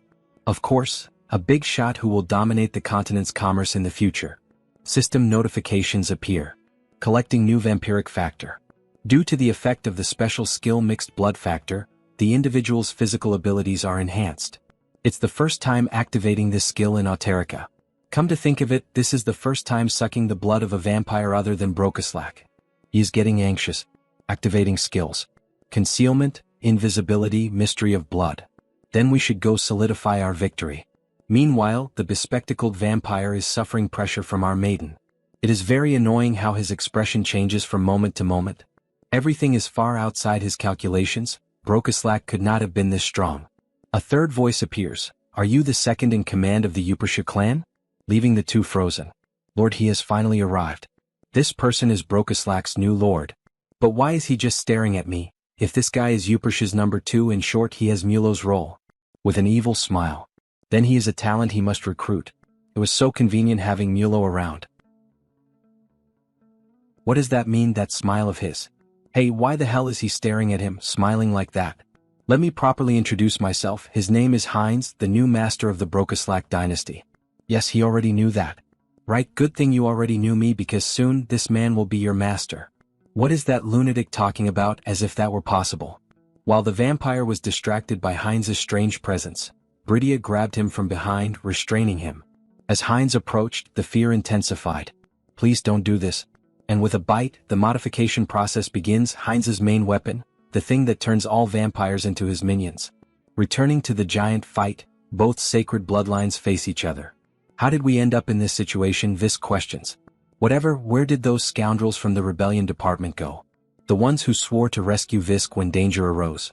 Outside we see the immortal king with the skill, Abyss I currently active. He is surprised because he does not imagine that the rebel division would send reinforcements of this magnitude for Visk. We see several bodies on the ground and a question. The immortal king really wants to meet their master. With a wicked smile he announces, I guarantee all of you a better job in a better place. This truly warms his heart. He feels a very different sensation after becoming a pureblood. Now he does not suffer so many side effects. Then we finally meet. The saint approaches our protagonist. So this is the famous Heinz. I have always been curious about the character of the boy who became the new master of the clan, and he is truly incredible. Thank you very much, Saint. She is probably the vampire with sacred blood of Brokaslak. No need for such long names, just call her Briki, she likes that name more. Haha, mutual acquaintance is always important, but I think we left one waiting longer than necessary. So this mere pureblood vampire dares to mock me like this, face to face. I will not let any of you escape from here alive. Blood drips from his hand and he charges directly at our protagonist. What do you think I am? Heinz draws the blood sword and tries to defend himself from the ferocity of the attack delivered by the Lord. They start fighting seriously, Heinz becoming more injured with each strike. Although as time passes he manages to counterattack the Lord with a few blows, forcing him to heal. But while the Lord was distracted, Harley appeared by surprise. It is impossible that he forgot about me, and he lands a punch right on the Lord's ribs, making him spit a lot of blood and groan in pain. Damn coward. They are worth nothing in my eyes. They have no shame in having reached this level of depravity. Now it is the saint's turn. Seriously, you really think like that? And where are the vampires who helped you attack us? And she attacks him directly, leaving him on the defensive when he realizes it has become 3 against 1. He will be the king of all vampires. Visk cannot die in a simple place like this. Alright, I will follow through with your request. How rude of you, you arrogant one. You want to steal the bled blood by devouring your own people, and he is not even from your lineage. If he continues with this, he will die screaming due to the severity of the torment. Who knows, he is already somewhat used to devouring enemies. With another bite, he pierces deep into the Lord's throat. No way, this man is... Could he really be capable of inheriting sacred blood from another lineage? Do not worry about your lineage, Visk. All of your vampires will be mine. Also understand, under my command they will continue your legacy. He finally realized the end had arrived. He always had a dream, it was the unification of all vampire lineages under one banner, the one who leads them toward the light. The one who will bring all vampire kind to glory. At least that was what he thought, until he met this vampire. The only king. I am in a far from enviable position, so why am I laughing? I long to achieve this, to dream this much. After the Lord's death, our protagonist begins to undergo a transformation. Red blood begins to form an aura around his body. Here in Eureka, a new sacred blood was born. System notifications begin to appear. I fulfilled the requirements and I began to grow.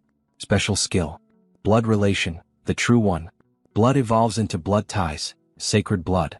At the same time, the shape of his face begins to change. He fulfilled the requirements and began to evolve.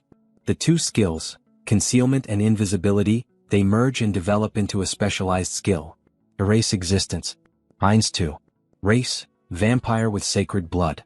Details. He used the mixed blood skill to inherit and force the sacred blood and evolve, thus being able to control the Yupersha lineage, even if only slightly, and control part of causality. The capacity for transcendental perception reached a level that resembles an overlap of the senses, surpassing the limits. I consider the place and time easily reachable. I feel the flow of causality. Could this be the power of the bled blood? If it were not for her, he would not have won the battle. She becomes confused by the sudden look. Maybe he wants to eat her too. Ha ha ha, double meaning joke he could not resist. Haha, thanks to you Harley saw something rare. Now that I got my revenge, I will return. I quit my job to come here, haha. Thank you Harley, he helped a lot. There is no need to thank me. They understood who hurt my friend first. We are not on Hubert's company's side. So I will return to Turok. And we see Harley flying back to his city. She looks at him suspiciously. Can we really let him go like that? He introduced himself as a suspicious young man. It is fine, he already researched this before. Then it is all right, whatever you say. Upon noticing those vampires on the ground, still breathing, Heinz becomes happy. After all, we gain new members for the family. If you enjoyed this video, don't forget to give it a thumbs up, it really helps. And for more content like this, make sure to subscribe and hit the notification bell so you don't miss any updates. Let me know in the comments if you'd like to see another part. I'd love to hear your thoughts. See you next time. Bye-bye.